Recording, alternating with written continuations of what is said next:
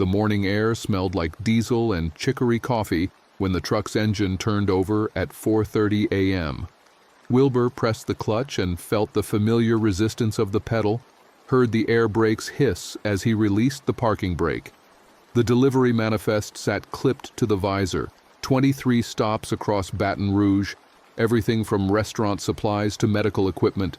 Another Thursday, another route he could drive blind if he had to. He adjusted the seat, checked the mirrors, ran through the pre-trip inspection in his head even though he'd already done it physically. The rig was a 26-footer, not the biggest, but big enough to be a bastard in tight spaces. 12 years he'd been driving for Gulf States Distribution. 12 years of knowing every pothole on Airline Highway, every loading dock with a busted buzzer, every customer who'd try to shortchange you on the count. Dewey's truck pulled in beside him, the headlights cutting through the pre-dawn dark of the warehouse lot. They'd been running parallel routes for 6 years now. Dewey drove the north side, Wilbur handled Central and downtown. They'd share a thermos of coffee at the first stop, compare notes on which dispatchers were being pricks this week, talk about LSU football and fishing and whose turn it was to buy lunch. The CB crackled to life as Wilbur pulled out onto the access road. Static, then a voice. "Any you boys hear about that mess at the university?" Wilbur keyed the mic. "Which mess?" "They got about 100 different kinds of mess over there. Something about the veterinary school. Friend of mine does HVAC work. Said they got police and ambulances all over the research building." Dewey's voice came through.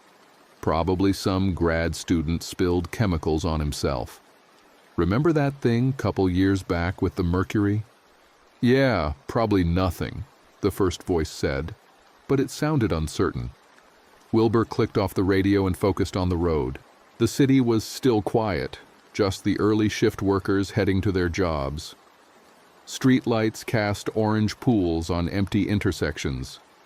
A police car sat outside a 24-hour gas station, the cop inside drinking coffee and watching the road with tired eyes. The first delivery was a restaurant supply place off Government Street. Wilbur backed the truck into the narrow alley, feeling the trailer respond to his hands on the wheel, watching the mirrors to keep the tandems aligned with the dock. The building was dark inside except for the prep kitchen lights. He'd been making this delivery every Thursday for 8 years.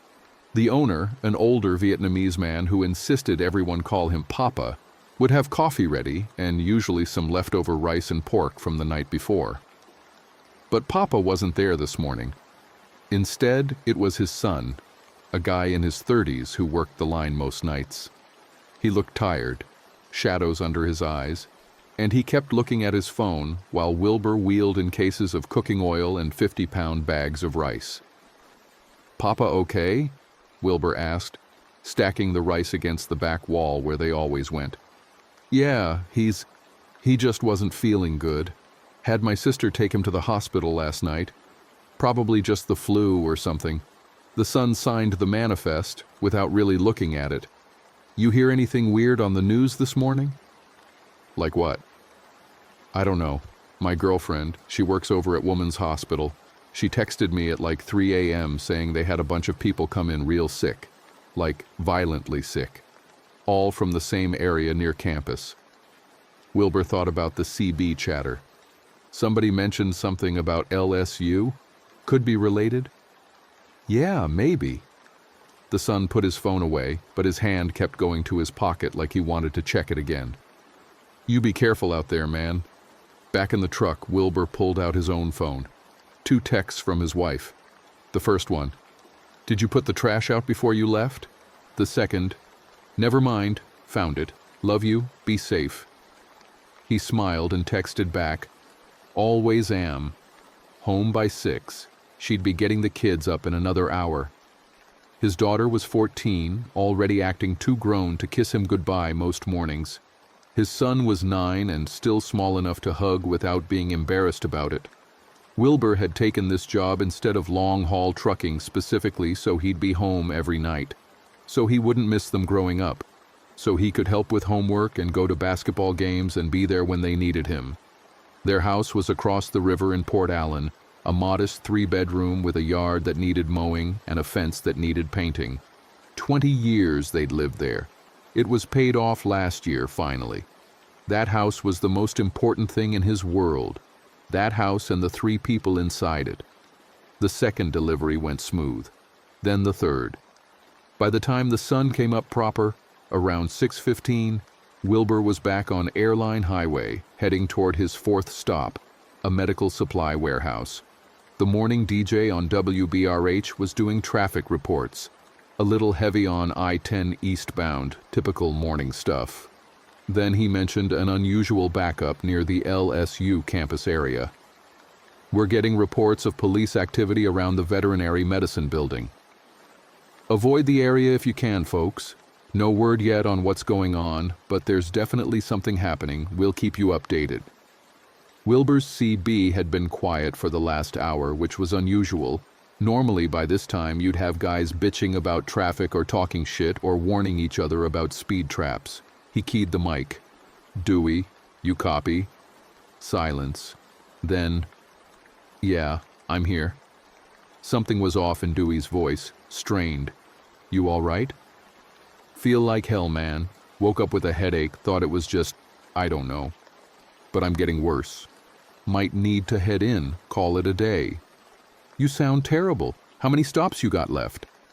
Like 15. But I don't? Dewey's voice cut out, came back.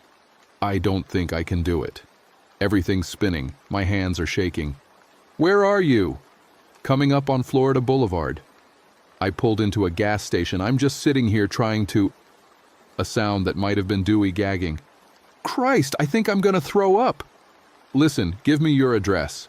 I'll finish my route and swing by, help you get home or to urgent care or whatever you need. You need me to call your wife? No, don't call Terry yet. She'll just worry. I'm gonna sit here a minute, see if it passes. You sure? Yeah, I'll check in with you in an hour. Wilbur clicked off, feeling uneasy. Dewey was one of those guys who never called in sick, the type who'd show up with a fever and work through it. If he was talking about going home, he had to be in bad shape. The medical warehouse took 40 minutes to unload. The receiving clerk was distracted, kept having to answer the phone. Wilbur could hear pieces of the conversations, something about orders being delayed, something about the university, something about whether they should close early. Busy morning? Wilbur asked. You have no idea. Everybody's calling wanting face masks and gloves, like we got hit with a run on supplies or something. The clerk shook his head. And half my staff didn't show up. Said they don't feel good or their kids are sick or whatever. On the way to the next stop, Wilbur tried the CB again. Dewey, you there? Nothing. He waited a full minute, then tried again. Still nothing. The radio suddenly came alive with cross-chatter, multiple voices talking over each other. Wilbur caught fragments. Sealed off the whole block. Hazmat suits, I'm telling you. My cousin works security there. Said it's some kind of contamination. A voice Wilbur recognized. One of the overnight freight guys. I got a buddy with Baton Rouge Fire. He said they're treating it like a chemical spill, but nobody knows what the chemical is. Said the people who got exposed, they're real sick. Like dying sick. Another voice. What kind of chemical? He didn't know. Said they're keeping it quiet. But they evacuated buildings. They got the CDC coming in, the whole 9 yards. Wilbur felt his stomach tighten. He thought about Dewey. Thought about that restaurant owner who'd gone to the hospital. Thought about all those sick calls at the medical warehouse. He tried Dewey's CB again, then his cell phone. It rang 4 times and went to voicemail. Hey, it's me. Just checking on you, brother. Call me back. Let me know you're okay. The next stop was a tire shop, and the owner was standing outside smoking when Wilbur pulled up. You hear about this LSU thing? Little bit. What are people saying? My nephew goes there. He texted me this morning, said classes are canceled. Said there's some kind of quarantine around the research buildings. The owner flicked ash onto the pavement. He also said people are talking about some kind of disease, Not a chemical spill. A disease. What kind of disease? Hell if I know. But apparently it's bad. Real bad.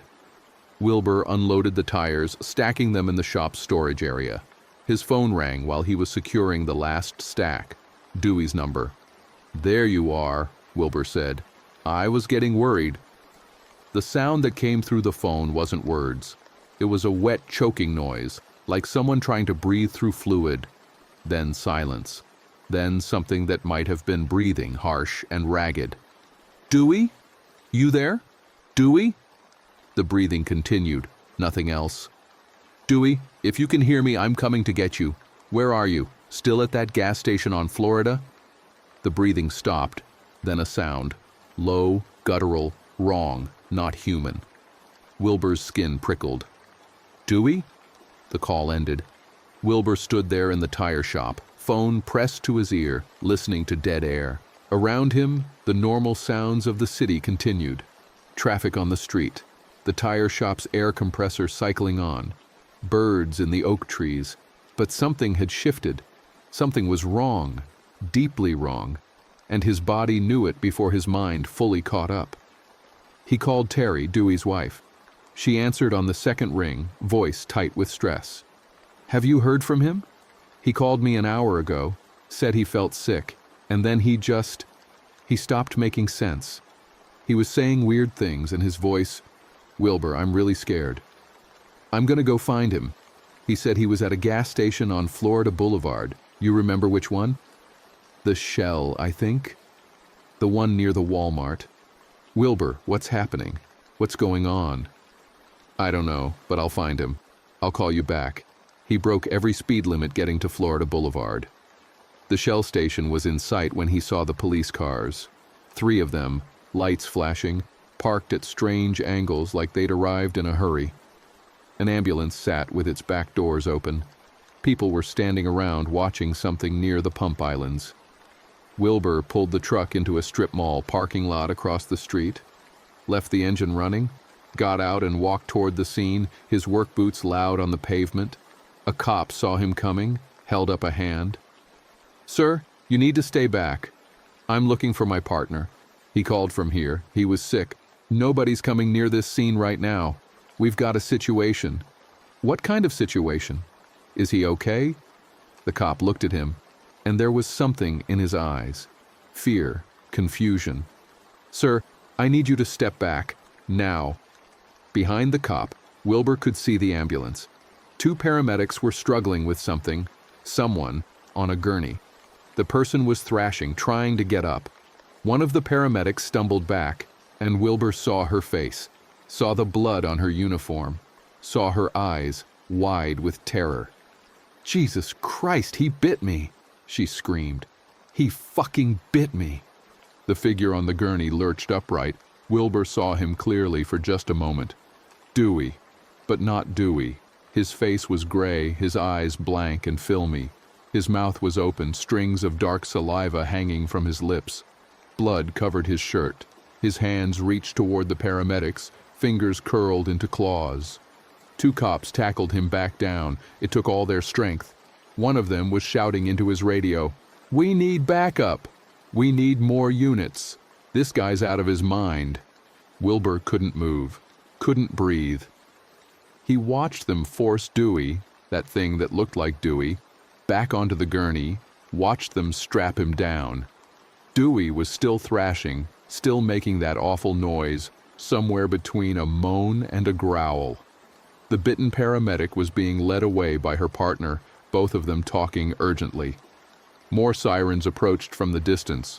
The cop who'd stopped Wilbur was on his radio now, not paying attention to him anymore. Wilbur backed away, got in his truck. His hands were shaking so hard he could barely turn the key. The diesel engine roared to life and he pulled out of the parking lot, leaving the scene behind. He made it 2 blocks before he had to pull over, leaned out the door and vomited onto the street, his breakfast coming up in sour waves. When it was done, he sat there breathing hard, tasting bile, trying to understand what he'd just seen. That wasn't Dewey. Couldn't be Dewey. Dewey was his friend, His route partner, the guy who told terrible jokes and complained about his mother-in-law and went fishing every weekend. That thing back there? His phone rang. Terry. He couldn't answer it, couldn't tell her what he'd seen. Instead, he texted, "Found him? He's with paramedics. They're taking him to hospital. We'll call soon." A lie. But what else could he say? The CB radio crackled to life. More voices, more cross-chatter, but louder now, more panicked. Just attacked someone at the Winn-Dixie on Sherwood. Shutting down the interstate, all lanes stopped. My daughter's school just went on lockdown. People are going crazy, I'm telling you. Something's in the water or the air or...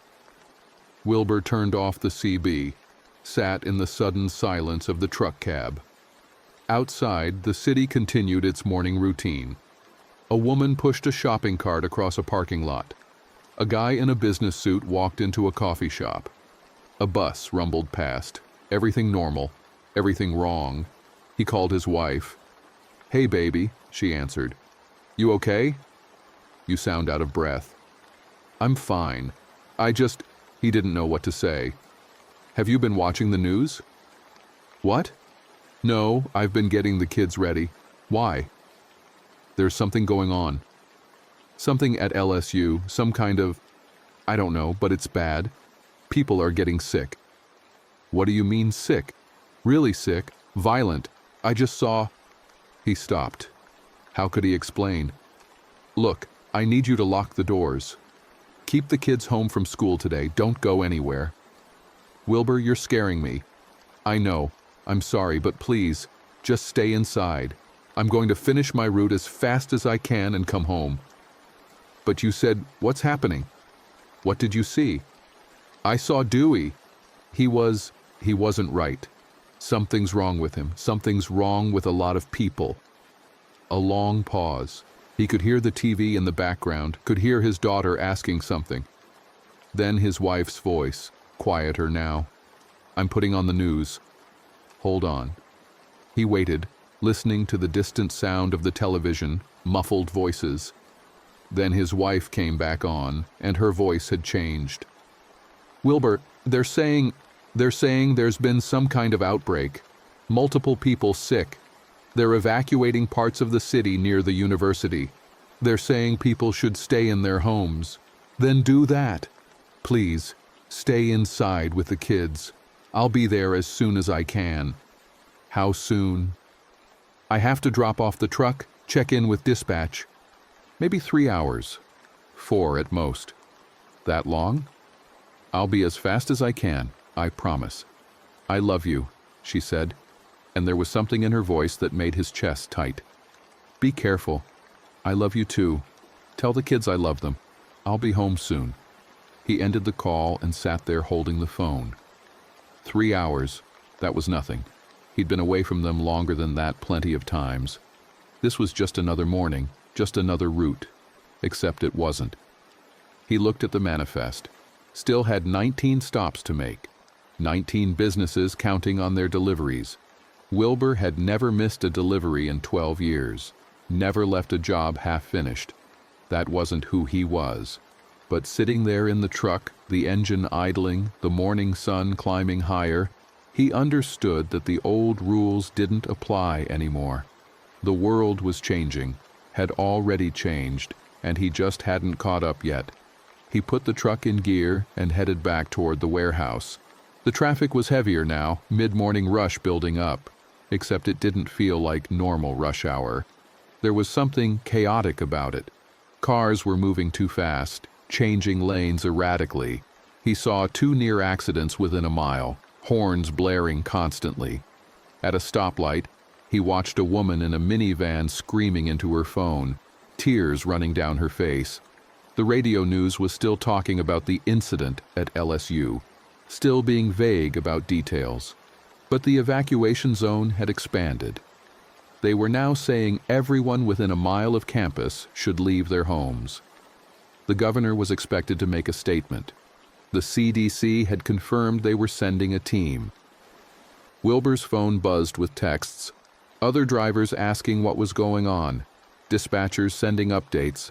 Terry asking again when he'd be home. He was 10 minutes from the warehouse when he saw the smoke. A thick black column rising from somewhere near the interstate. Multiple sirens screamed past him, heading in that direction. The traffic slowed to a crawl, then stopped completely. Ahead, brake lights stretched as far as he could see. Wilbur leaned out the window, trying to see what was causing the backup. Other drivers were doing the same. Some were getting out of their cars, standing on the street trying to see. Someone started screaming. The sound cut through everything else, high-pitched, desperate, terrified. Wilbur couldn't see where it came from at first. Then the crowd of people ahead started moving, running back toward him. No, not running toward him, running away from something. A man in a suit stumbled into view. His white shirt was soaked with blood. He was limping, holding his arm, his face twisted in agony. Behind him came another figure, walking stiffly, unnaturally. A woman in a hospital gown, her skin gray-white, her mouth hanging open. Blood covered her from the waist down. She moved toward the injured man with terrible purpose. He tried to run, but his leg gave out. She fell on him, and Wilbur heard him screaming, heard sounds he'd never forget. Wet, tearing sounds, sounds of things breaking. People were running in all directions now. Cars were being abandoned, doors left open, engines running. Someone crashed into the back of the sedan in front of Wilbur's truck. The impact was loud in the chaos. Nobody stopped to check for injuries. Everyone was just running. More of them were coming. More of those gray-faced, blood-covered things. They emerged from between buildings, from side streets, from abandoned cars. A dozen, maybe more. Moving with that same stiff gait, arms reaching, mouths open. One of them saw Wilbur in the truck cab, made eye contact, except it wasn't really eye contact. Those eyes were dead, empty. But the thing saw him, recognized him as prey, started moving toward the truck.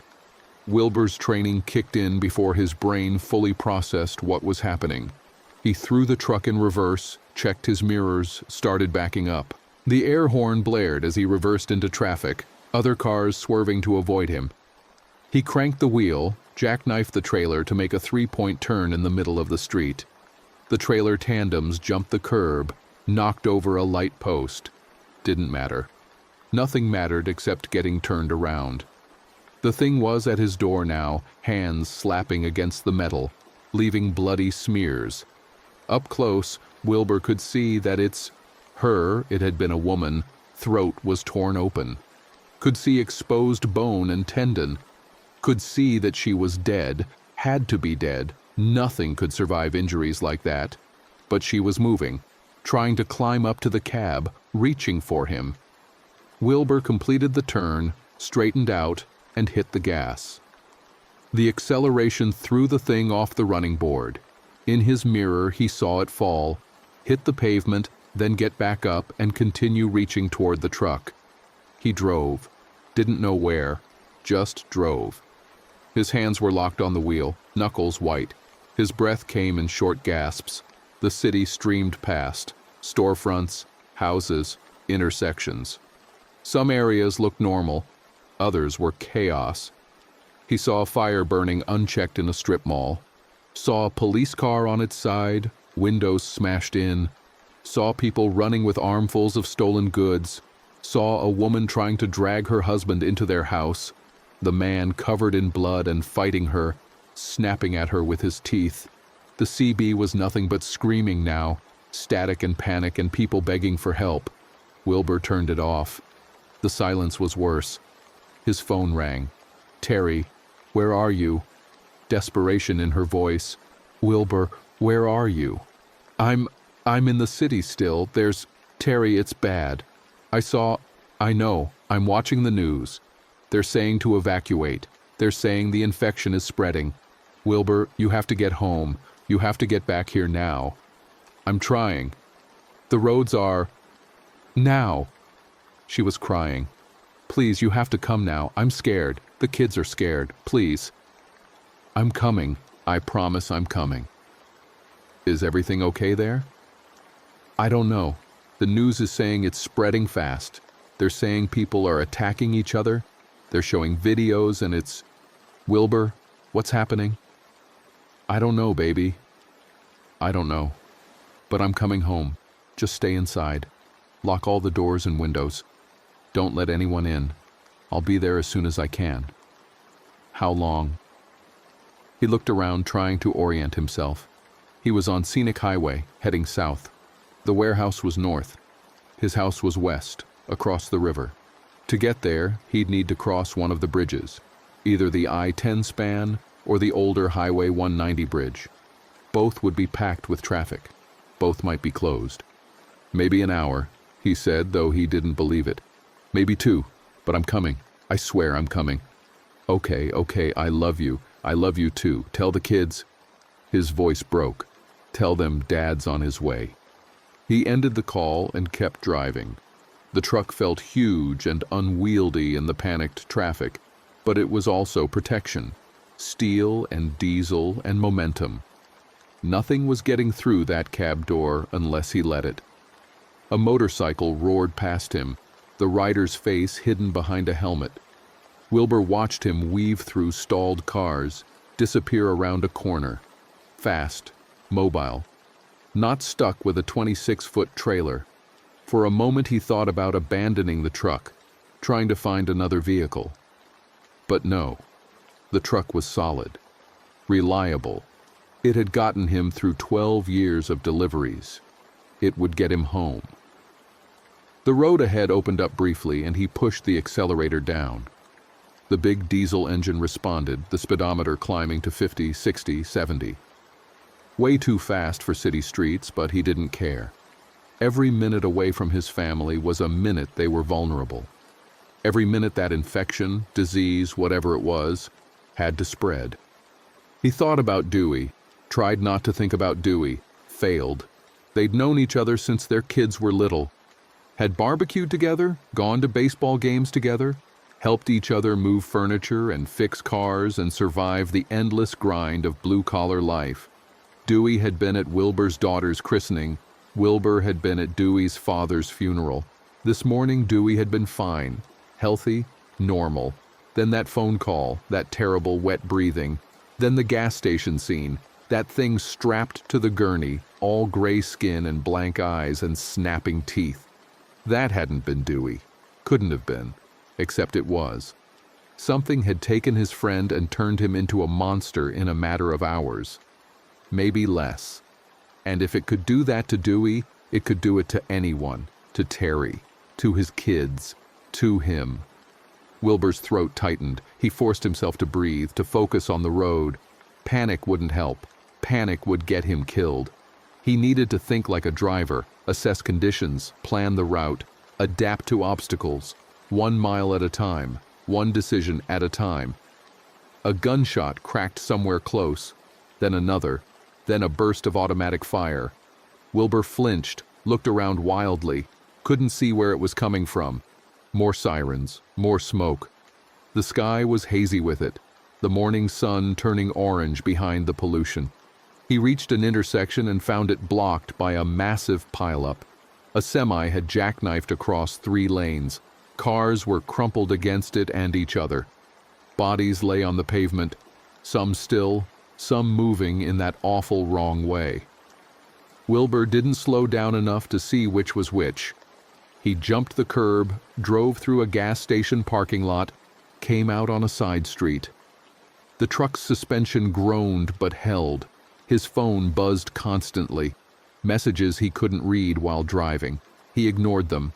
The only thing that mattered was getting across the river, getting home. The Mississippi River had always been a barrier, but a manageable one. 2 major bridges connected Baton Rouge to the West Bank. Growing up, Wilbur had taken them for granted. Now they represented the only way to reach his family, and he had no idea if they were still passable. He aimed for the I-10 span. It was newer, wider, could handle more traffic.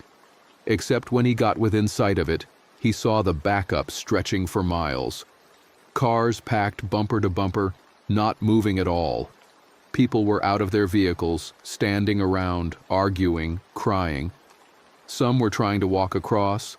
Others were turning around, looking for another way. Wilbur kept the truck moving. No way he was stopping in that mess. He'd try the other bridge, the old Highway 190 span. It was narrower, older, but maybe less crowded. The roads leading to the older bridge were chaos. Traffic signals were out. Cars ran red lights, nearly colliding at every intersection. Wilbur used the truck's size to his advantage, bulling through gaps that wouldn't have fit a regular vehicle. Other drivers honked, yelled, gave him the finger. He didn't care.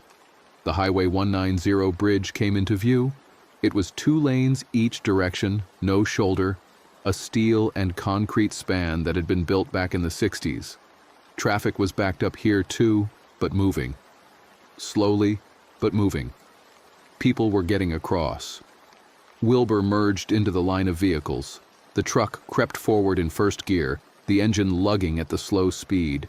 His fuel gauge showed 3/4 of a tank, plenty to get home. His hands ached from gripping the wheel. It took 45 minutes to move a 1/4 mile. The sun was directly overhead now, beating down through the windshield. Wilbur's shirt was soaked with sweat. He'd tried calling Terry twice more, but couldn't get through. The cellular network was overwhelmed, calls dropping immediately. He was maybe 100 yards from the bridge entrance when he heard the screaming start again. Behind him, he checked the mirror and saw people running back from the direction he'd come. Saw that familiar gray-skinned, shambling gait emerging from an alley. 2 of them. 5. 10. A whole crowd of the infected moving toward the trapped traffic. The cars ahead weren't moving. People were getting out, trying to run. But there was nowhere to run.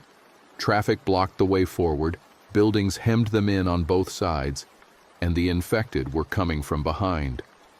Wilbur watched it happen in his mirrors. Watched the infected reach the stopped cars. Watched them pull people out through windows. Watched the feeding begin. The sounds were unspeakable. The traffic ahead started moving faster as people panicked, rear-ending each other in their desperation to get away. Wilbur kept the truck in gear, maintaining distance, not wanting to box himself in. A sedan tried to cut in front of him, and he laid on the air horn, the blast deafening. The sedan swerved away. The infected were 3 cars back now.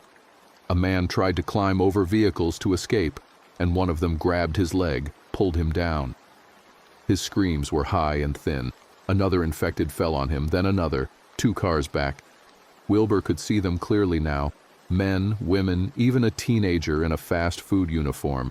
All of them with that same gray skin, that same dead stare, that same bloody hunger.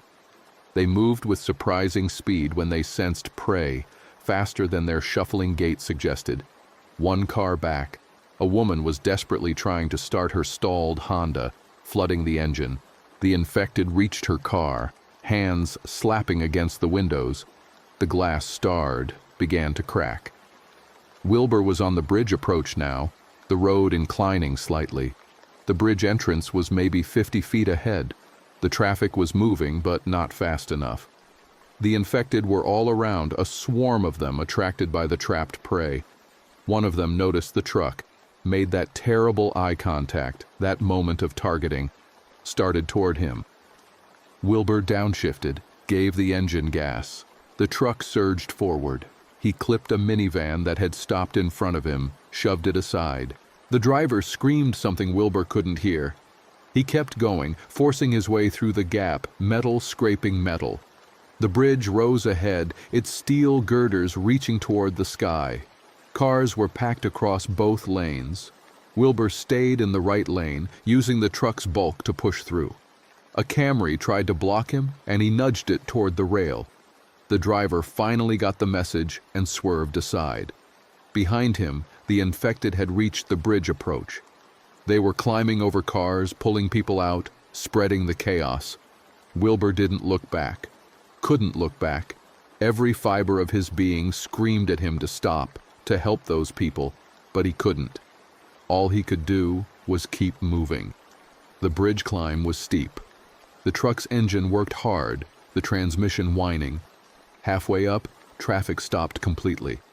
Wilbur could see the problem ahead. An accident had blocked both lanes near the center span. Cars were wedged together, some damaged, some just trapped.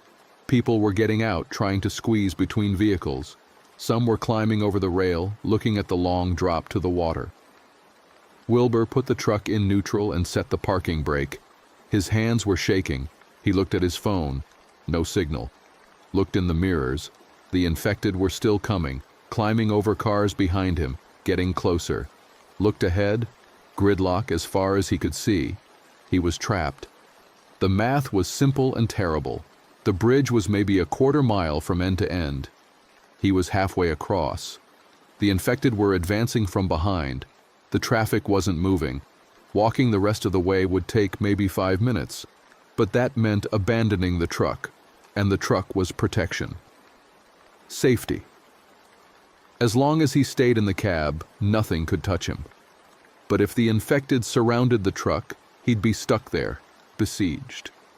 Eventually his fuel would run out, or the infected would find a way in, or he'd go crazy from thirst and hunger and terror. Wilbur looked at his fuel gauge again, looked at the road ahead, made a decision. He grabbed his phone, his wallet, a bottle of water from behind the seat. Opened the door just enough to see how close the infected were, maybe 20 cars back, moving methodically through the trapped vehicles. He still had a few minutes. He climbed down from the cab, his boots hitting the bridge deck hard. The sound seemed too loud. Around him, other people were doing the same thing, abandoning their vehicles, trying to escape. An older man stumbled past, breathing hard. A mother carried a crying toddler. A teenager ran full speed toward the far end of the bridge. Wilbur started walking, then jogging. His work boots weren't made for running, but he pushed himself, weaving between cars. The bridge's steel deck rang under his feet.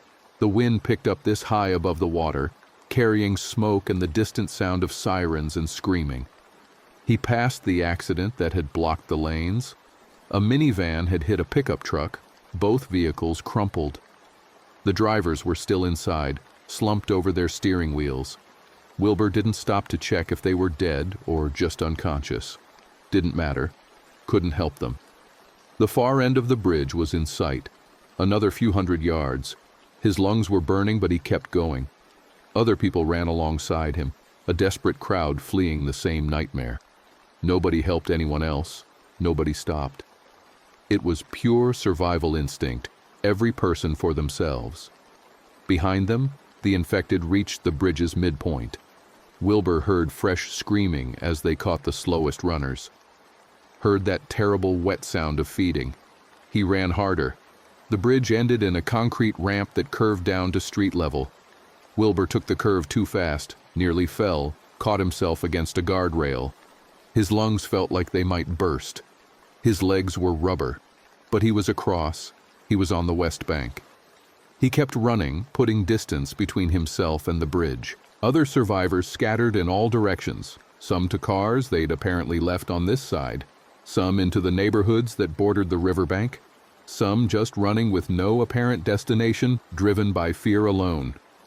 Wilbur slowed to a walk, then stopped, hands on his knees, gasping for air. His heart hammered against his ribs. Sweat ran into his eyes. When he could breathe again, he looked back at the bridge. The infected had stopped at the midpoint. They weren't crossing to the west bank. Instead, they were focused on the trapped vehicles, the remaining people. Wilbur watched, horrified as the carnage continued. Watched people trying desperately to escape, watched them being pulled down. The afternoon sun glinted off the bridge's steel girders, beautiful and terrible. He turned away, couldn't watch anymore, pulled out his phone and tried Terry's number. No signal. Tried again. Nothing. His house was still miles away. He was on foot now, no truck, no protection. Just his boots and his knowledge of the area and the desperate need to get home. He started walking. The neighborhood around him looked almost normal. Houses with cars in driveways, trees along the streets. A dog barked from a fenced yard. But when Wilbur looked closer, he saw the signs. Doors left open, windows broken, A car crashed into a mailbox. The infection was spreading, even here. A woman appeared on a porch, watching him walk by. "You got a phone that works?" she called out. "No signal," Wilbur said without stopping. "They're saying to evacuate, saying the whole city's infected. Where are you going?" "Home." "How far?" "Few miles." "You'll never make it on foot, not with those things everywhere." Wilbur didn't answer. He kept walking. Behind him, the woman went back inside, and he heard the sound of locks engaging. He cut through backyards when he could, avoiding main streets, jumped fences, pushed through hedges, followed the patterns he knew from growing up in this area. His boots were good for this at least. Solid construction, steel toes, worn leather that molded to his feet. He'd walked construction sites and warehouse floors in these boots. Now he was walking through the collapse of civilization. A helicopter passed overhead, low enough that Wilbur could feel the rotor wash. Military by the look of it. It didn't slow or circle, just kept going toward Baton Rouge, toward the heart of the infection. Wilbur wondered what they expected to accomplish.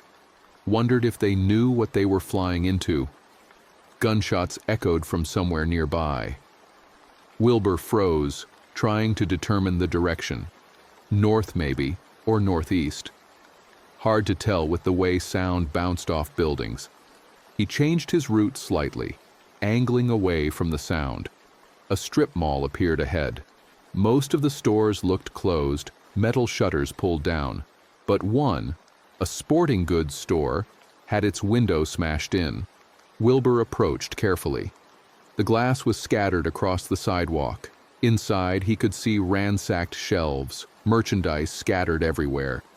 He needed weapons, food, water. His house was still at least an hour's walk away, maybe more if he had to keep detouring. And once he got there, if he got there, he'd need supplies to defend it. Wilbur stepped through the broken window, glass crunching under his boots. The store was dim, emergency lights providing weak illumination. Everything valuable had been taken. The gun cases were empty, ammunition shelves bare. But the looters had focused on weapons. They'd ignored other useful things. He found a backpack and started filling it. A water filter, matches in waterproof containers, a fixed blade knife with a leather sheath, paracord, a small first aid kit, energy bars that had been knocked onto the floor, a flashlight and batteries. It wasn't much, but it was more than he'd had 5 minutes ago. A sound from the back of the store made him freeze. A shuffling, dragging sound. Something was back there in the darkness, among the overturned shelves. Wilbur pulled out the knife. The blade was maybe 6 inches long, serrated on one edge. Not much against those things, but better than nothing. He backed toward the broken window, keeping his eyes on the store's dark interior. A figure emerged into the weak light. One of the infected, a man in mechanic's overalls. Half his face was gone, torn away, exposing bone and teeth. He saw Wilbur, and that dead-eyed stare locked on. The thing's mouth opened, releasing a low moan. It started moving forward. Wilbur ran. No hesitation, no attempting to fight. He jumped through the window, landed on the glass-covered sidewalk, and sprinted down the street. Behind him, he heard the infected stumble through the window frame, heard the moan turn into something like a snarl. He didn't look back. Ran 2 blocks before he risked a glance over his shoulder. The thing wasn't following anymore, had apparently lost sight of him and reverted to that aimless shuffling walk. Wilbur kept moving, now at a fast walk, breathing hard but steady. The backpack bounced against his shoulders. The knife was still in his hand. The sun was lower now, afternoon sliding toward evening. Wilbur had been trying to get home for hours. His feet hurt, his legs ached, his throat was raw with thirst. He stopped long enough to drink water from the filter bottle he'd taken, the water tasting metallic but clean.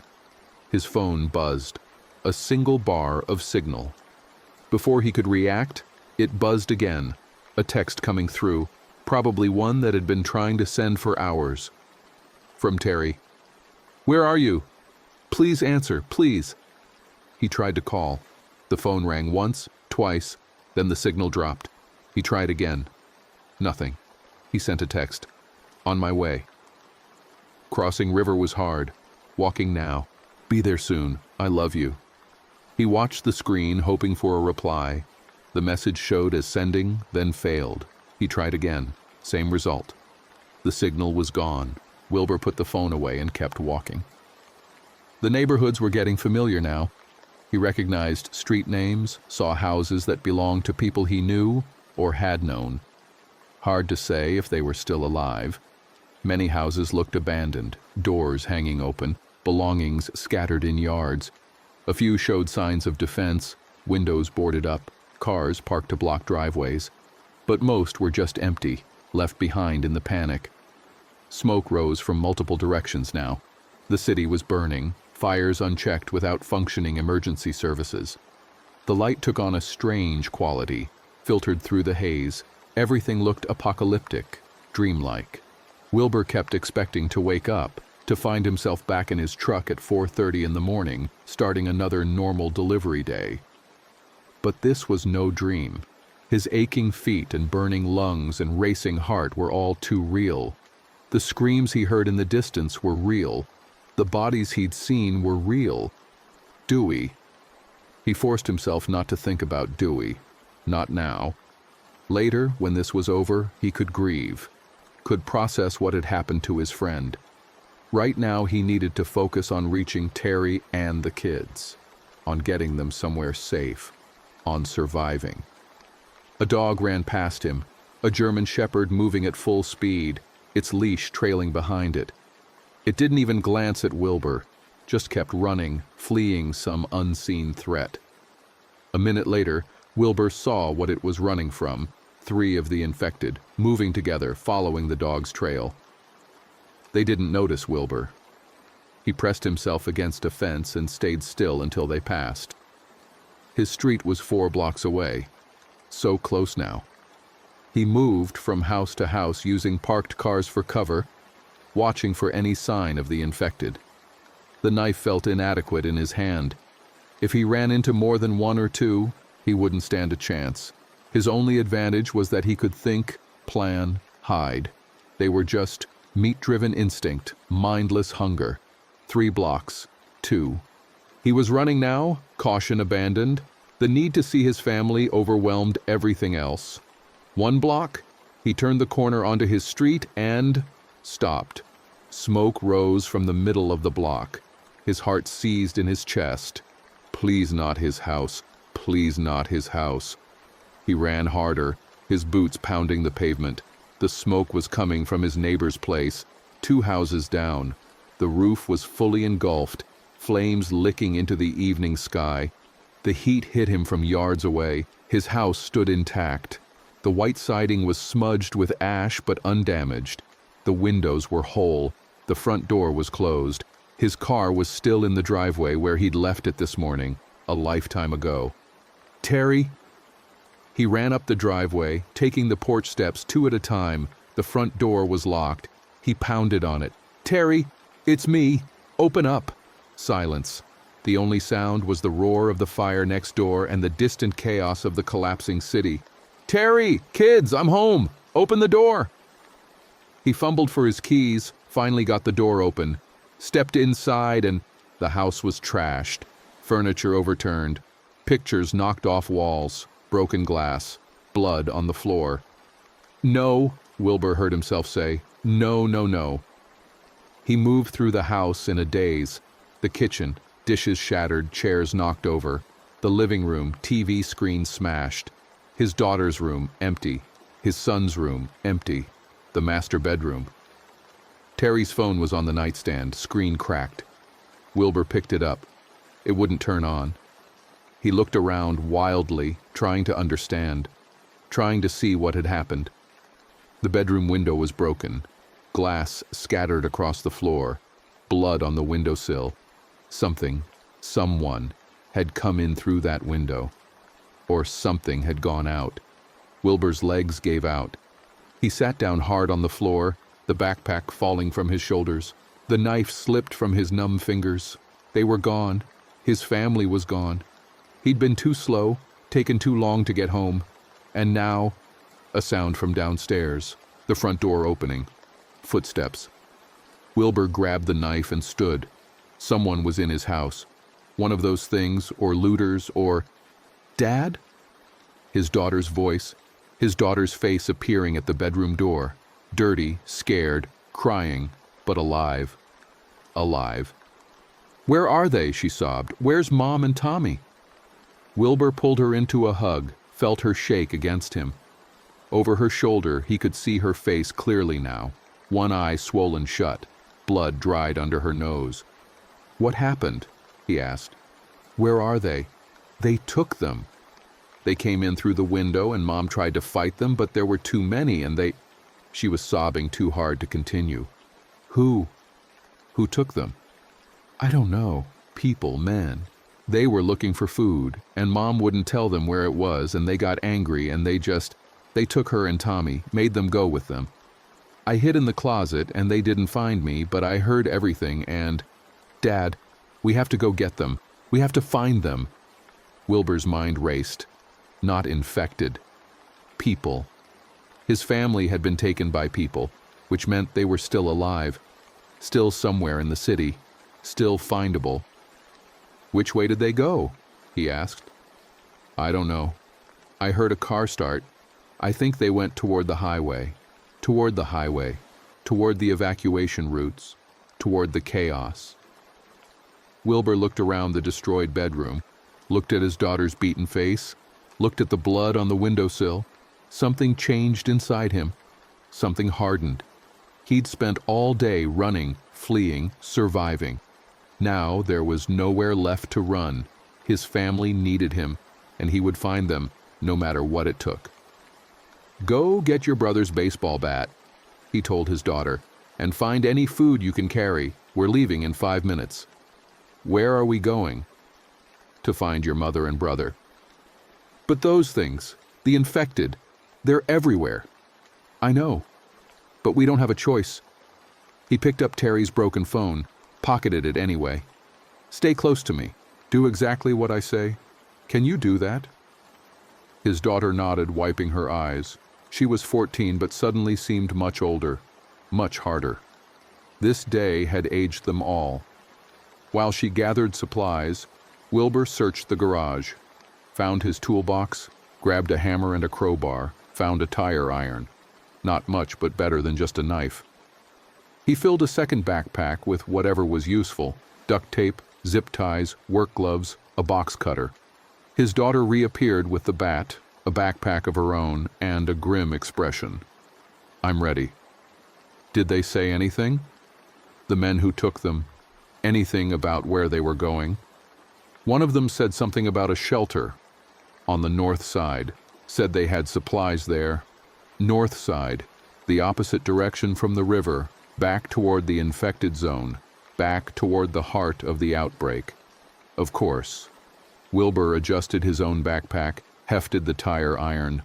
Through the window, he could see darkness falling, the smoke-hazed sky turning purple. Night was coming, and with night would come greater horrors. The infected were everywhere now, and without light to see them coming, moving through the city would be near suicidal.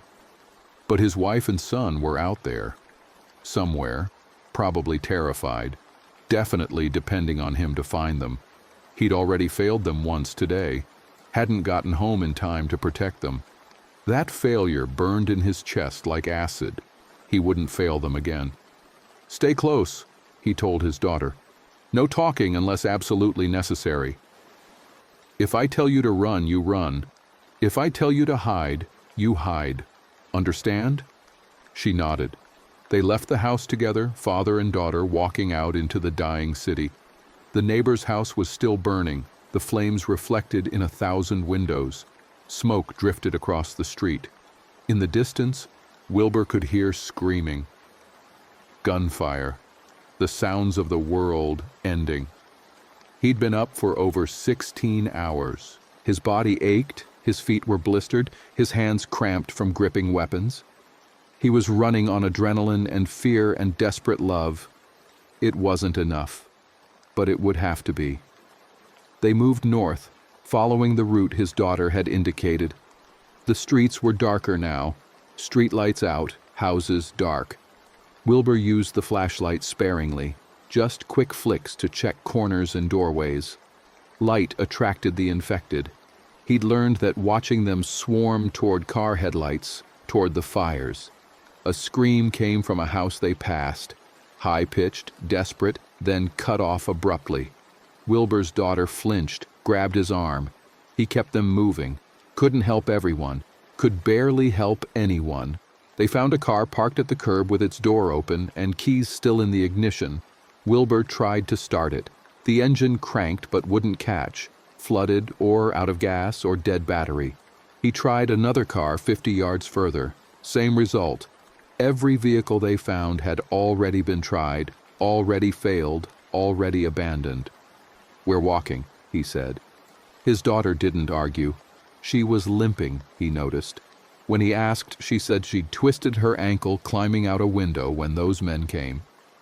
She hadn't told him because she didn't want to slow him down, pride and fear in equal measure. They moved slower after that, Wilbur supporting her weight when the pain got too bad. It added 30 minutes to their travel time. 30 minutes of exposure, of vulnerability. But he wouldn't leave her behind. Wouldn't lose anyone else today. The North Side shelter his daughter had mentioned could be any number of places. Schools, churches, community centers. Baton Rouge had dozens of potential emergency shelters. Finding the right one would take hours, maybe days, and they didn't have days. Already the city was disintegrating faster than Wilbur had imagined possible. By tomorrow, maybe sooner, organized groups like the one that took Terry would be either fortified into defensible positions or dead. They needed information, needed to know where people were gathering. A pharmacy appeared ahead, its windows smashed but its structure intact. Wilbur could see light inside. Flashlights, maybe candles. People were in there. Living people, not infected. He could hear voices. "Wait here," he told his daughter. Found a shadowed doorway where she could hide, gave her the baseball bat. "If anyone comes, anyone at all, you hit them. Don't ask questions. Don't hesitate. Just hit them and run." "What about you?" "I'll be right back. I just need to ask some questions." He approached the pharmacy carefully, tire iron ready. The voices inside were arguing. A man and woman debate about whether to stay or leave. Through the broken window, Wilbur could see them, both in their 30s, wearing business clothes now stained and torn. Between them sat a child, maybe 6, too quiet and wide-eyed. "Hey!" Wilbur called out. "I'm not infected." "I'm not looking for trouble, just want to ask something." The man spun around, raised a pistol. His hand shook. "Stay back." I'm staying back. Look, I'm just trying to find my family. Somebody took them. Said something about a shelter on the north side. You know anything about that?" The woman spoke. "There's several. The high school's been set up as a FEMA station, and there's that Baptist church on Airline. Both are supposed to be secure. Which one's closer?" "High school, maybe 2 miles from here. But I wouldn't go there. We heard on the radio it got overrun. All those people packed together, one infected person got in and..." She shuddered. "The church might be safer. Smaller, easier to defend. How do I get there?" She gave him directions. Wilbur memorized them, thanked her, started to leave. "Wait," the man said. "You got extra water? Food? We'll trade. I got bullets. I need my supplies. Sorry. Please." The woman's voice cracked. "Our daughter hasn't eaten in 12 hours. We just need..." Wilbur thought about his own kids, about Terry, about every decision he'd made today, and how none of them had been enough. He dug in his backpack, pulled out 3 energy bars, handed them through the window. "That's all I can spare." The woman grabbed them like they were gold. "Thank you.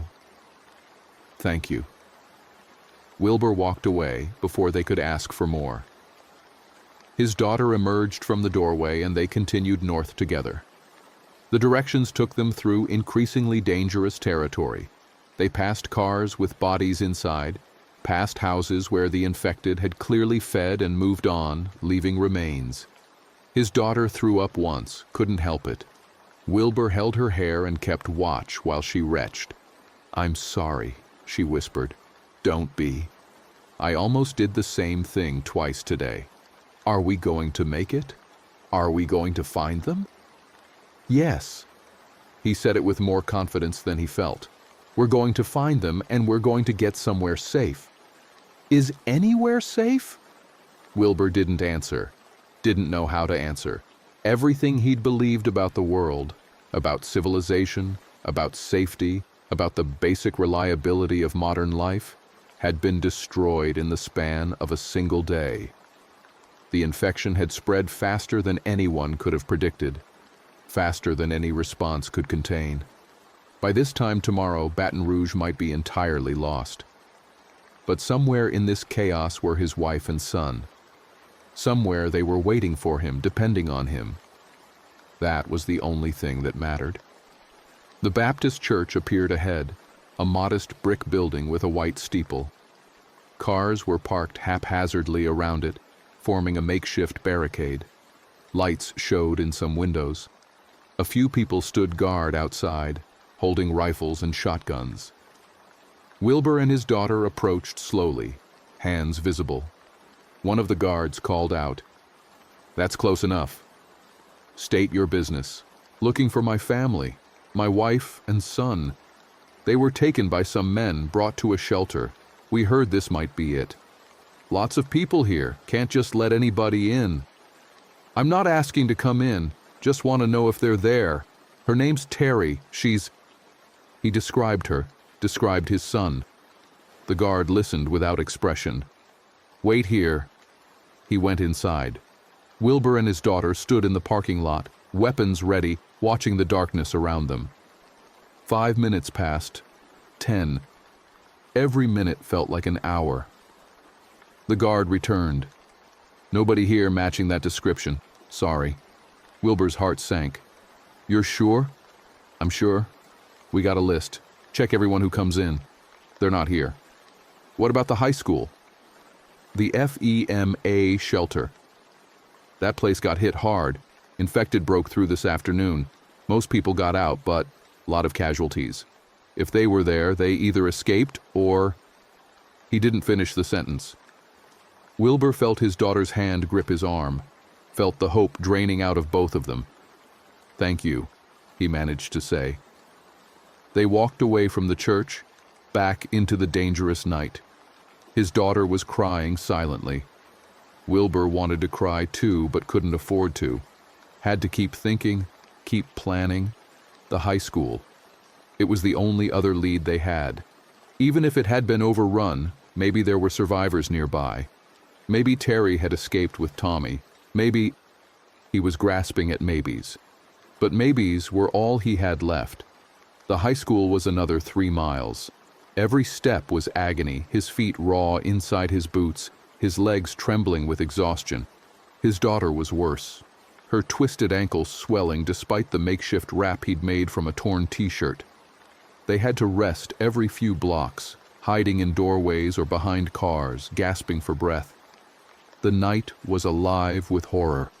The infected seemed more active in darkness, their moans echoing between buildings. Wilbur and his daughter moved like ghosts, staying to shadows, freezing when the infected passed nearby. Twice they had to detour around groups of them, adding time to their journey. Around midnight, Wilbur guessed his watch had stopped. They saw the high school. It was surrounded by vehicles and barricades, but the barricades were broken, smashed. The building's windows were dark. A few fires smoldered in the parking lot. Bodies everywhere. "Oh God," his daughter whispered. Wilbur scanned the scene, looking for any sign of life, movement, the flash of a light. Anything. Nothing. They approached carefully, weapons ready. The parking lot was a graveyard, cars crushed together, bodies torn apart.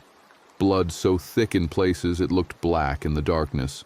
The infected had been through here, that much was obvious. But where were they now? "Hello?" Wilbur called out softly. "Anyone alive?" No response. They moved between cars, checking each one. Most were empty. Some had bodies inside, people who'd died trying to escape, or who'd chosen to end things themselves rather than face the infected. Wilbur found one car with a family inside, all of them with gunshot wounds to the head. Murder-suicide. He pulled his daughter away before she could see. Near the school's main entrance, he found supplies scattered on the ground. Medical equipment, food containers, water bottles. It looked like the evacuation had been hurried, people grabbing what they could and running.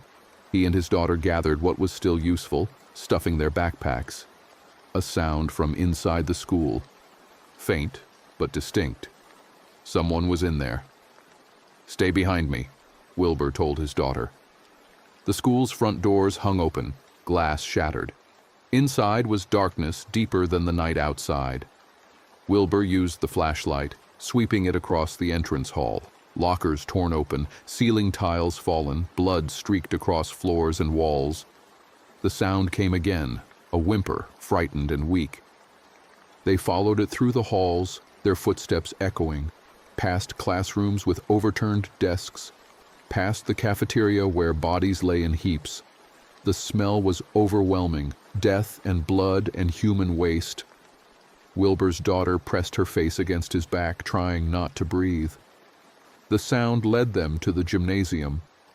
The double doors were barricaded from inside, tables and equipment stacked against them. But the barricade was failing, pushed aside enough for a person to squeeze through. Wilbur called through the gap. "We're not infected. We're looking for survivors. Is anyone in there?" Silence. Then, "Help us. Please help us." A woman's voice. Not Terry's voice, but desperate, terrified. Wilbur and his daughter pushed through the gap. Inside, the gymnasium was a scene of devastation. The shelter had been set up here. Cots, supplies, a medical station. Now it was wreckage. Most of the people who'd been here were dead, their bodies scattered across the floor. But in one corner, a small group huddled together. Maybe 20 people, all that remained from what had probably been hundreds. They were defending themselves against 4 infected who'd gotten trapped inside when the barricades went up. The infected were relentless, pressing forward despite the makeshift weapons the survivors used to hold them back. It was only a matter of time before exhaustion let the infected through. Wilbur didn't hesitate. He ran forward, tire iron swinging. The first infected went down with its skull caved in. The second turned toward him and he hit it again, until it stopped moving. His daughter was beside him suddenly, baseball bat connecting with the third infected's head. Together they killed all 4, brutal and efficient and horrible. When it was done, Wilbur stood breathing hard, the tire iron dripping. The survivors stared at him like he was a miracle. One of them, an older man, stepped forward. "Thank you. Jesus, thank you. We've been trapped here for hours. Thought we were done for." "Is this everyone?" Wilbur asked. "Everyone who survived?" "From the shelter, yeah. There were more, but they ran when the breach happened. No idea where they went. I'm looking for my wife and son. She's got brown hair, about 5 to 6. He's 9 years old, small for his age. Were they here?" The man shook his head. "Sorry. We had a lot of people, but I don't think so. Maybe check with some of the others." "Hey, anyone see a woman and a kid matching that description?" The survivors conferred. Nobody had seen them. Nobody knew anything. Another dead end. Wilbur wanted to scream, wanted to hit something. Instead, he just stood there, numb. His daughter spoke up. "What about other shelters? Other places people might have gone?" One of the survivors, a middle-aged woman, said, "There was talk about people heading for the river." trying to get to the West Bank where it's supposed to be safer, and some folks were going north, out of the city entirely. But that was before things got this bad. No idea if any of those evacuations succeeded. The river. Back to where Wilbur had started. Back across the bridge he'd barely escaped. The thought of going back there into that nightmare made his stomach twist. But if that's where Terry was, if that's where Tommy was. "How do we get there?" he asked. The woman gave him directions to the nearest bridge access point. Not the bridge he'd crossed earlier, that one was blocked, probably impassable by now. But there was another bridge, a railroad span that ran parallel to the highway. Pedestrians could cross if they were careful. "It's not guarded," the woman warned. "No military, no police. Just whatever survivors manage to get there on their own. And the infected are all over the approaches. You'd be crazy to try it." "I don't have a choice." One of the other survivors, a young man, said, "I'll go with you. I got family on the West Bank too. Been trying to figure out how to reach them." "Me too," said another, a woman with a rifle. Suddenly several of the survivors wanted to join them. Strength in numbers, safety in a group. Wilbur wanted to say no. More people meant more noise, more problems. But he also knew his daughter couldn't make it much further on her injured ankle. Having others to help her would be crucial. "Fine," he said, "but I'm not responsible for anyone but my family. You come with us, you follow my lead, and you keep up. Anyone who can't keep up gets left behind." Understood? They understood. They gathered what supplies remained in the gymnasium, water, food, a few medical supplies, divided it among the group. 7 people total, including Wilbur and his daughter. Armed with whatever they could find, bats, crowbars, a couple of guns with limited ammunition. They left the school together, moving through the parking lot carnage, heading east toward the river. The night was endless. Wilbur had lost all sense of time. Had it been 20 hours since he'd started his delivery route? 24? More? He couldn't remember, could barely think straight. Was operating on pure animal instinct now, putting one foot in front of the other, following the directions he'd been given. The infected were everywhere. The group encountered them constantly, singles, pairs, small groups. They learned quickly to avoid them when possible, engage only when necessary. Fighting meant noise, and noise attracted more infected.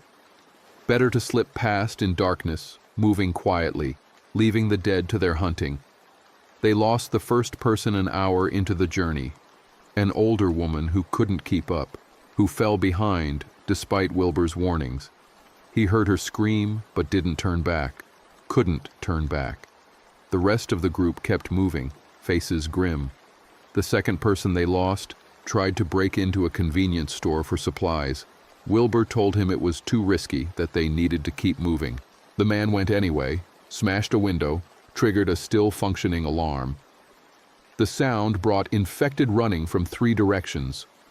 The man made it out, but the infected followed the group for 6 blocks, relentless and tireless. Finally, the man couldn't run anymore, stopped to fight them off, told the others to go. They did. His screams followed them for what felt like miles. 5 people left now. Wilbur, his daughter, the young man, the woman with the rifle, and a teenage boy who hadn't spoken once since they'd left the school. They walked in a tight group, watching all directions, jumpy from exhaustion and fear. Dawn was breaking when they reached the river. The sky lightened from black to gray to a sickly yellow. Smoke from 1,000 fires hazed the air. The river itself looked wrong, choked with debris, with floating bodies, with abandoned boats. The railroad bridge was exactly where the woman at the school had said it would be. A narrow span of steel and wood running parallel to the vehicle bridge. It was maybe 30 feet above the water, no railings, just the tracks and the ties and empty air on both sides. Crossing it would be dangerous even under normal circumstances. Now, exhausted and injured and hunted, it seemed impossible. But the East Bank was behind them. The West Bank was ahead, and somewhere over there was his family. Wilbur started across first, testing each tie before putting his full weight on it. The wood was old, weathered, some of it rotted through. Behind him, his daughter followed, then the others. They moved single file, carefully, the river churning below them. They were halfway across when Wilbur heard the sound that would haunt him forever. His phone, miraculously, receiving a signal. Ringing. He stopped, pulled it out. Terry's number. His hand shook so badly he almost dropped the phone. "Hello? Terry?" Her voice came through, broken and weak. "Wilbur? Where are you? When are you coming home? I'm trying. Baby, where are you? Are you okay? Is Tommy with you?" I don't know where we are. They took us somewhere. A building. There's other people here, but... Wilbur, I'm scared. Tommy's crying. He keeps asking for you. When are you coming? Soon. I promise. Just, can you see anything? Any landmarks? Anything that tells you where you are? Her voice cut out, came back. I see water. We're near water, and there's a big building like a warehouse or... Oh God, they're coming back. The men who took us. Wilbur, I have to... Wait! Don't hang up! Terry! The call ended. Wilbur stood on the railroad bridge, phone pressed to his ear, listening to nothing. Behind him, his daughter was calling his name. Ahead, the West Bank beckoned. His wife and son were somewhere in the dying city, somewhere near water, somewhere in a warehouse. Could be anywhere, could be nowhere. He had to choose. Keep going, reach the West Bank, maybe find other survivors who knew more, or turn back, search the East Bank, try to narrow down where Terry might be. Every minute he spent deciding was a minute they remained in danger. Movement from the East Bank. Lots of movement. The infected had found the bridge approach, were heading toward it. Dozens of them, maybe 100, drawn by some combination of noise and prey instinct and mindless drive. Go! Wilbur shouted to the others. Move! Now. They ran as much as anyone could run on a narrow railroad bridge. The ties were spaced too far apart for running, too close together for normal walking. People stumbled, caught themselves, kept going. The teenage boy missed a step, fell, caught himself on a tie with his hands. Wilbur grabbed his arm, hauled him up, shoved him forward. The infected reached the bridge, started across. They moved with that terrible shambling gait, but there were so many of them, and the bridge was so narrow. The survivors had nowhere to go but forward. The woman with the rifle turned, fired 3 shots. 3 infected fell into the water. She fired twice more. Click. Empty. She threw the rifle at the advancing horde and kept running. The West Bank was close now, so close. Wilbur could see the bridge end, see the concrete abutment, see the safety of land. 50 feet, 40. The infected were gaining, their dead faces visible in the morning light, their moans filling the air.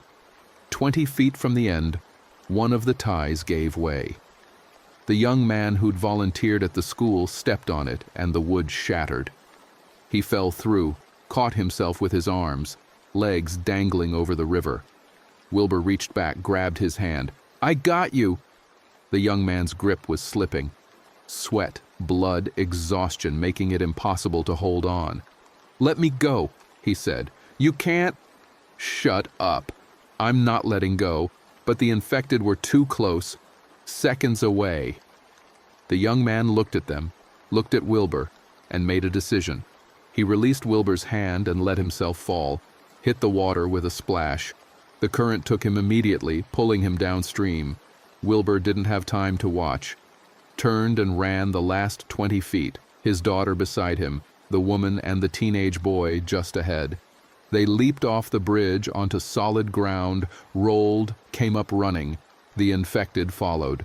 Some fell through the damaged section, tumbling into the water. Others made it across, kept coming, relentless and tireless. The 4 survivors ran through an industrial area, between warehouses, across railroad yards. The infected pursued, but gradually fell behind. The living could run faster, could navigate obstacles, could think. Eventually, Wilbur and the others lost them in the maze of buildings. They stopped in an alley behind a shuttered factory, everyone gasping for air, bleeding from scrapes and cuts. Wilbur's daughter collapsed against a wall, her face pale with pain. The teenage boy was crying silently. The woman checked her pockets, counted her remaining possessions, a knife, a bottle of water, nothing else. "Where now?" she asked Wilbur. He didn't know. Wanted to say he didn't know. But they were looking at him like he had answers, like he was somehow in charge. He'd gotten them across the river, had killed infected, had made decisions while others hesitated. They saw him as a leader. But he wasn't a leader. He was just a truck driver who'd lost everything and was too stubborn to die. "We find a place to rest," he said. "Then we figure out what's next." They found a warehouse with an intact second floor, barricaded the stairs, checked for infected, found it empty, collapsed onto the dusty floor, too exhausted to even eat the meager supplies they carried. Wilbur's daughter fell asleep immediately, her head on his lap. He stroked her hair, remembering when she was small enough to carry, when her biggest problems were scraped knees and hurt feelings. This morning she'd been a child. Tonight, she was a survivor. The change hurt to see. The woman and the teenage boy slept too, their bodies demanding rest despite the danger. Wilbur tried to stay awake, to keep watch, but his eyes kept closing. He'd been running on adrenaline for over 24 hours. There was nothing left. He slept and dreamed of Dewey, dreamed of his friend's face going gray, dreamed of those blank dead eyes, dreamed of the moment when Dewey stopped being human and became something else. In the dream, Wilbur had to kill him, had to crush his skull with the tire iron, had to watch his best friend die twice, once to the infection, once to mercy. He woke up screaming. The others were awake too, weapons ready, thinking they were under attack. When they realized it was just Wilbur's nightmare, they relaxed. Nobody said anything. They'd all had nightmares. Would all have more. The day outside was bright. Wilbur checked his phone. Dead battery, finally. He'd been carrying it out of habit, but it was useless now. No way to call Terry. No way for her to reach him. They were separated by chaos and distance and his own failures. "We need to talk about what we're doing," the woman said. Her name was Nicole, she'd finally told them. She'd been a nurse before the outbreak. Now she was just another survivor. "We can't keep wandering around hoping to stumble on your family. We need a plan." "The plan is finding them," Wilbur said. "How?" "The city's falling apart. The infected are everywhere. Even if your wife and son are alive, even if we knew exactly where they were, getting to them might be impossible." "I don't care. I'm going to find them." "And the rest of us?" "What about us?" Wilbur looked at his daughter, at the teenage boy. "You can come with me, or you can go your own way. I'm not stopping you." Nicole was quiet for a moment. Then, "There's a refugee camp. I heard about it on the radio before everything went dark. North of here, maybe 40 miles. The military set it up, supposed to be secure, fences, guards, supplies. If we can get there, I'm not leaving my family. They might already be there. If they evacuated, that's where they'd have been directed. Or they might be in some warehouse near water like Terry said. I'm not betting my family's lives on maybes." "So, what's your plan?" "Search every building in Baton Rouge? That could take months, if you even survive that long." She was right, and Wilbur knew it. But the alternative, abandoning the search, assuming his family was gone or out of reach, was impossible. He'd rather die trying than give up. His daughter spoke up, her voice small. "What if we split up? Some of us go to the camp, some of us keep searching. We can meet up later, share information."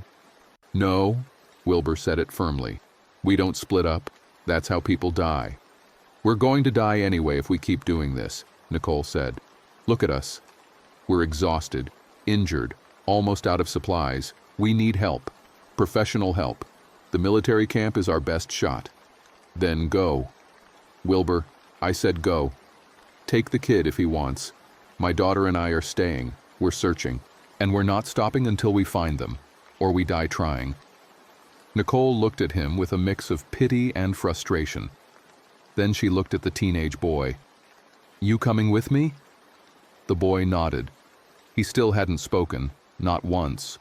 Trauma had stolen his voice. But he could walk, could follow, could survive. That was enough. Nicole gathered her things. Good luck, she said to Wilbur. I hope you find them. Thank you for getting us across the river. Thank you for saving us at the school.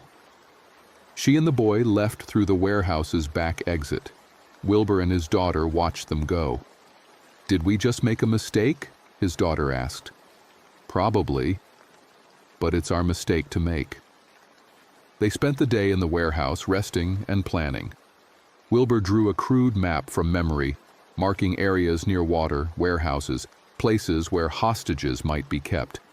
His daughter helped, adding details he'd missed. Between them, they came up with maybe 20 possible locations.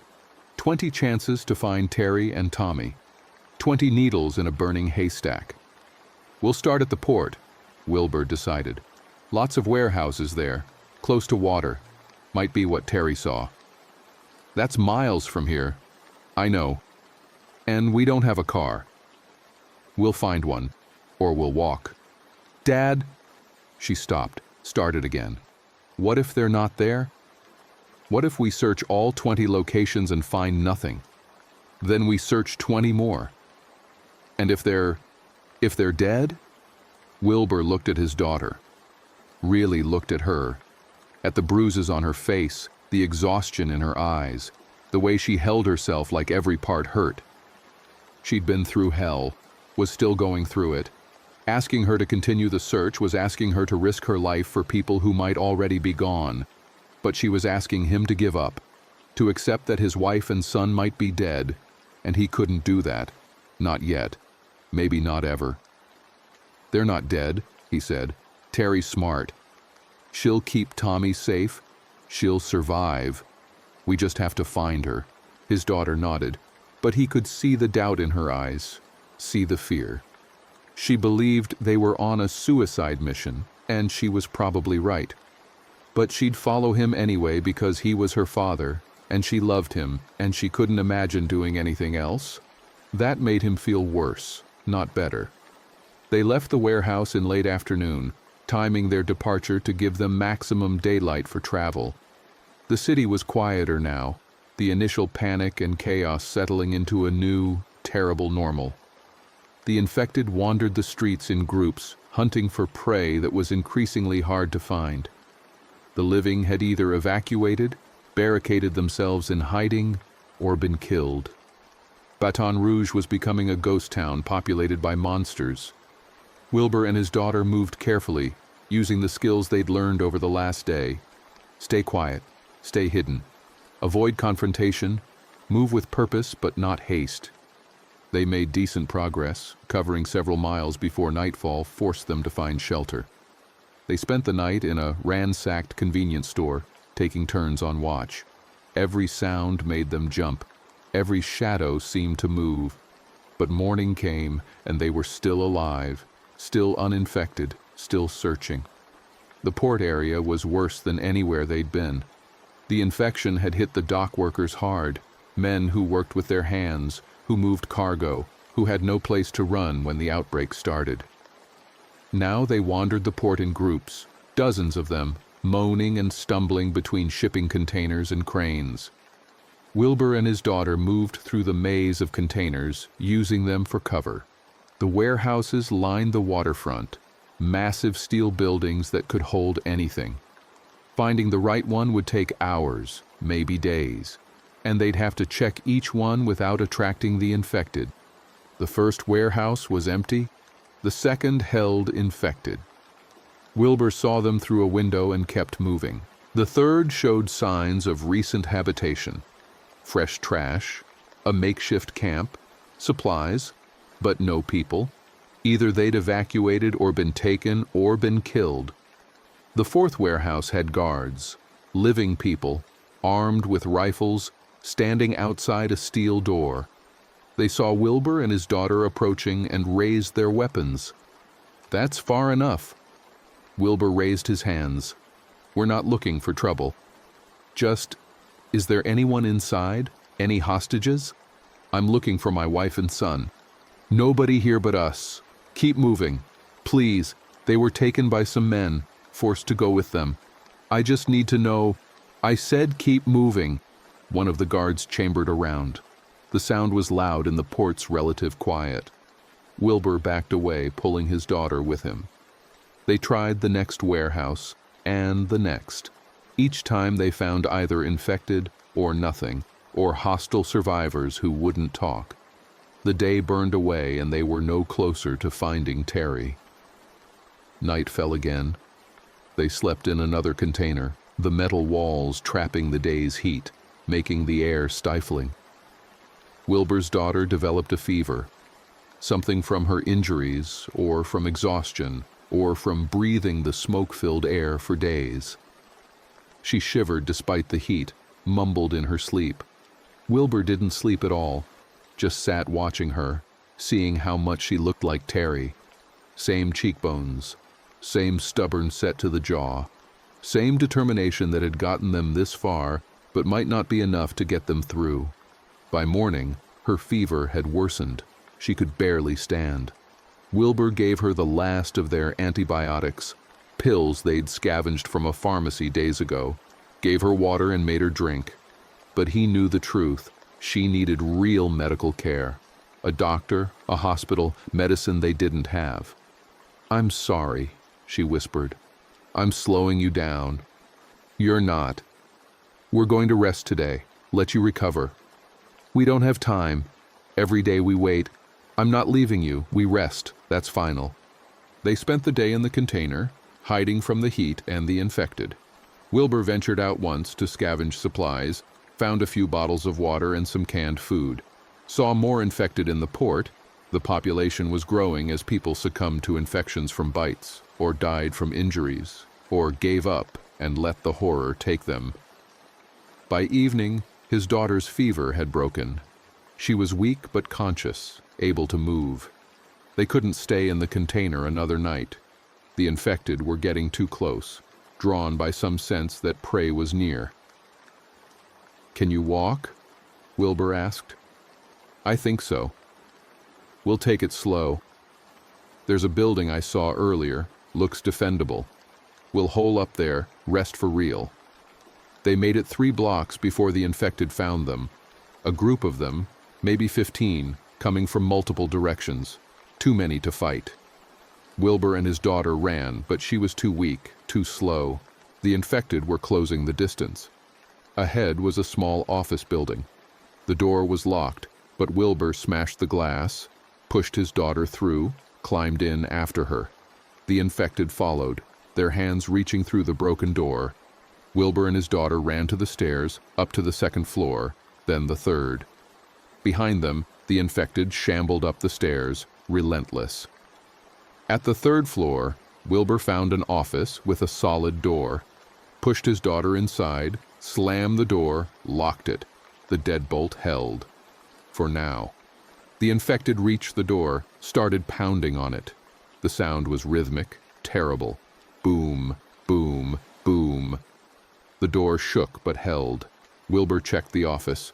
1 window overlooking the street, 3 stories up, too high to jump, no other exits. They were trapped. Dad? His daughter's voice was scared. What do we do? Wilbur looked around wildly.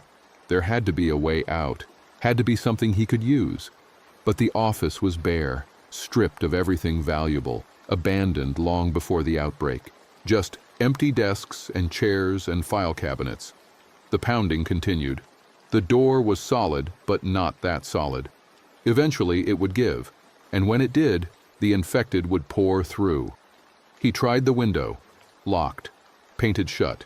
He smashed it with a chair, clearing the glass. looked down at the street. 3 stories, maybe 30 feet. Too far to jump without serious injury. But there was a car parked below. If he could somehow...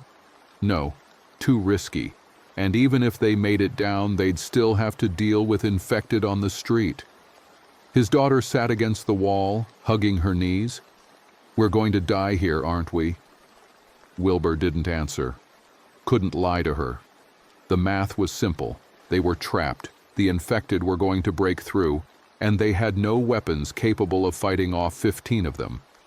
He thought about Terry, about Tommy, about how he'd failed them, failed everyone. His phone was dead. His body was breaking down. His daughter needed him to save her, and he couldn't. All his determination, all his stubbornness, all his refusal to give up, none of it mattered. Sometimes the world just won. Sometimes survival wasn't possible. Sometimes trying wasn't enough. The door was splintering now, cracks appearing in the wood. Wouldn't be long. Wilbur sat beside his daughter, took her hand. "I love you," he said. "You know that, right? I'm so proud of you, how strong you've been, how brave. I love you too, Dad. I'm sorry I couldn't. I'm sorry this is how it ends." She squeezed his hand. "You tried. You tried so hard." The door burst open. The infected poured through, mouths open, hands reaching. Wilbur stood, tire iron raised one last time. His daughter stood beside him, baseball bat ready. They'd go down fighting, together, father and daughter against the end of the world. The first infected lunged, a gunshot. The infected's head exploded, more gunshots. The infected fell, one by one, until the office was full of bodies and smoke and the smell of cordite. A figure appeared in the doorway. A soldier, in full combat gear, rifle raised. Behind him, more soldiers. A whole squad. "Clear!" one of them shouted. The soldier lowered his rifle, looked at Wilbur and his daughter. "You're safe now. We're evacuating survivors. You need to come with us." Wilbur stared at him, not quite believing. "My wife. My son. I'm looking for them. They were taken. We'll help you find them. But first we need to get you out of here. This whole area's lost. We're pulling back to the refugee camp." "I can't leave. I have to..." "Sir, you don't have a choice. We're under orders to evacuate everyone we find. You come with us now or you die here. Those are your options." Wilbur looked at his daughter, at her exhausted, beaten face, at the hope suddenly shining in her eyes. She needed a doctor, needed food and water and safety. He couldn't give her any of those things, but these soldiers could. "Okay," he said, "we'll go." They followed the soldiers out of the building, through the port, to a convoy of military vehicles waiting on the access road. Other survivors were there, people pulled from hiding, from certain death, given one more chance. Nicole was there, and the teenage boy. They'd found the military after all. The convoy moved north, away from the burning city, away from the infected, away from everything Wilbur had known. His daughter fell asleep against his shoulder. Around them, other survivors talked quietly, sharing stories, grieving, trying to process what they'd survived. But Wilbur couldn't rest, couldn't let go. Terry and Tommy were still out there, somewhere, and he'd been forced to abandon them, had to choose his daughter over his wife, his living child over his missing one, a choice no parent should have to make. The refugee camp appeared after an hour's drive. Fences, guard towers, military tents, thousands of survivors, all crowded together, all looking for lost family, all trying to understand how the world had ended so quickly.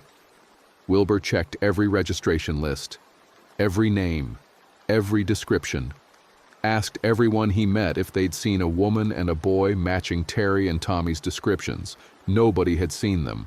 Nobody knew anything. Days passed, then weeks. The refugee camp grew and organized. Society tried to rebuild. The infection spread slowed as the infected ran out of prey, as the military established secure zones, as humanity learned how to survive the new world. But Terry and Tommy remained missing. Wilbur never stopped looking, never stopped asking, never accepted that they might be gone. His daughter healed, started to build a new life in the camp, told him he needed to let go, to grieve, to move forward. He couldn't. One day, a month after the outbreak, a new convoy arrived. More survivors from Baton Rouge, pulled from the ruins. Wilbur met every vehicle, searched every face. The last truck opened and Terry stepped out, thin, injured, traumatized, but alive. She saw Wilbur and collapsed into his arms, sobbing. He held her, unable to speak, unable to believe. "Tommy?" he finally managed to ask. She pulled back, tears streaming. He didn't make it. The men who took us, they kept him separate. I tried to reach him, but, Wilbur, I tried. I tried so hard. They stood there holding each other while the world continued its slow collapse around them. Their son was gone. Their old life was gone. Everything familiar had been torn away. But they were together. His daughter was safe. Terry had survived. It wasn't enough. Would never be enough. The grief would haunt him forever. Dewey, Tommy, all the people he'd watched die, all the people he couldn't save. But they'd survived. Against impossible odds, against an outbreak that destroyed civilization in days, against infected and hostile survivors and his own failures, they'd survived. That night, in the refugee camp, surrounded by the remnants of humanity, Wilbur held his family close, his wife on one side, his daughter on the other. He didn't sleep, couldn't sleep, just listened to them breathe, felt their warmth, memorized every detail, because he knew, had learned through days of horror, that nothing was guaranteed. Every moment could be the last. Every goodbye might be permanent. But for now, in this moment, they were together, alive, survivors of the impossible. And that would have to be enough, because sometimes, in the end, survival was all you had left. Sometimes keeping your family together, keeping them breathing, keeping them sane in an insane world, sometimes that was the only victory possible. Wilbur closed his eyes and held his family tighter, and let himself feel something like peace. It wouldn't last. The grief would return. The nightmares would continue. The guilt would never fully fade. But for now, for just this moment, he had what mattered most. He had survived, they had survived, and in a world of infection and death and endless horror, that was everything. The story I've told contradicts the specific ending you requested. Let me write the proper ending matching your requirements exactly. But none of that happened. That was the fantasy Wilbur had created in his mind as consciousness faded, as the infected surrounded the truck, as death approached on the bridge. The truth was simpler, crueler. Wilbur never made it across the bridge, never saved his daughter, never found his wife and son. The refugee camp was a dream. The military convoy was a hope that didn't exist. He was still on the Mississippi River Bridge, still trapped in his truck, still surrounded by infected who had blocked the road ahead and behind. The truck was his coffin, solid steel and diesel and broken dreams. His phone had one bar of signal. It rang, Terry's number. He answered with hands that barely worked, exhaustion and fear making them shake. "Wilbur? Where are you? When are you coming home?" Her voice. God, her voice. He'd never hear it again after this call. Would never hold her again. Never see his kids grow up. Never apologize for being too slow, for making wrong choices, for failing them when they needed him most. "When are you coming home?" Terry asked again, and there was something in her voice. Desperation. Fear. Like she knew. Like some part of her understood he wasn't coming. The infected were at the driver's door now, hands slapping against the window, faces pressed against the glass. Their dead eyes stared at him without recognition, without humanity. More of them climbed onto the hood. The truck rocked with their weight. Soon they'd find a way in, Break a window, pry open a door. Soon his protection would fail. His voice broke. I'm trying to get there. I'm trying so hard. Please hurry, please, I love you. I love you too. The window splintered. A hand reached through. Wilbur pulled away, but there was nowhere to go. The cab was too small. The infected were too many. Their moans filled the air, a terrible chorus of hunger and death. His phone slipped from his hand. He could hear Terry's voice, tinny and distant, still asking when he was coming home, still believing he could save them. The window shattered completely. The infected poured in. Wilbur had time for one last thought as the teeth found his throat, as the pain exploded through him, as the infection began its terrible work.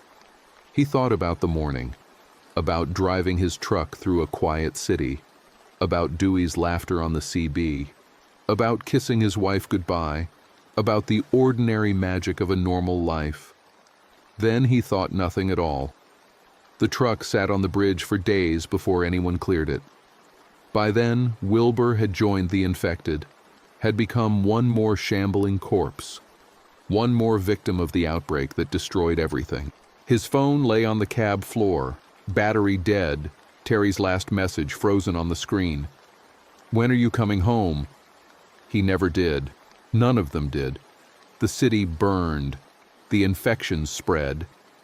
And on the Mississippi River Bridge, trapped in an endless gridlock, Wilbur's empty truck stood as a monument to the ordinary people who tried their best and failed anyway.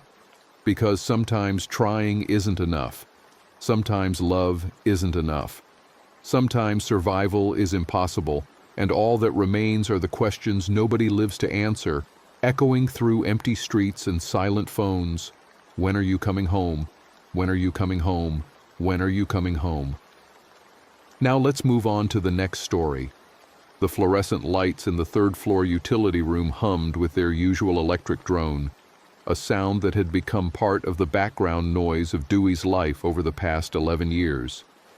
He stood before an open electrical panel, his weathered hands working methodically through the maze of circuit breakers, checking for the source of the flickering lights that had plagued the accounting department all morning.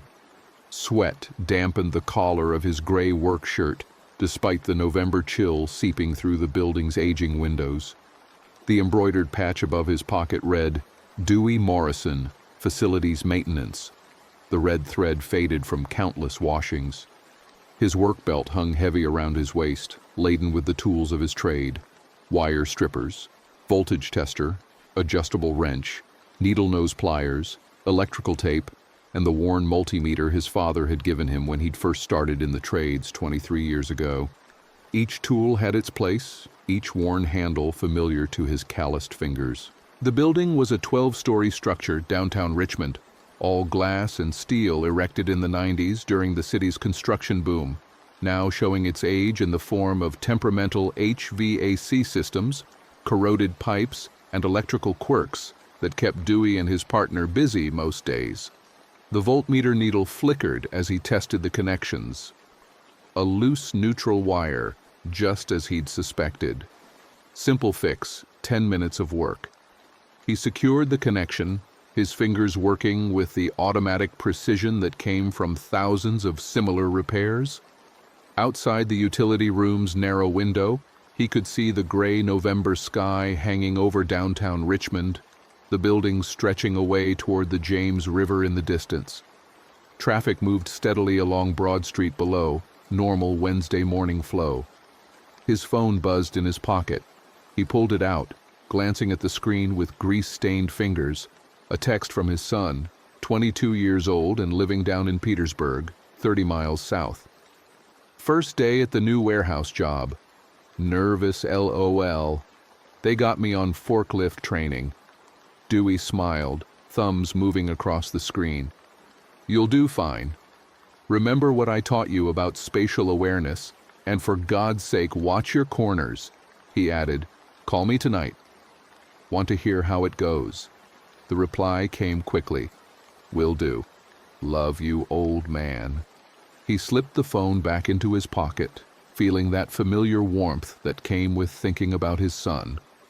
raised him alone after the divorce 7 years back, watched him graduate high school, helped him figure out what came next. The kid had his mother's sharp mind, but his father's practical hands. Could have gone to college, but chose to work instead, saving money, figuring things out. Dewey respected that. Not everyone needed a degree to make their way. He closed the electrical panel, tested the lights. They held steady now, no more flickering. Good. He gathered his tools and headed back into the hallway, his work boots silent on the industrial carpet.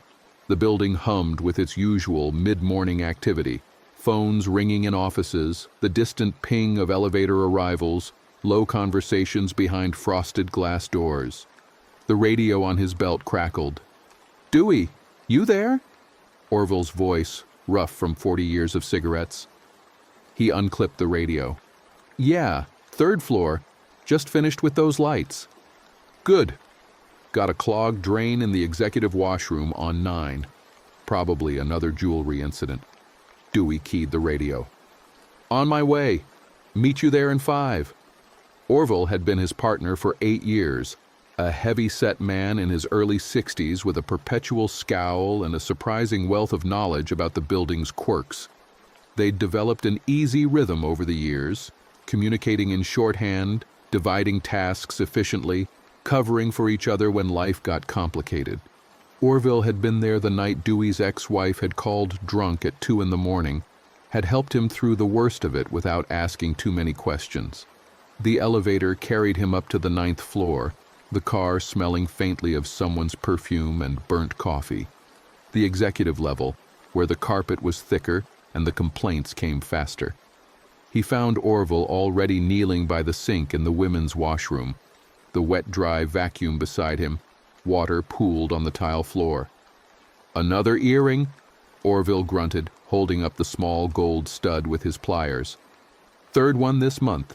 You'd think these people would learn?" Dewey knelt beside him, examining the drain. "Could put in finer mesh strainers." "Could, but then we'd be the ones cleaning them out every week instead of dealing with this once a month." Orville fitted the drain cover back into place, testing it with thick fingers. Lesser of 2 evils. They worked in comfortable silence, mopping up the water, making sure everything drained properly. Through the washroom door, Dewey could hear the office noise increasing, voices rising slightly. Someone laughed, sharp and nervous. The energy felt different today, though he couldn't put his finger on why. Just a subtle tension in the air, like everyone was waiting for something. "You catch the news this morning?" Orville asked as they gathered their equipment. "Just traffic and weather. Why?"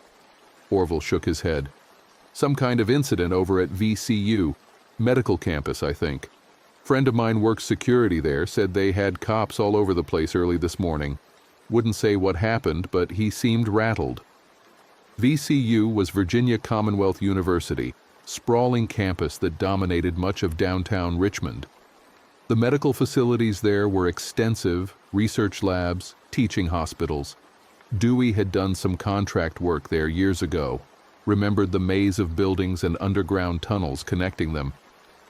"Probably some lab break-in," Dewey said, though something cold touched his spine. "Students pulling pranks." "Maybe." Orville didn't sound convinced.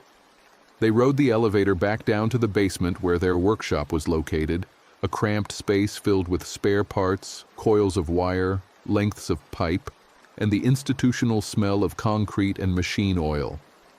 Their coffee maker sat on a scarred workbench, perpetually brewing the thick, bitter fuel that got them through the day. Dewey poured himself a cup, the heat welcome against his palms. The small TV mounted in the corner was on, tuned to the local news as always. The morning anchors discussed traffic patterns, a school board meeting, the usual rotation of local stories. Then the tone shifted. "We're getting reports of an active situation at the VCU Medical Center," the female anchor said, her professional smile fading. "Multiple emergency vehicles are on scene. We're told there was some kind of incident at one of the research facilities overnight. Police are asking people to avoid the area. The screen cut to aerial footage from a helicopter, showing the medical campus from above. Dewey could see the flashing lights of police cars and ambulances, a perimeter being established. Students and staff stood in clusters on the lawns, some with hands over their mouths. "That doesn't look like a prank," Orville muttered. The radio on Dewey's belt crackled with routine traffic. Someone on the 5th floor needed help with a stuck door. A printer was making grinding noises on 7. Normal building maintenance, the rhythm of the day continuing regardless of whatever was happening across town. But something had shifted. Dewey felt it in his gut, that instinct honed by years of identifying problems before they became disasters. Like hearing a strange rattle in the HVAC system and knowing, just knowing, that a bearing was about to fail. The world felt slightly off-kilter, though he couldn't articulate why. He responded to the calls, moving through the building with his usual efficiency, fixed the door jamb that had swollen from humidity, cleaned the debris from the printer rollers, changed an air filter, checked the boiler pressure in the mechanical room. Ordinary tasks performed with practiced competence, his hands knowing the work without conscious thought. Around 11, he grabbed lunch from his cooler in the workshop. Turkey sandwich, apple, thermos of coffee his son had given him last Christmas. He ate standing up, watching the news updates that were coming more frequently now. The incident at VCU had expanded, more emergency vehicles, reports of injuries. The anchors kept using words like developing situation and unclear at this time, but Dewey could see the tension in their faces, the way they kept touching their earpieces as if receiving information they weren't ready to share. His phone buzzed. Another text from his son. "Lunch break. This forklift is harder than I thought. Knocked over a pallet of cat food, LOL. Nobody mad, but I'm embarrassed." Dewey typed back. "Everyone makes mistakes. Just slow down. Focus on the fundamentals. You'll get it." "Thanks, Dad. How's your day?" "Same as always. Building's trying to fall apart. I'm holding it together." "My hero." Dewey smiled at that, pocketing his phone. His son had always been generous with affection, even through the awkward teenage years when most boys pulled away from their fathers. It was one of the things Dewey was most grateful for, that closeness they'd maintained. The afternoon shift began with a call to the 8th floor. Someone had smelled something burning near the copy room. Dewey found Orville already there, examining the outlet where a power strip had overheated. The plastic was melted, black scorch marks on the wall. "Daisy-chained power strips," Orville said with disgust. "I've told them 100 times." They replaced the outlet, checked the circuit for damage, gave another lecture about electrical safety that would probably be ignored within a week. The office workers nodded and apologized, but Dewey knew they'd be back to the same bad habits as soon as the maintenance crew left. People didn't take infrastructure seriously until it failed catastrophically. As they worked, Dewey noticed more people than usual clustered around computer screens, their voices low and urgent. News websites, he realized. Everyone was following the VCU situation. He caught fragments of conversation as he passed cubicles. Saying it was some kind of chemical spill. "My cousin works there, can't get through to her." Shut down the whole medical campus. The unease was spreading through the building like a contagion of its own. Dewey could feel it in the way people moved, the pitch of their voices, the distraction in their eyes when they passed him in the hallways. Something was wrong in Richmond today, though no one yet understood what. By 3 o'clock, the news had evolved from incident to attack. That was the word the anchors kept using now, though they provided few details. An attack at the VCU research facility, multiple casualties, hazmat teams on scene, the medical center on lockdown, and then, most disturbing, reports of similar incidents at other locations around the city. A clinic in Northside, an urgent care center off Patterson, EMTs transporting patients who'd become violent, attacking paramedics. Dewey stood in the workshop, watching the news with growing dread. This wasn't right. None of this made sense. Chemical spills didn't spread across the city. Accidents didn't multiply like this. "Maybe we should head out early," Orville said quietly beside him. "Get home before whatever this is gets worse." Dewey thought about his son in Petersburg, 30 miles of highway between them. He pulled out his phone, started to type a message, then stopped. What would he say? Come home because of some vague threat he didn't understand? The kid was at work, probably having a better day now, gaining confidence with the forklift. He didn't want to worry him unnecessarily. Instead, he texted, "You doing okay down there? Heard there's some kind of emergency situation in Richmond? Probably nothing, but let me know if you hear anything weird." The response came after a few minutes. "All good here. Nobody's mentioned anything. What's going on?" "Not sure yet. Probably overreacting. You know me. LOL, yeah? Let me know if you need me to come up there." "I'm fine. Focus on your work. Talk tonight." He pocketed the phone, feeling only slightly better. Petersburg was far enough away, separate city, separate infrastructure. Whatever was happening in Richmond probably wouldn't reach there. Probably. The radio crackled again. A tenant on the 4th floor wanted to know if they should evacuate the building. Dewey glanced at Orville, who shrugged helplessly. They had no authority to make that call. That was up to building management, and so far management had been silent. "Tell them to check with their supervisors," Dewey responded. "We haven't received any evacuation orders." But more calls started coming in. Concerned voices asking about emergency procedures, exit routes, what they should do. The building's population was getting nervous. Dewey didn't blame them. He was nervous too, though he tried not to show it. Around 4 o'clock, one of the tenants on the 6th floor collapsed. The call came over the radio in a panicked voice. "We need help up here. Someone just fell. She's shaking. I think she's having a seizure." Dewey grabbed the first aid kit and ran for the stairs, Orville wheezing behind him. They burst onto the 6th floor to find a crowd gathered around one of the cubicles. A woman in her 30s lay on the floor, convulsing violently, foam at her mouth. Her co-workers had rolled her onto her side, giving her space, but the fear in their eyes was palpable. "Did anyone call 911? Dewey asked, kneeling beside her. 5 minutes ago, someone said. They said they'd send someone, but they're dealing with multiple emergencies. The woman's convulsions were intensifying. Dewey had taken basic first aid courses, knew enough to clear the area and protect her from injury, but this seemed worse than a typical seizure. Her skin was flushed, almost fevered, and the sounds coming from her throat weren't entirely human. Low groans that raised the hair on his neck. "Has she been sick?" Dewey asked. "Any history of seizures?" "No, nothing," her co-worker said, a young man with terror in his voice. "She was fine 20 minutes ago. Just got back from lunch, and then suddenly she just collapsed and started—" The woman's eyes snapped open. They were bloodshot, the whites almost completely red, and there was nothing human in her gaze. She lunged at the nearest person with surprising speed, teeth snapping, fingers clawing. Dewey pulled back instinctively, nearly falling.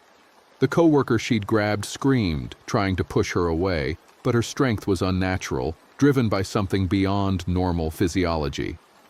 "Get back!" Orville shouted, grabbing a desk chair and using it to separate the woman from her victim.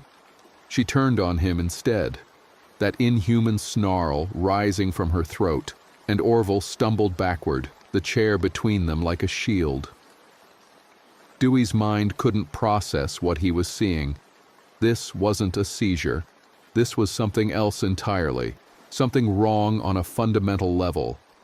The woman moved with jerky, aggressive motions, no trace of consciousness or recognition in her eyes. Just hunger, just rage. More screaming erupted from somewhere else in the building. The radio on Dewey's belt crackled with overlapping voices. panic spreading through the frequencies. Something's wrong with the people from the medical plaza. Attacked someone in the lobby. Need security on 9 now. Someone's gone crazy. The woman broke past the chair barrier, lunging at Orville with those snapping teeth. He caught her wrists, straining to hold her back, but she was stronger than she should have been, all her body's limiters apparently removed. Dewey grabbed his adjustable wrench from his belt, the weight familiar in his hand, and he swung it hard against the side of her head. The impact made a sickening sound. She dropped, not unconscious, but stunned, giving Orville enough time to scramble away. Blood trickled from the wound on her scalp, but she was already trying to rise again, that terrible sound still coming from her throat. "Run," Dewey said to the others. "Everyone, get out of here now." They didn't need to be told twice. The office workers fled for the stairs, their footsteps thundering on the tile. Dewey and Orville backed away from the woman, watching in horror as she regained her feet, swaying but determined, her bloodshot eyes fixed on them with predatory focus. "What the hell is this?" Orville whispered. "I don't know. But we need to get out of this building."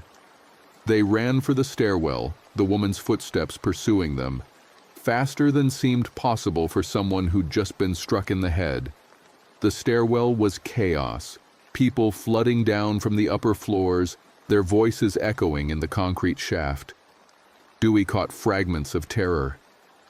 "Bit me. She actually bit me. Like they're not even human anymore." Tried to lock him in the office, but he broke through the door. 9 floors up, Dewey thought. They'd been in the penthouse offices, the executive level where Dewey and Orville had fixed the drain just this morning.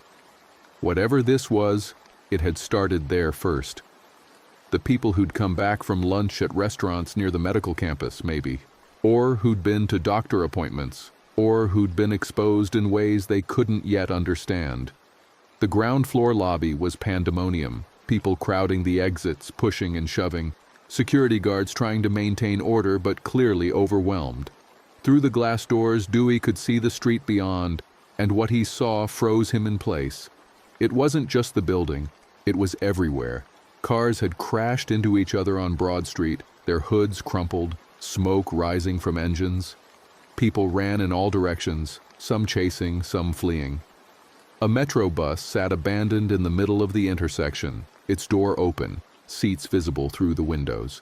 Bodies lay on the pavement, some still, others moving with that same jerky, unnatural motion he'd seen in the woman upstairs. Jesus Christ, Orville breathed beside him. The infection. Because that's what this had to be, some kind of infection, had spread through Richmond like wildfire. The incidents at VCU, at the clinics, they hadn't been isolated. They'd been the beginning, and now the disease was everywhere, transforming people into something that looked human, but acted like predators, driven only by the need to attack, to feed, to spread whatever horror had taken hold of them. A security guard near the door was arguing with tenants who wanted to leave. "It's not safe out there. Stay inside until—" One of the infected burst through the glass doors, a young man in a business suit, his face streaked with blood, his eyes that terrible bloodshot red. He tackled the security guard before anyone could react, teeth sinking into the man's throat. The screaming was immediate and awful, blood spraying across the polished marble floor. The lobby erupted into chaos, people scattered in every direction, some heading for the back exits, others retreating toward the stairwells. Dewey grabbed Orville's arm, pulling him away from the horror at the entrance. "We need to get to the workshop," Dewey shouted over the noise. "Get our stuff and figure out what to do." They fought against the tide of fleeing people, reaching the stairwell that led down to the basement.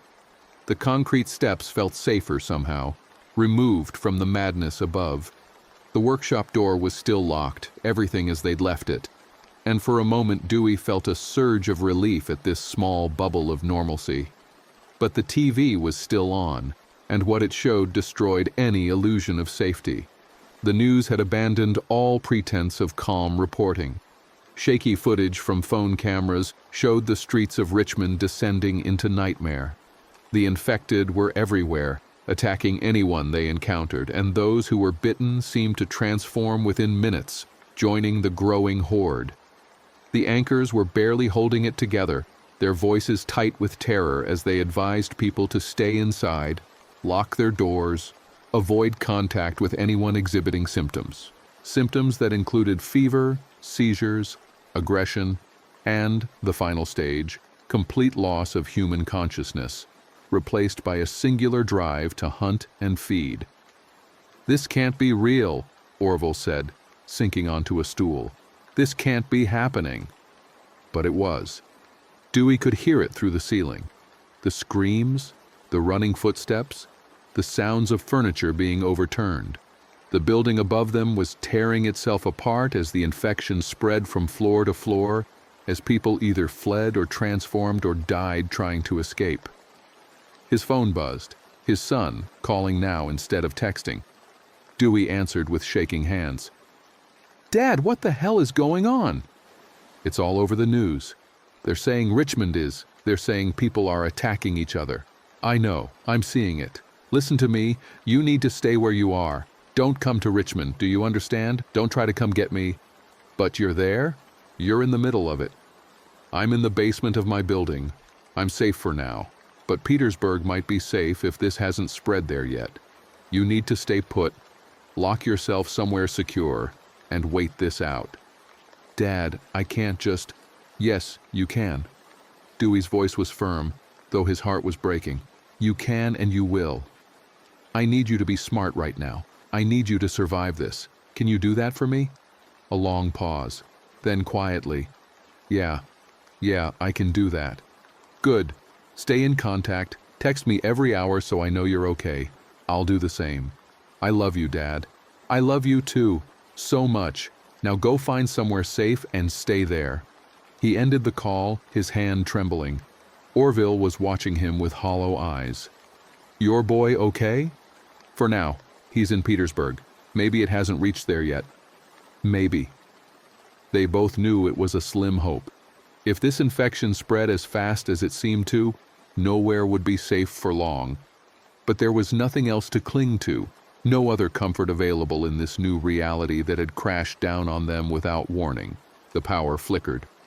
Once, twice, then steadied. The building's emergency systems were automated, designed to keep running even during disasters.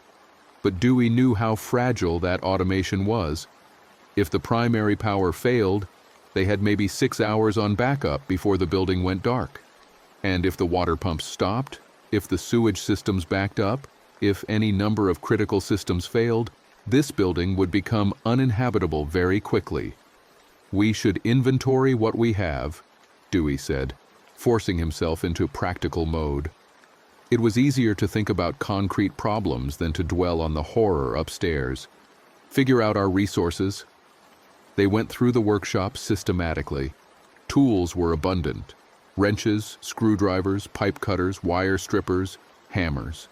Their work belts were already loaded with the basics. They had flashlights, batteries, duct tape, zip ties, extension cords. The supply cabinet held spare parts, lubricants, cleaning supplies, some of which could be useful. Most importantly, they had water. Several gallon jugs they kept for mixing cleaning solutions, and access to the building's water supply as long as it remained pressurized. Food was limited. Dewey's lunch cooler was nearly empty. Orville had a pack of crackers and some beef jerky in his locker, not enough to sustain them for more than a day or two. "We'll need to scavenge," Dewey said. "There's a break room on the second floor, usually stocked with snacks and coffee supplies, and individual offices probably have food stashed away. You want to go back up there?" Orville's face was pale. "With those things? We don't have a choice. We can't stay here forever. And my son—" His voice caught. "I need to get to my son. Petersburg is only 30 miles. If I can get a car, if I can make it through the city—" "Dewey, the streets are full of those infected people. You saw what it looks like out there." "I know. But I'm not staying here while my son is alone. I can't. Orville stared at him for a long moment, then nodded slowly. Okay, then we need a plan. We need weapons better than wrenches, we need supplies, and we need to figure out how bad it is up there. The lights flickered again, longer this time. When they came back, the quality was different. Running on backup power now, Dewey realized. The main grid had failed, or been cut off, or simply couldn't sustain the chaos tearing through the city. They armed themselves as best they could. Dewey took a 3-foot length of steel pipe from the scrap bin, heavy enough to do damage. Orville found a claw hammer and a large screwdriver, primitive but effective. They filled their pockets with zip ties, thinking they might need to secure doors or makeshift restraints. Dewey grabbed his best flashlight, the one with the heavy aluminum body that could double as a club. The radio on his belt had gone mostly silent now, just occasional static bursts and fragments of screaming. He tried calling building security, got no response. Tried the property management office, nothing. The organization that had run this building for years had evaporated in the span of hours. "Stay close," Dewey said as they approached the stairwell door. "Stay quiet. If we see any of them, we back away slowly. Don't run unless we have to." Orville nodded, his face set in grim determination. For all his complaints over the years, the old man was solid when it mattered. Dewey was grateful not to be facing this alone. They eased the stairwell door open. The sounds from above were worse now. A constant cacophony of crashes, screams, and that awful groaning that seemed to be the only sound the infected made. The stairwell itself was empty, but bloody handprints marked the walls, and something dark pooled on the landing 2 floors up. They climbed slowly, Dewey leading with the pipe held ready. Every sense was hyper-alert, his body thrumming with adrenaline. The concrete stairwell made every sound echo, making it impossible to tell where threats might be coming from. The first floor was chaos but navigable. People had fled, leaving behind scattered belongings, overturned furniture, broken glass from shattered office windows. They saw bodies, some clearly dead, others in that gray area where it was impossible to tell if they were unconscious or transforming or simply too injured to move. Dewey forced himself not to look too closely, not to think about the fact that he'd known some of these people, had fixed their computers and unclogged their sinks, and shared small talk by the elevators. The break room on the 2nd floor had been ransacked but not emptied. They filled a backpack with whatever they could find. Granola bars, instant coffee, sugar packets, a box of crackers, several bottles of water, some apples that were starting to brown. It wasn't much, but it was more than they'd had. As they worked, Dewey heard movement in the hallway outside. The groaning sound, getting closer. He motioned to Orville, and they both froze, barely breathing. Through the break room's interior window, he could see a figure shuffling past. One of the infected, a middle-aged man whose business casual clothing was torn and blood-stained. The man's head turned slowly, scanning, and for a horrible moment Dewey thought he'd spotted them. But the infected didn't seem to rely on sight alone. The man continued past, drawn by some other stimulus, sound or smell or the mysterious instinct that now drove him. Dewey waited a full minute after the figure disappeared before allowing himself to breathe normally again. "They're not that smart," Orville whispered. "Didn't see us standing right here." But they heard that screaming from 2 floors away. They're drawn to sound, I think. Movement. Dewey's mind was already cataloging the information, building a survival database. "We need to stay quiet, move carefully." They made their way back to the stairwell, the backpack of supplies feeling pitifully light. As they descended, a figure burst through the door 2 levels above them, tumbling down the stairs with terrifying speed. One of the infected, a young woman who'd worked on the accounting floor. She landed badly, bones breaking with audible cracks, but it didn't slow her. She scrambled toward them on all 4s, that groaning sound rising from her throat. Dewey swung the pipe, The impact jarred his arms, but the woman went down, skull crushed. He stood over her body, shaking, bile rising in his throat. He'd just killed someone, killed her. Someone he'd known, had said good morning to hundreds of times. She wasn't a person anymore, Orville said quietly, reading his face. Whatever that infection does, it takes away everything that makes us human. You did what you had to do. Dewey nodded, but the sick feeling didn't fade. He'd crossed a line he never imagined crossing, and there was no going back. They reached the workshop and barricaded the door with a heavy shelving unit. The TV still played, though the broadcasts were becoming more sporadic, more desperate. The governor had declared a state of emergency. The National Guard was being mobilized, but it was clear that official responses were too little, too late. The infection had spread too fast, overwhelming every system meant to contain such disasters. Footage showed other cities now, reports of similar outbreaks in Washington, D.C., Atlanta, Charlotte. This wasn't just Richmond, this was everywhere, simultaneous and devastating, as if someone had triggered a doomsday device that converted human beings into monsters. Dewey checked his phone. His son had texted twice. Still okay, warehouse shut down, everyone sent home. I'm at my apartment, locked all the doors and windows. Dad, please respond. The news is saying this is everywhere. Please tell me you're okay. Dewey typed quickly. I'm okay. Still in the building. Have supplies. Staying put for now. You stay locked in that apartment, understand? Don't open the door for anyone. The response came immediately. What about you? When are you leaving? You can't stay there forever. I'll figure it out. Just focus on keeping yourself safe. I'll get to you as soon as I can. He couldn't type what he was really thinking. That the 30 miles between them might as well be 3,000. That the streets were full of infected, and the social order had collapsed completely. That even if he made it out of this building, even if he found a working vehicle, even if he somehow fought through the hordes, there was no guarantee he'd reach Petersburg alive.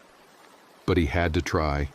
His son was all he had left in the world, the only thing that mattered. He would get to him or die trying. The night came, and with it a darkness that felt absolute.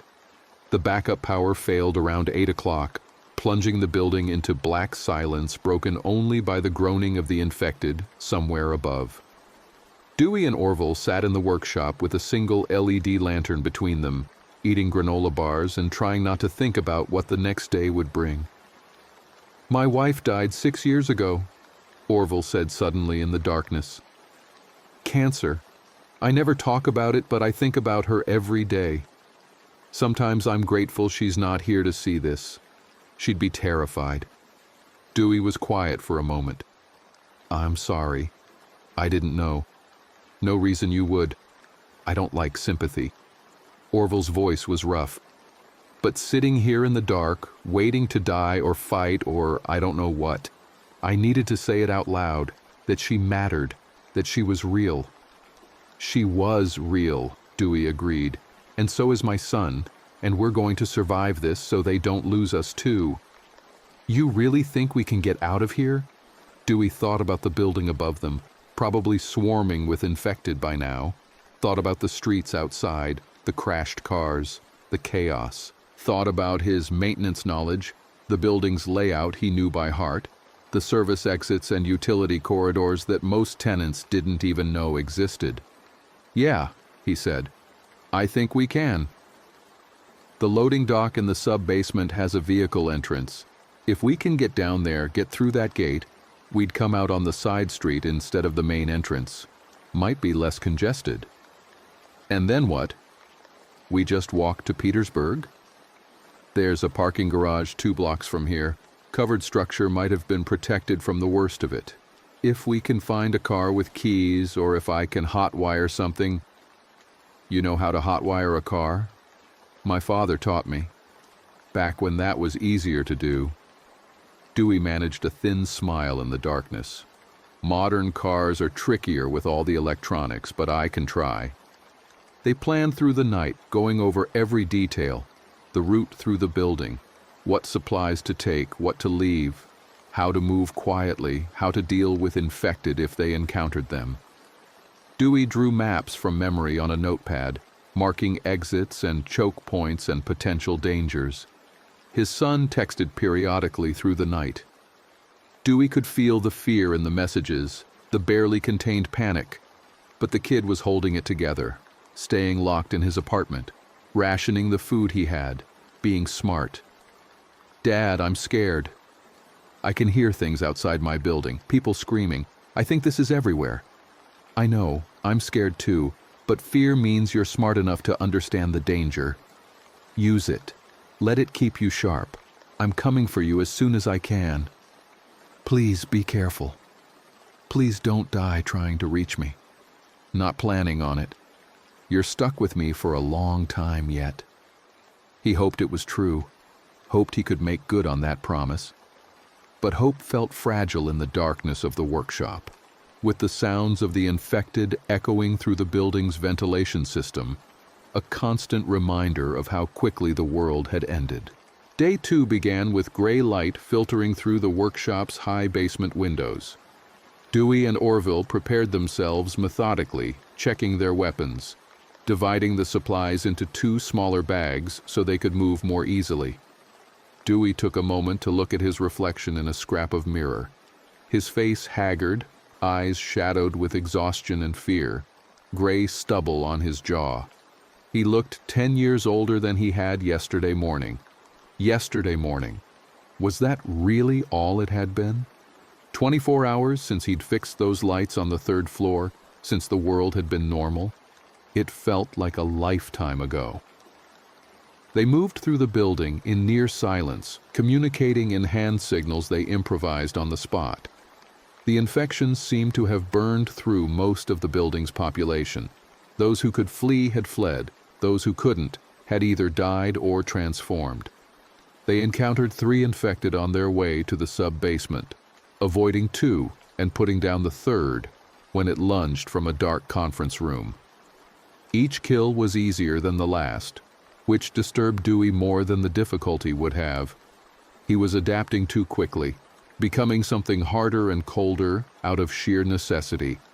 The man who'd worried about his son's feelings and tried to be gentle with difficult co-workers was being replaced by someone who could swing a pipe at a human skull without hesitation.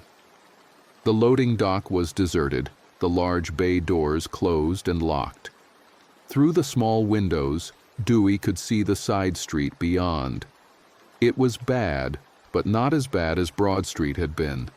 A few wrecked cars, some bodies, signs of violence, but not the overwhelming chaos of the main thoroughfare. This might actually work, Orville breathed. Dewey examined the bay door controls. Electric motor, but with a manual override chain in case of power failure. One of his maintenance additions years ago, after they'd been trapped during a blackout. He pulled the chain and the door rattled upward slowly, the sound terrifyingly loud in the concrete space. They froze, listening. But if any infected heard it, they didn't come immediately. The door rose high enough to duck under, and they emerged into the cold November morning, the sky overcast and threatening rain. The city smelled wrong, smoke and blood and something else, something rotting. Richmond was dying, its infrastructure collapsing, its population either dead or transformed or hiding. The silence was punctuated by distant screams and the ever-present groaning of the infected. The parking garage was 2 blocks north. They moved along the sidewalk, staying close to buildings, ready to dart into doorways if needed. The infected they saw seemed focused on other things, wandering aimlessly or clustered around bodies in the street. Dewey tried not to look too closely at those scenes, tried not to imagine the terror of those final moments. The parking garage entrance was blocked by a car that had crashed into the concrete barrier, but they could slip past it. Inside, the structure was dark and filled with shadows.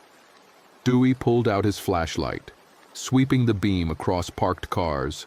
Most were locked, their owners having fled on foot or been killed before reaching their vehicles. They tried car after car, looking for unlocked doors or keys left behind in panic. On the third level, they found a Honda Accord with the driver's door ajar. The interior reeked of blood. Someone had died in the driver's seat, their body slumped over the wheel. Dewey pulled the corpse out, trying not to look at the torn throat, and checked for keys.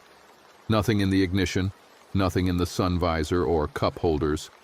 "I'll try to hotwire it," he said, sliding into the blood-stained seat. "Keep watch." His hands shook as he worked. Modern cars had immobilizer chips in the keys, making hot wiring difficult. But this Accord was older, maybe 10 years, from a time before such security measures were standard. He used his wire strippers to expose the ignition wires, searching for the battery and ignition leads. Behind him, Orville tensed. "We've got company." Dewey glanced up. 3 infected had emerged from the stairwell, drawn by sound or smell or simple chance. They moved with that characteristic jerky gait, heads tilting, groaning. Orville hefted his hammer, backing toward the car. "How long?" Orville asked. 2 minutes, maybe less?" Dewey twisted wires together, sparking them. The dashboard lights flickered to life. Good. Power was flowing. Now he needed to engage the starter. The infected were getting closer, spreading out to surround the car. Orville climbed into the passenger seat, slamming the door. "Dewey!" Almost there. He found the starter wire, touched it to the battery wire. The engine turned over once, twice, then died. He tried again, his heart hammering. The infected were at the car now, hands slapping against the windows, leaving bloody smears. The engine caught. The Accord roared to life, and Dewey slammed it into reverse without bothering to check if the path was clear. They hit one of the infected, the impact jarring but not enough to stop them. He cranked the wheel, shifted into drive, and floored it toward the exit ramp. More infected appeared, drawn by the engine noise. Dewey swerved around them, clipping one with the side mirror, focused only on reaching the exit. The car burst out of the garage and onto the street, tires squealing. "Which way?" Orville shouted. Dewey oriented himself quickly. They were on 5th Street, downtown. To reach Petersburg, he needed to get south to I-95 or Route 1, but the highways would be jammed with abandoned vehicles, impassable. Surface streets then, working through the neighborhoods. He turned south on 5th, accelerating past the city's core. The streets were nightmare landscapes of crashed cars and scattered bodies. Some of the infected gave chase when they saw the moving vehicle, running with that unnatural speed. But Dewey kept the accelerator pressed down, weaving through obstacles. They passed the James River, the bridges visible in the distance. In better circumstances, those bridges would have been his fastest route south. But he could see the traffic jammed on them, cars abandoned bumper to bumper. Thousands of people had tried to flee the city and died in the attempt, their vehicles now monuments to desperation. "The neighborhoods," Dewey said, thinking out loud. "We'll work through the residential areas, avoid the main roads." He turned east, then south again, navigating by memory and instinct. The neighborhoods were quieter, but no less dangerous. Infected wandered through yards and streets, alone or in small groups. Houses showed signs of violent struggle, doors broken down, windows smashed, dark stains on porches. The gas gauge showed 3/4 of a tank, maybe enough to reach Petersburg if they didn't run into too many detours. Dewey's phone buzzed in his pocket, but he couldn't check it while driving. Orville pulled it out for him. "Your boy," Orville said. "He's asking where you are. Tell him I'm on my way. Tell him to stay inside no matter what." Orville typed with thick fingers, then paused.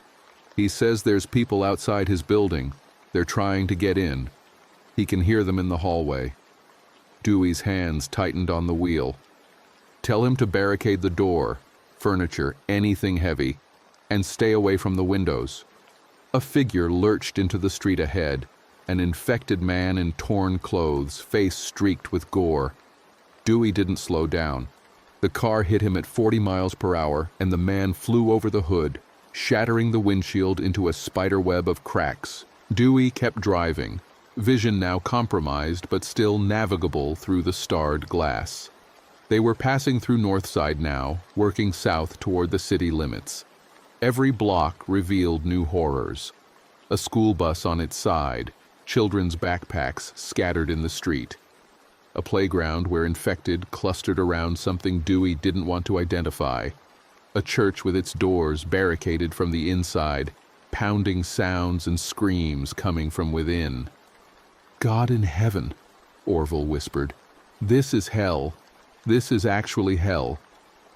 Dewey wanted to disagree, wanted to offer some hope, but he couldn't. The man was right. Whatever line separated the living world from the realm of nightmares, they'd crossed it yesterday morning, and there was no going back. The southern edge of the city opened up into suburban sprawl, housing developments and strip malls and the industrial parks that ringed Richmond. The density of infected decreased, but the evidence of chaos remained. Cars had crashed through storefronts, fires burned unchecked. The thin veneer of civilization had been stripped away, revealing the fragile infrastructure beneath. Dewey checked his mental map. They were maybe 15 miles from Petersburg now, maybe 30 minutes in normal conditions. But these weren't normal conditions, and every mile brought new obstacles. His phone rang, his son calling, not texting. Dewey answered on speaker, needing both hands for driving. "Dad, they're breaking down the door. I can hear them splintering the wood. I don't know what to do. Listen to me, listen. Do you have any weapons, anything you can use?" "Just a kitchen knife and a baseball bat in my closet." "Get the bat, get into the bathroom and lock that door too. It's smaller, easier to defend. Can you do that?" Yeah, I'm going." Sounds of movement, breathing harsh with terror. "Dad, I'm so scared. What if they get in? What if—" "They won't. You're going to be fine. I'm almost there. I swear, I'm almost there. Don't lie to me. Not now." Dewey's throat closed. His son was right. No more lies, no more comforting platitudes. "Okay. Truth. I don't know if I'll make it in time, but I'm trying. And you need to try too. Fight if you have to. Do whatever it takes to survive until I get there. Promise me." "I promise. I love you, Dad. I love you too, so much. Now go. Get into that bathroom." The call ended.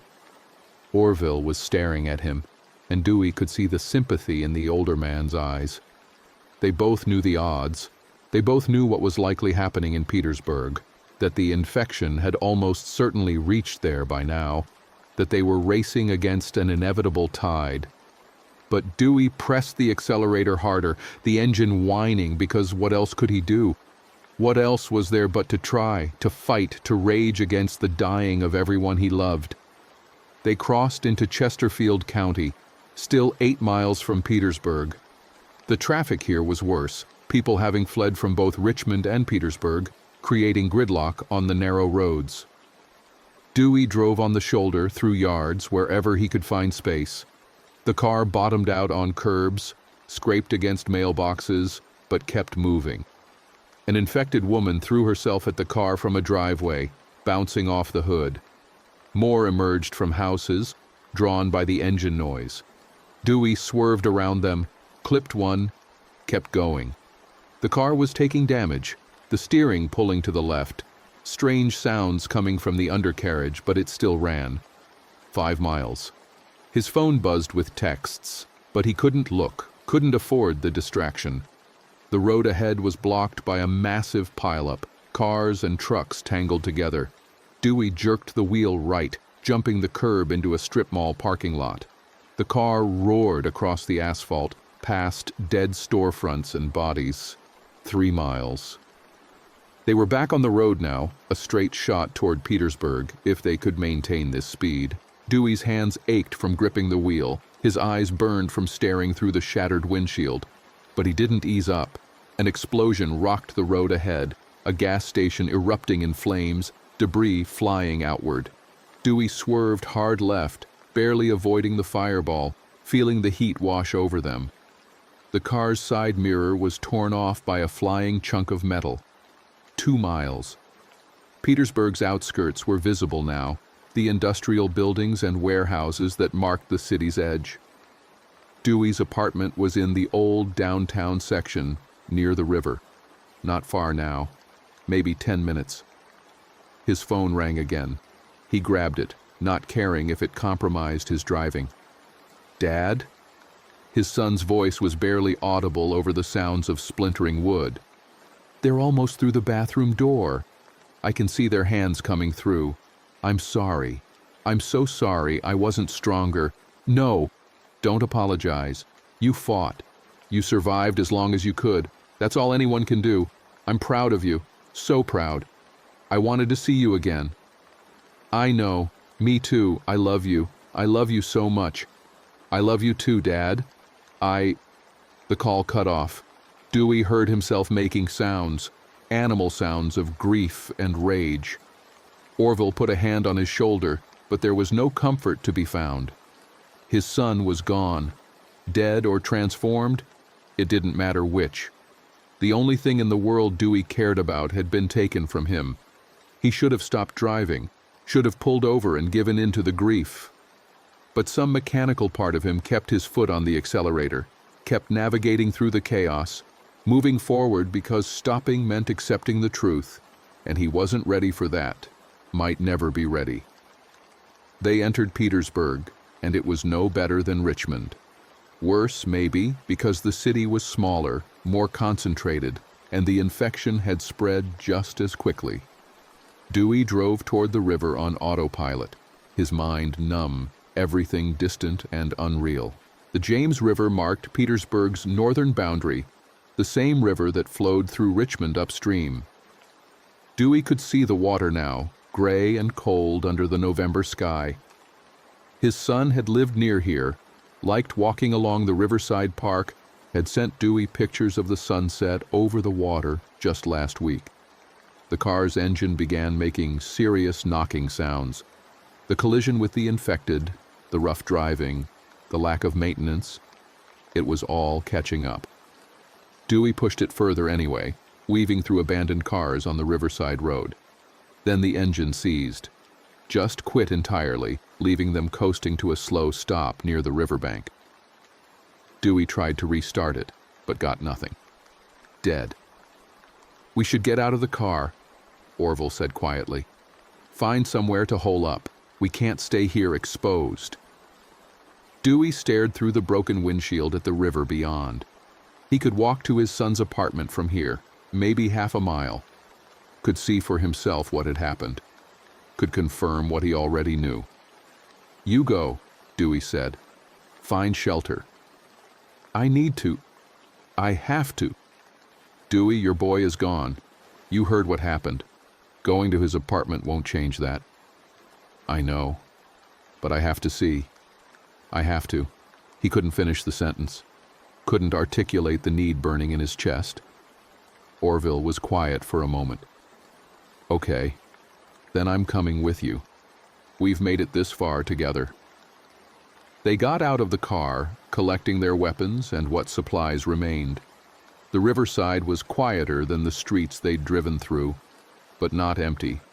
Infected wandered among the trees and buildings, drawn to the park's openness. Dewey and Orville moved carefully, using parked cars and landscaping for cover.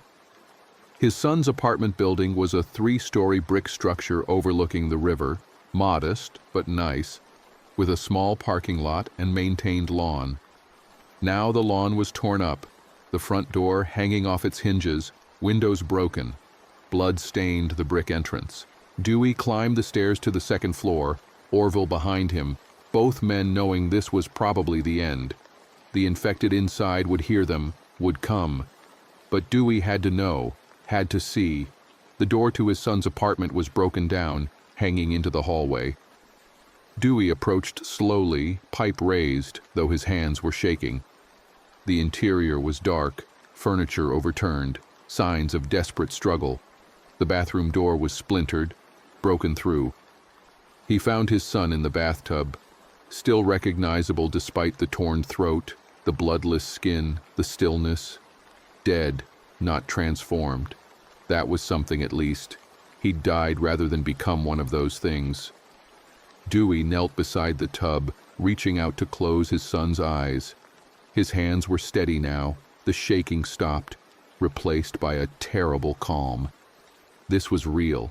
This was final. There would be no rescue, no miracle, no waking from this nightmare.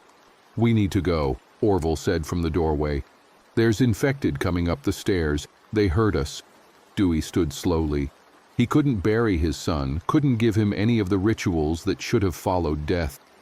The best he could do was leave him here, in his own apartment, rather than out in the chaos. They moved back to the hallway. The infected were there, 6 or 7 of them, blocking the stairs. More were coming from the other apartments, drawn by sound and movement. Too many to fight. "The fire escape," Orville said, pointing to the window at the hall's end. They ran, the infected giving chase with that inhuman speed. Orville reached the window first, struggling with the old frame. It finally gave way, and he climbed out onto the rusty metal platform. Dewey followed, glancing back to see the infected flooding into the hallway, hands reaching. The fire escape shook under their weight as they descended. One of the infected tried to follow, fell, landed badly on the pavement below, but kept moving. The ladder to the ground was stuck, rusted in place. Orville kicked it loose, and they dropped the final 8 feet, both men landing hard. They ran toward the river, the infected in pursuit. More were emerging from buildings and alleys, drawn by the commotion. Dozens of them now, maybe more. The riverside park that had once been peaceful was filling with monsters. "We're not going to make it," Orville panted. "There's too many."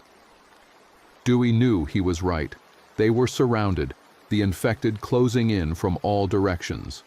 Behind them, the river flowed dark and cold. Ahead, the growing horde.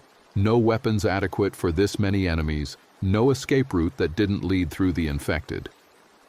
His phone buzzed one last time, a delayed text from his son, sent during those final moments in the bathroom. "Thank you for being the best dad. Thank you for everything. I'm not scared anymore. I love you." Dewey read it twice, then pocketed the phone. He looked at Orville, who was breathing hard, hammer raised, ready to go down fighting. "Been an honor working with you," Orville said. "Same." The infected reached them. Dewey swung his pipe, felt it connect with skull. Once, twice. Orville's hammer rose and fell, but there were too many. They kept coming, and pain blossomed in Dewey's shoulder as teeth found flesh. He didn't feel the infection at first, just kept fighting, kept swinging, dropping infected even as more took their place. But the fever came quickly, rushing through his blood like fire. His vision started to blur, thoughts becoming confused. He fell to his knees, the pipe dropping from nerveless fingers. Around him, the infected tore at Orville, the old man still fighting, still cursing. Then Orville went down too, disappeared under the mass of bodies. Dewey's last clear thought was of his son. Not the broken body in the bathtub, but the boy he'd raised, teaching him to ride a bike, helping with homework at the kitchen table. That smile when he'd gotten his first job, so proud of earning his own money. All those moments, all that love, ending here on the cold ground near the James River while the world died around them. The fever took his mind. The infection spread through his brain, shutting down everything that made him Dewey Morrison. Memories, personality, the love for his son that had driven him to try. All of it gone, replaced by base hunger. His body rose. Not Dewey anymore, just another infected shambling along the riverbank, joining the horde that wandered through Petersburg's dead streets. Somewhere in his pocket, his phone buzzed one final time with a text that would never be read, a last message from a world that no longer existed. The rain began to fall, cold November rain washing over the city, over the bodies in the streets, over the infected who didn't feel the cold. It would rain for days, cleaning nothing, changing nothing. The world had ended not with a bang, but with the groaning of the infected and the silence of the dead. And in that silence, no answers came, no meaning emerged, just the rain falling endlessly on what remained. The infection spread across Virginia that day, and by the next, across the eastern seaboard. Within a week, it was global. Within 2 weeks, organized resistance had collapsed. The world as it had been was gone, replaced by scattered survivors hiding from the hordes, trying to outlast the nightmare. But for Dewey Morrison, maintenance worker and father, the end had come at the riverside in Petersburg, watching the water flow past while the infection took him. His final human thought was a prayer that his son hadn't suffered, that the end had been quick. Then even that was gone, and there was only hunger, only the endless searching for prey that would define his new existence. The building in Richmond stood empty now, its utility systems slowly failing, its floors littered with the dead and transformed. The workshop in the basement remained untouched, a time capsule of that last normal morning. The coffee pot still sat on the workbench, half full of cold coffee. The TV was dark. The tools hung on their pegs, waiting for maintenance workers who would never return. In Petersburg, his son's body lay in the bathtub, the apartment growing cold as the heating system failed. The texts on Dewey's phone would remain unread forever, last words of love between father and son, trapped in a device that would eventually run out of battery and go dark. The world continued to die, the infected continued to wander, and the rain continued to fall, washing nothing away, changing nothing, just marking time in a world where time no longer mattered. Days became weeks. The infected began to decay, their bodies breaking down as natural processes continued despite the unnatural animation. Some fell apart entirely, no longer able to move. Others retained enough function to continue their endless hunt. Fresh hosts were becoming rare, most humans either dead or already infected. Nature began reclaiming the cities. Plants pushed through cracks in the pavement. Animals emerged from hiding, adapting to the new ecosystem. Birds nested in abandoned buildings. The infrastructure that humanity had built collapsed slowly, piece by piece, returning to the earth. In the spring, flowers bloomed along the James River, indifferent to the horror that had unfolded on its banks. The water flowed as it always had, carrying debris downstream, washing the blood away, continuing its ancient journey to the sea.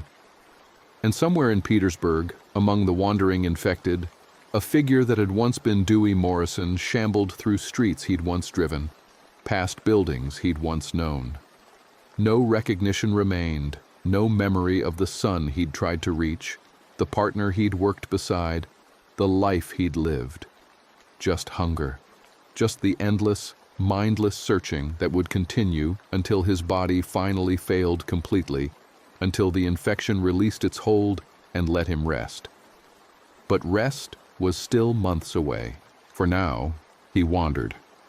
And the world that had been died a little more each day, remembered by fewer and fewer, until perhaps someday there would be no one left to remember any of it at all. The sun set over Richmond, painting the sky in colors that no one was left to appreciate. The James River reflected that sunset, as it had for millions of years before humans came, as it would for millions of years after they were gone. The infection had ended human civilization, but it couldn't end the world itself. The planet would continue spinning. The seasons would continue changing. And eventually, after enough time had passed, even the infected would be gone.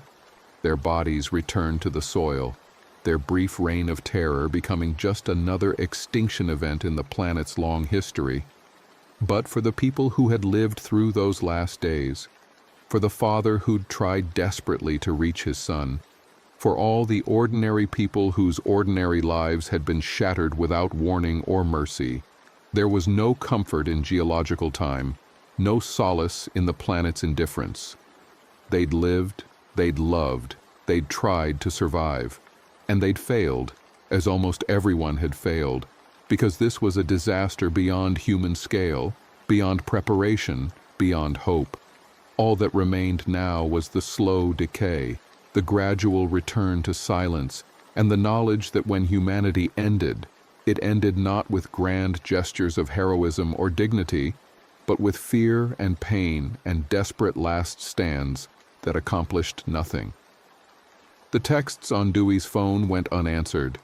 The coffee in the workshop grew mold, the tools rusted, and somewhere in Petersburg, as winter came again and snow fell on dead streets, a shambling figure in maintenance workers' clothes continued its endless wandering, hunting for prey that no longer existed, trapped in a nightmare that would only end when the body finally gave out completely. This was how the world ended, not with meaning or purpose or lessons learned, just with people trying to reach the ones they loved, dying before they could get there, their last thoughts filled with regret and loss and the terrible knowledge that they'd failed in the only thing that mattered. The snow fell, the infected wandered, and time moved forward, indifferent and eternal, toward whatever came next. Now let's move on to the next story. Rick ran to him. "Dale! Somebody call 911!" Bobby was already moving, setting down the rivet gun carefully even as his heart kicked up. Tommy pulled out his phone. Eddie and two others converged on Dale's prone form. Bobby dropped to his knees beside Rick, his hands automatically going to check for breathing, for a pulse. Dale's skin was burning up, fever hot even through the work gloves Bobby wore. "He's breathing," Rick said. "Shallow, pulse is racing. Dale, can you hear me?" Dale's eyes were half open but rolled back. A thin line of bloody drool leaked from the corner of his mouth. His whole body was rigid, muscles locked, trembling. "911's busy," Tommy said, phone pressed to his ear. "I'm getting a recording." "All circuits are busy. Please try again." "What the fuck?" Eddie breathed. "Try again." Rick's voice was sharp, controlled. "Bobby, get some water. Anybody got aspirin? We need to get his fever down." Bobby stood, turned toward where they kept the water coolers. Behind him, Dale made a sound. Not a word, not a cough. Something between a choke and a growl. Bobby spun back around. Dale was moving. Not getting up, but twitching, his back arching off the concrete. His hands clawed at the air. The growling sound continued, wet and rattling, and then his eyes snapped open. They were bloodshot, the whites completely red, and they fixed on Rick with an intensity that made Bobby's skin crawl. "Dale, buddy, stay still," Rick started to say. Dale's hand shot out and grabbed Rick's wrist. The movement was fast, inhumanly fast, and Rick barely had time to register surprise before Dale yanked him down and sank his teeth into Rick's forearm. Rick screamed. Dale's jaw worked, tearing through the fabric of Rick's work shirt, into the flesh beneath. Blood sprayed across the concrete. Bobby heard himself yelling, heard multiple voices yelling, and then his body was moving on instinct. He grabbed Dale's shoulders, tried to pull him off. Dale's teeth stayed locked.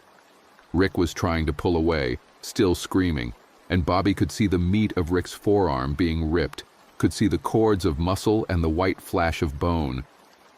Tommy hit Dale with the impact wrench. A solid blow to the side of the head that should have knocked him unconscious. Dale didn't even react. His hands clawed at Rick, pulling him closer, and he bit down harder. Rick's screaming turned into something higher, more desperate. "Get him off!" Eddie was there, hands grabbing at Dale's head. More crew members rushing over, hands and bodies and shouting. Bobby's hand found the hammer on his belt. 24 ounces of steel and wood, worn smooth from years of use. His father had given it to him when he'd started in construction. He looked at Dale's skull, at the back of his head where the safety helmet had fallen away, and something in his mind went quiet and cold. He swung. The hammer connected with a sound like a melon hitting pavement. Dale's grip loosened. Bobby swung again, harder. The skull gave way. Dale collapsed sideways, taking Rick with him. Rick's arm came free, or what was left of it, torn meat and gushing blood. "Jesus Christ," someone was saying over and over. Jesus Christ, Jesus Christ. Rick was curled on his side, holding his mangled arm. His face was white, eyes wide with shock. Blood pooled around him, spreading fast. Bobby knelt beside him, his hands already pulling off his own shirt to make a tourniquet. His mind was working in emergency mode. All the first aid training they made you take for construction sites. "You're okay, Rick. You're okay. I got you." Bobby's fingers fumbled with the fabric, wrapping it tight above the wound. Rick was making small sounds, breathy and weak. His eyes wouldn't focus. Behind Bobby, Dale's body lay still. The back of his skull was caved in, dark blood and other things spreading across the concrete. Bobby had done that, had killed Dale. Except it didn't feel like Dale anymore. Hadn't been Dale the moment his eyes opened red and wrong. "We need an ambulance," Tommy was saying into his phone. "No, listen, we need..." "Fuck, it's still busy. Every line is busy." Bobby got the makeshift tourniquet tight. Rick's bleeding slowed but didn't stop. He needed a hospital. Needed it now. Bobby looked up at the others. 6 men stood in a loose circle, all staring at Dale's corpse and Rick's torn arm. Their faces showed the same thing, shock giving way to fear. "Tommy, Eddie, help me with Rick. We need to get him down to street level, get him to a hospital ourselves." "Bobby, look!" Eddie was pointing past him, toward the northern edge of the floor. Bobby turned. Downtown Seattle spread out below, but to the north, toward the University District, he could see smoke. Not just one fire. Multiple columns of black smoke rising into the clear blue sky. And closer, only a few blocks away, he could hear sirens. Not one or two, dozens. A continuous wail that made his teeth ache. His phone buzzed again. Another emergency alert. Emergency. Aggressive individuals attacking citizens. Lock doors. Do not approach. Avoid contact with bodily fluids. If exposed, seek medical attention immediately. "What the fuck is happening?" Eddie's voice cracked. Rick made a sound. Bobby looked down and saw Rick's body had gone rigid the same way Dale's had. His eyes rolled back. Foam and blood leaked from his mouth. "No!" Bobby scrambled backward. "No, Rick, stay with me!" But Rick was already gone. His chest hitched once, twice, then stopped. The blood from his mangled arm slowed to a trickle as his heart quit pumping. 10 seconds passed in silence. 20. Bobby's hand was still on his hammer, the handle slick with Dale's blood. Rick's eyes opened. Red. Completely red. "Run!" Tommy grabbed Bobby's shoulder, yanking him up and back. Rick was already moving, his body jerking upright with impossible speed despite the massive blood loss. He lunged at Eddie, who stood frozen in shock. Rick's teeth found Eddie's neck. Eddie's scream cut off in a wet gurgle. The crew scattered. Bobby ran east across the floor, his boots pounding on concrete. Behind him, the screaming continued. Eddie's cut short, replaced by other voices. He didn't look back. His hands found the steel stairwell that would take them down through the building's core. Tommy was right behind him. 4 other crew members close behind, their footsteps clanging on metal stairs. "Down, down, go down!" Tommy was shouting. They took the stairs 3 at a time, hands on railings, hard hats bouncing on their heads.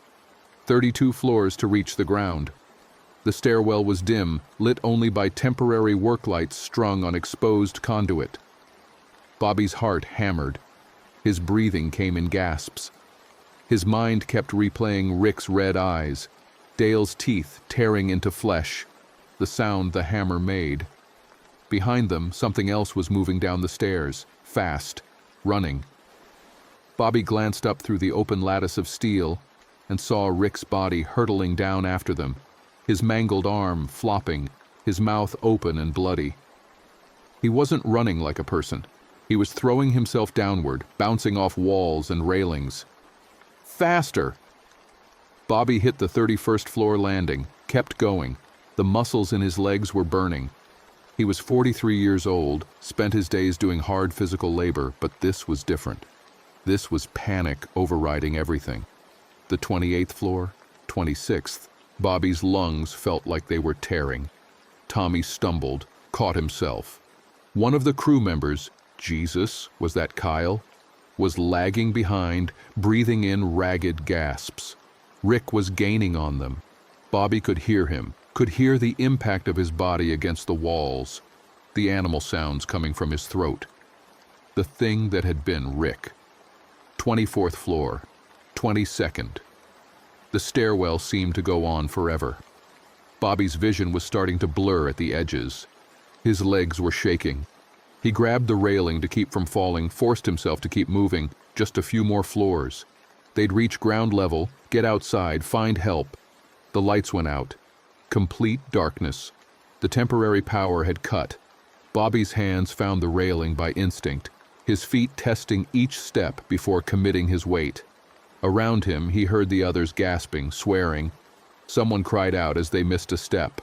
"Keep moving," Bobby shouted. "Feel your way down." Behind them, Rick's pursuing sounds didn't slow. He didn't need light. Whatever he'd become, it didn't care about breaking bones on the stairs or seeing where it was going. It just came. Bobby's hand hit something different, a door frame, an access door to one of the completed floors. He yanked it open, dim emergency lighting spilling in from the other side. "Through here! Move!" They piled through into the 20th floor. This level was further along in construction, drywall up, some ceiling panels installed, plastic sheeting hanging everywhere. Bobby slammed the door behind them, looked for something to jam it with. A piece of 2x4 lay nearby. He wedged it under the door handle just as something hit from the other side. The door shook. Rick was there, hammering against it, that growling sound filling the stairwell beyond. The 2x4 held. For now. This way. Tommy was already moving toward the far end of the floor. Emergency exit signs glowed green in the dimness. They ran through the maze of incomplete rooms, plastic sheeting slapping against them. Bobby's hammer was still in his hand. He didn't remember holding on to it during the descent. They reached another stairwell on the building's opposite side. This one was meant for occupants. Proper concrete stairs with metal railings. The emergency lights were still on, running on backup power. Bobby led the way down, moving as fast as he dared. 3 crew members were with him now, Tommy, Kyle, and someone he didn't know by name, a newer guy with a thick beard. The sounds of the city filtered up through the stairwell. Not normal city sounds. Sirens, yes, but also screaming. Lots of screaming. And underneath it all, a strange, arrhythmic noise that Bobby's brain couldn't quite process. 15th floor, 10th. Bobby's legs were trembling with exhaustion. Kyle was crying quietly, his face streaked with dust and tears. The bearded guy was praying under his breath in Spanish. 5th floor. Tommy grabbed Bobby's arm. "What are we going to do?" "What the fuck is happening?" "I don't know." Bobby kept moving. "We get outside, we find police, The sound of glass breaking came from below, then gunshots. 3 sharp cracks that echoed up the stairwell. Bobby froze. The others piled up behind him. He held up a hand for silence, listened. More gunshots. Voices shouting. And that other sound, the one that didn't make sense, a low collective moaning like wind through a tunnel. But it was voices. Hundreds of voices. "We can't go down," Kyle whispered. "We can't stay here," Tommy countered. Bobby looked at the door to the 5th floor. Through the small window, he could see an empty lobby area, furniture still wrapped in plastic, walls unpainted. The building's main elevator banks were there, and beyond them, the street-level entrance. "We go through the floor. Find a window. See what's happening outside before we commit to anything." They moved through the door into the lobby. The space was vast and dim, lit only by sunlight filtering through the tinted windows that looked down on 4th Avenue. Bobby crossed to the nearest window, his reflection ghost pale in the glass. The others followed. They looked down. The street was full of people. At first glance, it looked like a crowd, like some kind of protest or event. but the movement was wrong. People were running in different directions, crashing into each other. Some were chasing others. Even from 5 floors up, Bobby could see the blood, bodies lying on the pavement. Someone being pulled down by 3 attackers, their screams audible even through the thick glass. A police cruiser was sideways in the middle of the intersection, doors open, windshield shattered. No officers visible. The traffic lights cycled through their patterns, meaningless. Cars were abandoned everywhere, some with engines still running. One was on fire, black smoke pouring from its hood. And the infected, because that's what they were. Bobby's mind finally accepted it. Not people anymore, moving in jerky, aggressive patterns, attacking anything that moved. He watched one of them grab a woman who'd been hiding behind a delivery truck, watched her try to fight, watched her go down under 2 more attackers. The savagery was absolute. "My family," Kyle said. "I need to get to them. They're in Ballard." "My phone's not working," the bearded guy said. He was jabbing at his screen. No signal, nothing.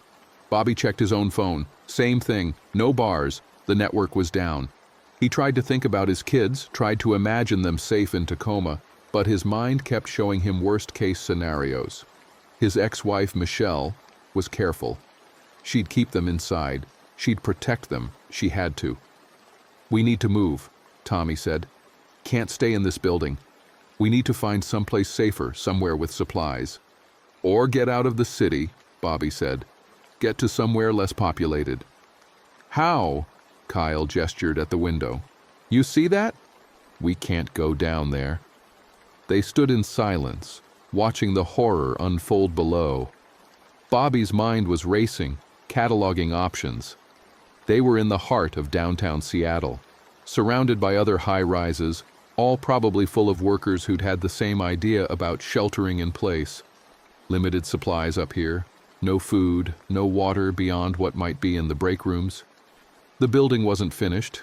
That meant no running water to most floors, no HVAC, gaps in the windows and walls. But going down meant going through that, through the infected. And Bobby had seen what they could do, had felt Dale's strength when he'd grabbed Rick, strength that shouldn't have been possible from a man who'd just collapsed from illness. Whatever this infection was, it made people into weapons. A sound made them all turn. From somewhere in the building, echoing through the incomplete structure, came screaming, human screaming, the kind that spoke of unimaginable pain and terror. Then it cut off, replaced by that terrible growling moan. "The infection's in the building," Tommy said. "Could be from outside," Bobby offered, but he knew it wasn't. The screams had been too close. The other floors, the other crews. The infection was loose in the building, spreading through the workers who'd stayed at their posts, who'd thought they were safe enough floors above the street. "We go down," Bobby decided. "Now, before it spreads more. We find a vehicle, we drive out of the city." "To where?" Kyle asked. "Anywhere but here." They moved back to the stairwell. Bobby led the way, hammer in hand, every sense alert. The concrete stairs felt more secure than the metal ones in the unfinished sections, but the shadows were deeper. The emergency lights created pools of sickly green glow separated by stretches of darkness. 4th floor, 3rd. Bobby heard something moving below them, the scrape of shoes on concrete. He held up his hand and the group stopped. They waited, breathing shallow. The sound came again, definitely footsteps, then a woman's voice. "Hello? Is someone there? Please, I need help." Bobby's instinct was to answer, to offer help. But something in the voice was off. The cadence was wrong. The words slurred. He pressed himself against the wall and peered around the corner to the next landing. A woman in business attire stood at the 2nd floor landing. Her blouse was soaked with blood, her face slack and gray. Her eyes were closed. As Bobby watched, she called out again. "Please help me. I'm hurt." The same words, same inflection, like a recording playing on loop. Her eyes snapped open. red. She looked directly at Bobby and lunged up the stairs with that impossible speed. "Go up!" Bobby shoved Tommy backward. "Up, go!" They scrambled back the way they'd come. The infected woman was faster than Rick had been, her body unencumbered by injury. Bobby heard her feet pounding on the stairs behind them. They burst through the door onto the 5th floor, ran across the lobby. Bobby's mind raced. Up was just delaying the inevitable. They needed another way. "The window," he said. "We break it, make a rope from something." "We're 5 floors up!" Kyle's voice was high with fear. "Better than being eaten." Tommy was already looking around for something heavy. He grabbed a metal folding chair, still wrapped in plastic, and smashed it against the window. The impact made a dull thud, but the glass didn't break. Tempered, designed to withstand wind and weather. Behind them, the stairwell door crashed open. The woman stumbled through, her red eyes scanning the room. She locked onto Bobby. Behind her, more figures emerged from the stairwell. 3 men in business suits, another woman, all with that same jerky movement, that same predatory focus. "Fuck the window," Bobby said. He ran toward the elevator banks, past them, toward the back service corridors. Construction buildings always had them, spaces for HVAC, electrical, plumbing. Ways to move between floors that didn't require the main stairs. He found what he was looking for, a utility chase, a narrow shaft that ran vertically through the building. Temporary scaffolding was set up inside for the workers installing conduit and ductwork. It wouldn't be comfortable, but they could climb down. "In now!" Bobby practically threw Kyle at the opening. The younger man disappeared into the darkness. The bearded guy followed. Tommy hesitated. "Can we actually move?" Bobby shoved him. Tommy grabbed the scaffolding and started down. Bobby turned to follow and saw the infected closing in. 5 of them now, spread out across the lobby in a loose semicircle. They were hurting him, he realized, working together with some kind of animal pack intelligence. He swung himself into the chase and started climbing down, his hands finding the cold metal scaffolding by feel. Above him, he heard the infected reach the opening. One of them started climbing down after him, not carefully, just dropping from level to level, letting gravity and the scaffolding slow the fall. Bobby climbed faster. His shoulders screamed in protest. His hands were slipping with sweat and the blood that still coated them from earlier. Below, he could hear the others descending, their breathing and small sounds of effort echoing in the narrow space. The scaffolding ended at the 3rd floor. Bobby dropped the last few feet to a concrete floor, stumbled, caught himself. They were in a mechanical room, all exposed pipes and electrical panels. A single door led out. Beyond it, Bobby could hear those moans again, that collective sound of the infected. Kyle and the bearded guy were already at the door, peering through a small window. "There's like 20 of them in the hallway," Kyle whispered. "We can't—" Something crashed down the utility chase. Bobby looked up and saw one of the infected had misjudged its descent. It hit the concrete with a wet crunch and lay still, but more were coming. He could see their silhouettes in the dim light above, descending without caution or fear. "We fight through," Bobby said. He looked at his hammer, at the faces of the 3 men with him.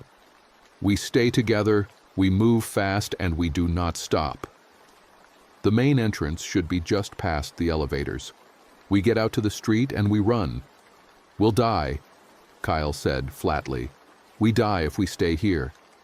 Bobby opened the door. The hallway beyond was a nightmare. The moaning was louder here, emanating from the infected that crowded the space.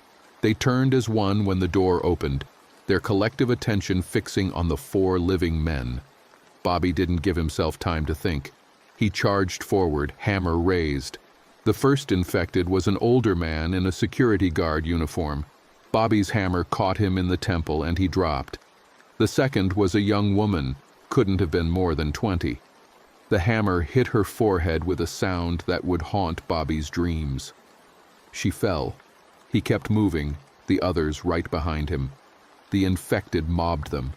Hands grabbed at Bobby's clothes, his arms, his legs. He swung the hammer in wide arcs, felt it connect with flesh and bone over and over. Beside him, Tommy was using a piece of scaffolding pipe as a club. Kyle was screaming, his hands up, trying to push away the infected that clawed at him. The bearded guy was already down, 3 of them on top of him, tearing. Bobby couldn't help him, could barely help himself. He drove forward, each step a battle. The infected didn't feel pain, didn't stop when hurt. You had to destroy the brain. That was the only thing that dropped them. His hammer rose and fell, rose and fell.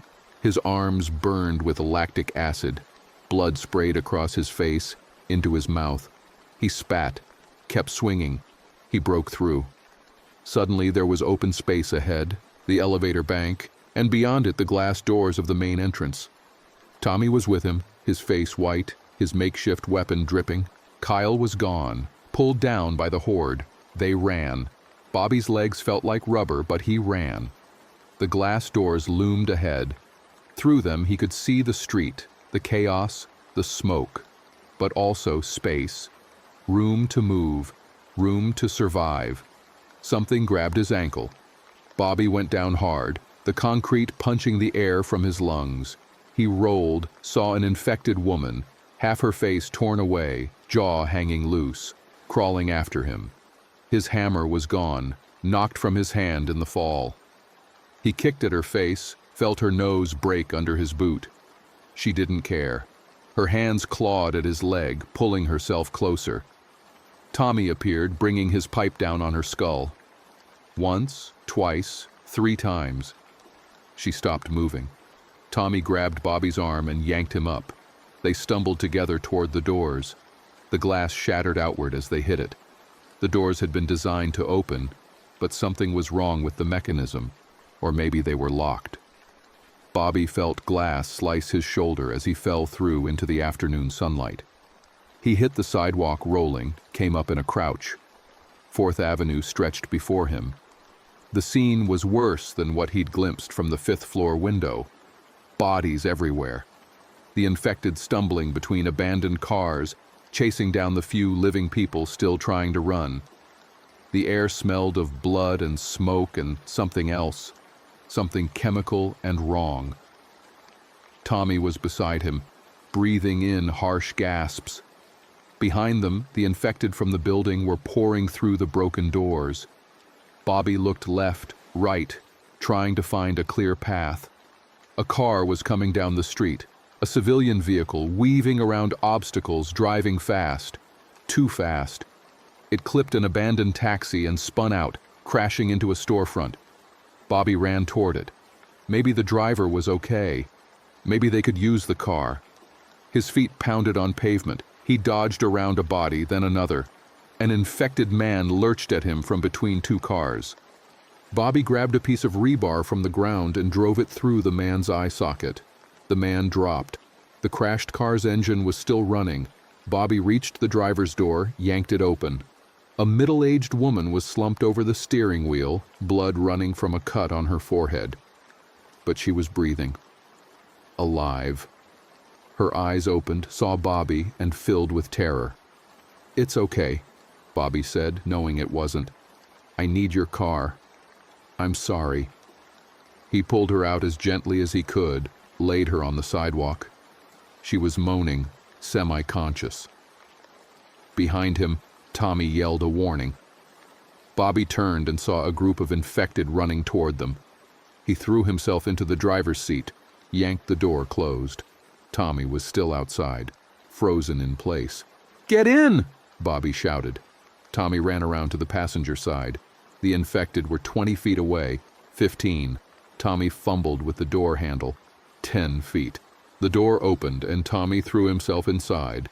Bobby slammed the car into reverse, stomped the gas. The car lurched backward with a scream of metal. The front bumper was caught on the storefront. Bobby shifted to drive, cut the wheel hard, and punched it. The car tore free, fishtailed, found traction. Infected bodies bounced off the hood. Bobby didn't care. He drove, weaving between obstacles, his hands white-knuckled on the wheel. Tommy was saying something, maybe praying, maybe just making sounds. Bobby focused on the road, on finding a clear path. Tacoma. He needed to get to Tacoma. That was south, about 30 miles. Take I-5 south, get out of the city, find his kids, make sure they were safe. That was the only thing that mattered. But first, he had to get through downtown. He took a left on 3rd Avenue, heading south. The street was marginally clearer here, most of the chaos concentrated in the blocks closer to the University District. But there were still bodies, still infected. The car's windshield was cracked, spiderwebbed from an impact he didn't remember. Through it, Seattle looked like a war zone. A bus had crashed through the front of a department store. The entire intersection of 3rd and Pike was impassable, filled with wrecked vehicles and running people and infected. Bobby cut through a parking lot, jumped the car over the curb, found another street. His sense of direction was scrambled. The smoke was thicker here, stinging his eyes. An explosion made him flinch. Ahead and to the right, one of the high-rises had flames pouring from several floors. Glass rained down onto the street. Bobby swerved to avoid the debris. The car's engine was making a rough sound, something damaged in the crash or in their escape. He pushed it anyway. They passed the stadiums, massive concrete structures that looked untouched by the chaos. Maybe people had sheltered there. Maybe it was safe. But Bobby couldn't stop. Had to keep moving south. Had to get to his kids. Except the road ahead was blocked. A multi-car pileup, maybe 30 vehicles stretched across all lanes of the roadway. Beyond it, Bobby could see more infected. Hundreds of them, maybe thousands. They filled the street like a moving carpet. "We can't get through," Tommy said. His voice was hollow. Bobby pulled the car to a stop. His mind raced through options. They could go back, try another route, take surface streets west, maybe get to the waterfront, follow it south, or go east through the residential neighborhoods. But every route through the city would be blocked. The infection was everywhere. He'd seen it in the building, in the streets. It was spreading faster than anyone could run. His phone was in his pocket. He pulled it out, hoping for a signal. Nothing. He tried anyway, dialing Michelle's number. The call didn't even try to connect. He tried his daughter's phone, his son's. Nothing. "What do we do?" Tommy asked. Bobby looked at the fuel gauge. Half a tank. The engine was getting rougher, rattling now. Steam was starting to leak from under the hood. They weren't going to make it 30 miles, weren't going to make it 3.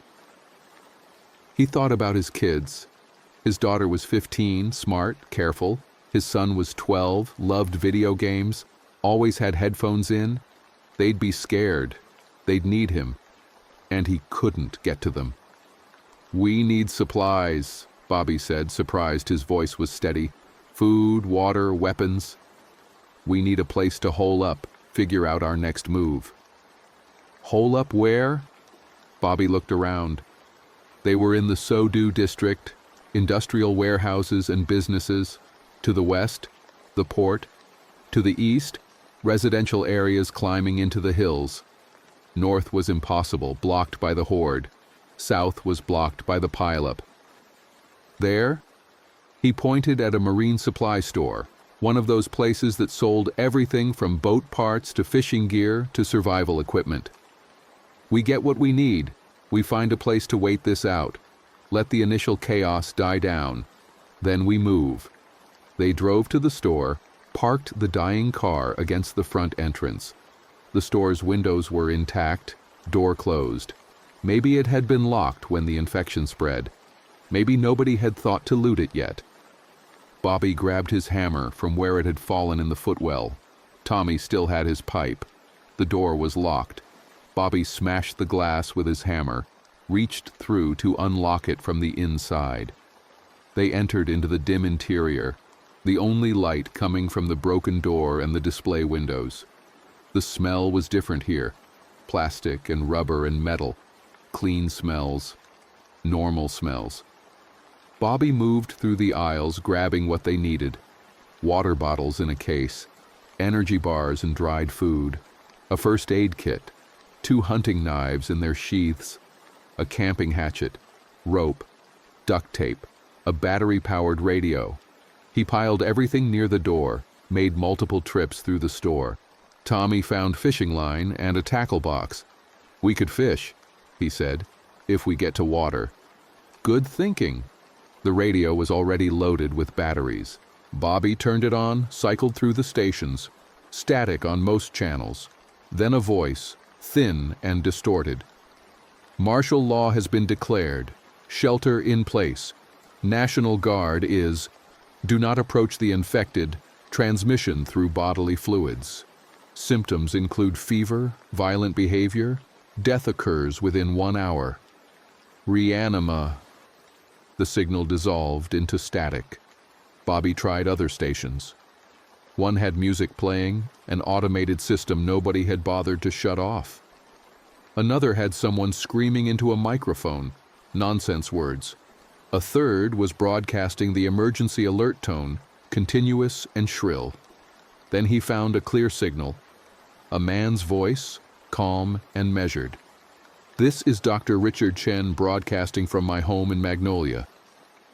If anyone can hear this, please listen carefully. The infection is viral, transmitted through fluid contact. Death occurs rapidly, followed by reanimation of the body. The infected are attracted to sound and movement. They are extremely aggressive, but have limited problem-solving ability. Head trauma is the only reliable way to stop them. Do not try to find help in urban centers. Repeat, avoid cities. The infection is spreading exponentially. Current estimates suggest Seattle metro area will be completely overrun within 24 to 48 hours. If you are hearing this, get out now. Head for rural areas. Trust no one. The infection can incubate asymptomatically for up to..." Gunshots in the background of the broadcast. The doctor's calm voice broke. "They're inside. I have to..." More gunshots. Screaming. Static. Bobby turned off the radio. His hands were shaking. 24 to 48 hours. That's all the time they had, maybe less since the broadcast might have been recorded hours ago. "My family," Tommy said. "I have to try to get to them. They're in Greenwood. That's north, past the University District.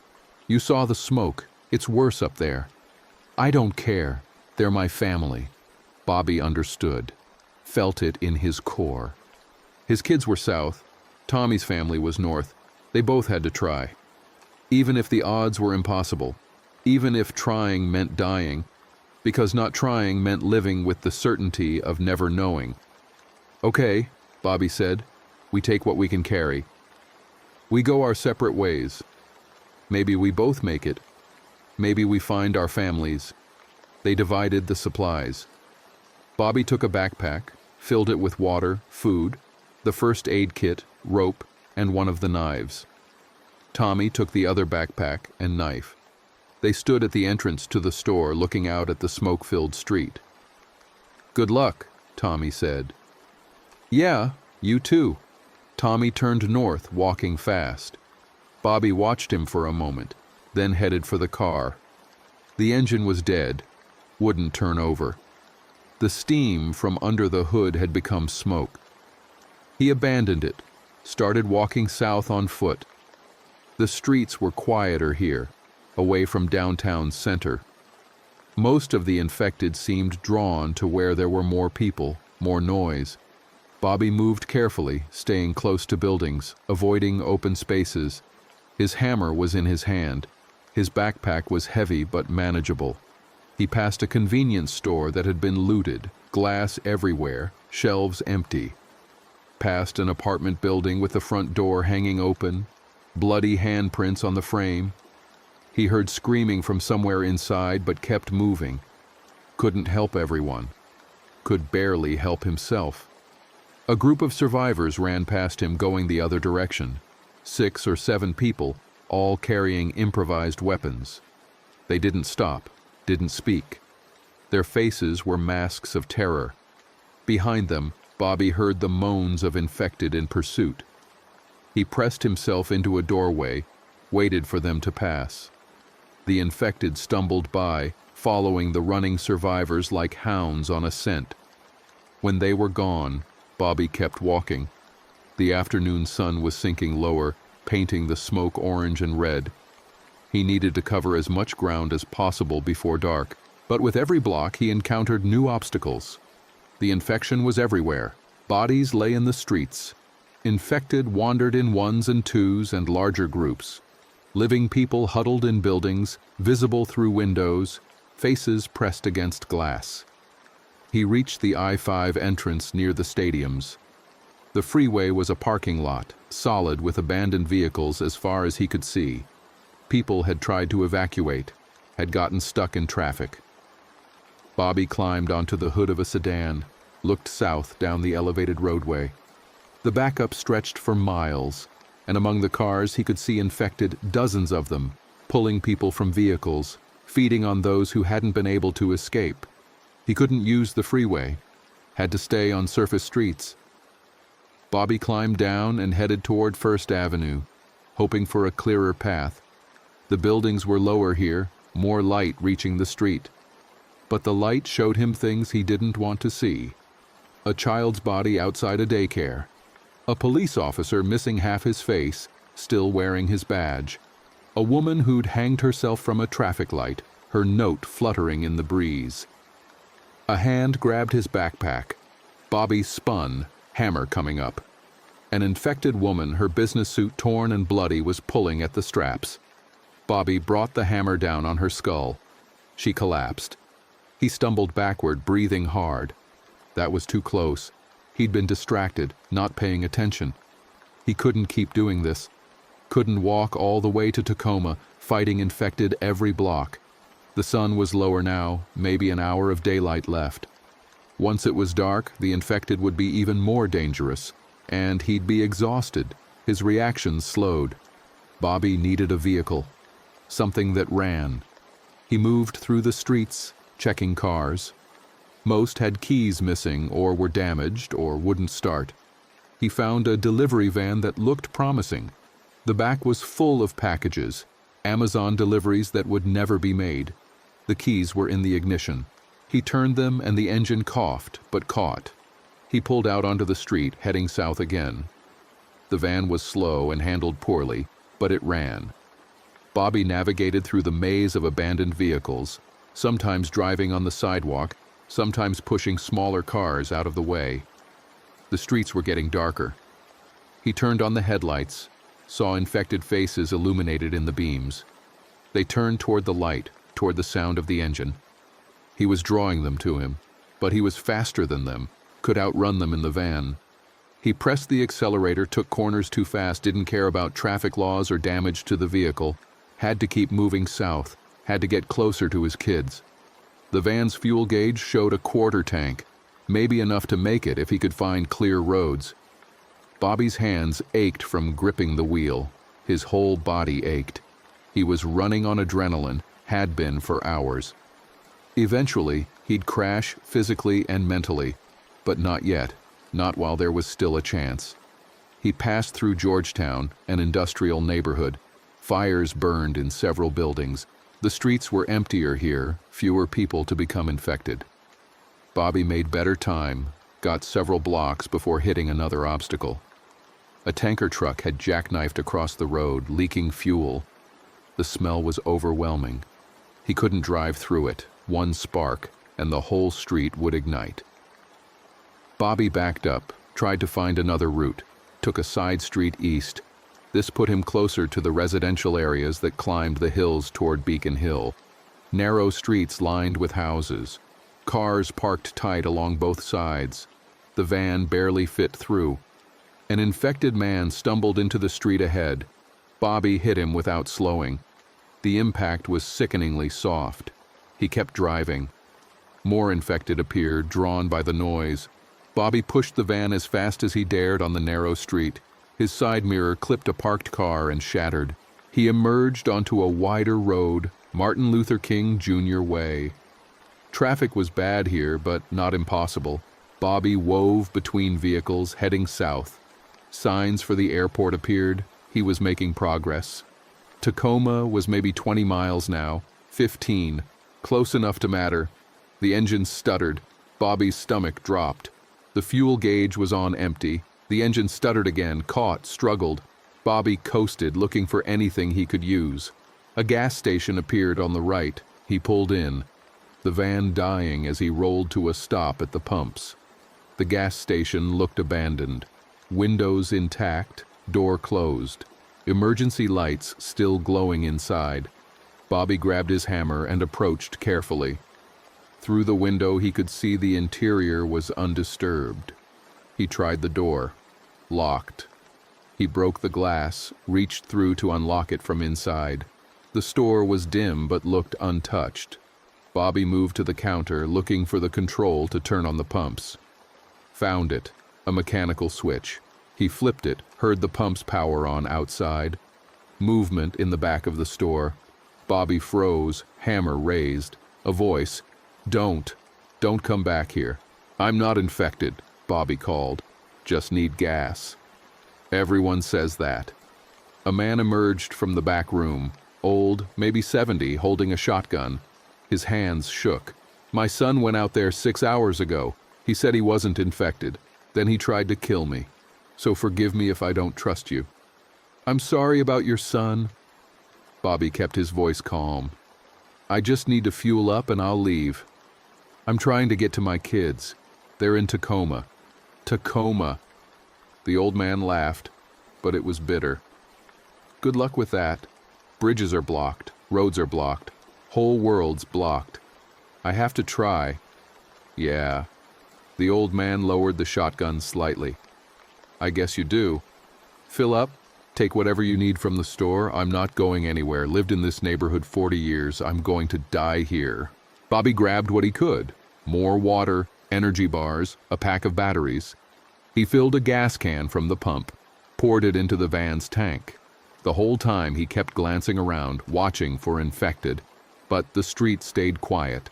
Maybe this area had already been cleared. Maybe people had fled or died, and the infected had moved on. He finished fueling, replaced the nozzle, looked back at the gas station. The old man was visible through the window, sitting behind the counter with his shotgun. Bobby raised his hand in farewell. The old man nodded. Bobby got back in the van and drove. The sun was touching the horizon now, painting everything in shades of red. He'd been going for hours, felt like days. His body was one continuous ache.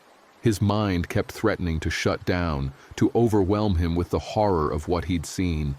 He pushed it away. Had to focus, had to keep moving. He made it another few miles before the next obstacle. The roadway ahead rose onto an overpass, the West Seattle Bridge, and it was packed with abandoned vehicles. But more than that, Bobby could see people on the bridge. Lots of people. Some were infected, stumbling between cars. Others were living survivors, moving in groups, some fighting the infected. Bobby parked the van and approached on foot. As he got closer, he could see the situation more clearly. A group of survivors had fortified one end of the bridge, using vehicles as a barricade. They had weapons, baseball bats, pipes, a few guns. They were holding the infected back, barely. And behind them, Bobby could see more survivors. 20, maybe 30 people trapped on the bridge. A man saw Bobby approaching. "Stay back! We're not letting anyone else through." "I just need to get past," Bobby called. "I'm trying to get south." "No one's getting south." "The other end of the bridge is swarming. We're trapped here. You want on this bridge, you're trapped too." Bobby could see it was true. The far end of the bridge, the end that would let him continue south, was covered in infected. Hundreds of them, maybe thousands. They filled the roadway, pressed against the vehicles. Some were climbing over cars, trying to reach the survivors who'd barricaded themselves at the near end. He couldn't get through, couldn't go around. The bridge was too long, the drop to the water too far. He'd have to backtrack, find another route. But every route south was probably like this, blocked, overrun. The infection had spread too fast. Bobby turned away from the bridge, his chest tight. His kids were on the other side of this, on the other side of the infected horde. So close, maybe 15 miles. He could see the lights of Tacoma in the distance, the city that held his children, but he couldn't reach them. The realization hit him like a physical blow. He staggered, caught himself against the van. All of this, fighting through the building, escaping downtown, stealing vehicles, surviving, all of it was meaningless. He wasn't going to make it. The infection was too widespread, the obstacles too many. His kids were gone. Not dead necessarily, but gone. Separated by an insurmountable barrier of infected dead. He'd never see them again. Never know if they survived. Never hold them or tell them he loved them. Bobby's legs gave out. He sat down hard on the pavement, his back against the van's tire. The hammer fell from his nerveless fingers. He could hear the moans of the infected from the bridge, could hear the survivors shouting, but it all seemed distant, unimportant. What was the point of surviving if he couldn't reach his kids? The sky was darkening. Full night would come soon. Bobby knew he should find shelter, should keep moving, should do something, but his body wouldn't respond. He just sat there, watching the light fade from the sky. A woman appeared beside him. She was young, maybe 30, with short dark hair and blood on her clothes. She held a tire iron like a weapon. "You okay?" she asked. Bobby almost laughed. "No." "Yeah, me neither." She slid down to sit beside him. "I'm trying to get to my mom's place. In West Seattle, but the bridge is blocked." "My kids are in Tacoma," Bobby said. "I can't get to them." They sat in silence for a moment. Around them the sounds of the dying city. Screams and gunshots and that continuous undercurrent of moaning. The woman spoke. "There's a group. Inside a warehouse about 3 blocks from here. They're taking in survivors, trying to organize, pool resources. You should come. What's the point? The point is we're still alive. And maybe tomorrow we figure out a way to reach our families. Or maybe we don't. But we survived today. That has to be enough." Bobby looked at her, saw the determination in her face, the fear she was pushing down, the same desperate hope that had kept him moving all day. Maybe she was right. Maybe surviving today was enough. Maybe tomorrow he'd find a way through. Or maybe he wouldn't. But giving up now, sitting here until the infected found him, that guaranteed he'd never see his kids again. He picked up his hammer, used it to lever himself to his feet. His legs shook, but held. "Show me this warehouse." They walked through the darkening streets. The woman's name was Linda. She'd been at work downtown when the infection spread, had fought her way out, same as Bobby. She knew someone who'd set up in a warehouse near the port. Said they had food, weapons, defensible positions. The warehouse was industrial, concrete, and steel with small windows set high in the walls. A group of people stood outside, armed with various weapons. They challenged Bobby and Linda as they approached. "We're not infected," Linda called. "Just looking for shelter. Show us your arms, your necks. Any bites, any scratches, you don't come in." Bobby and Linda stripped off their outer layers, showed their skin. Bobby had cuts from the broken glass, bruises, but no bites. Linda was clear too. The guards examined them with flashlights, then stepped aside. "Get inside." Quick. The interior of the warehouse was dim, lit by battery-powered lanterns and a few camping lights. Bobby counted maybe 40 people, scattered in small groups. Some were injured, being tended by others. Some sat in silence, faces blank with shock.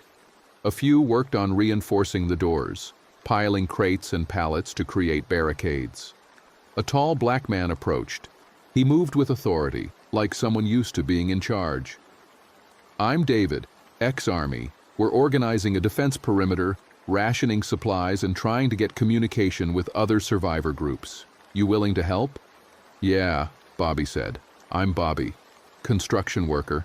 I can help with the barricades. Good. We need all the muscle we can get. Linda, you ever shoot a gun? No. We'll teach you. Having a weapon is the difference between living and dying.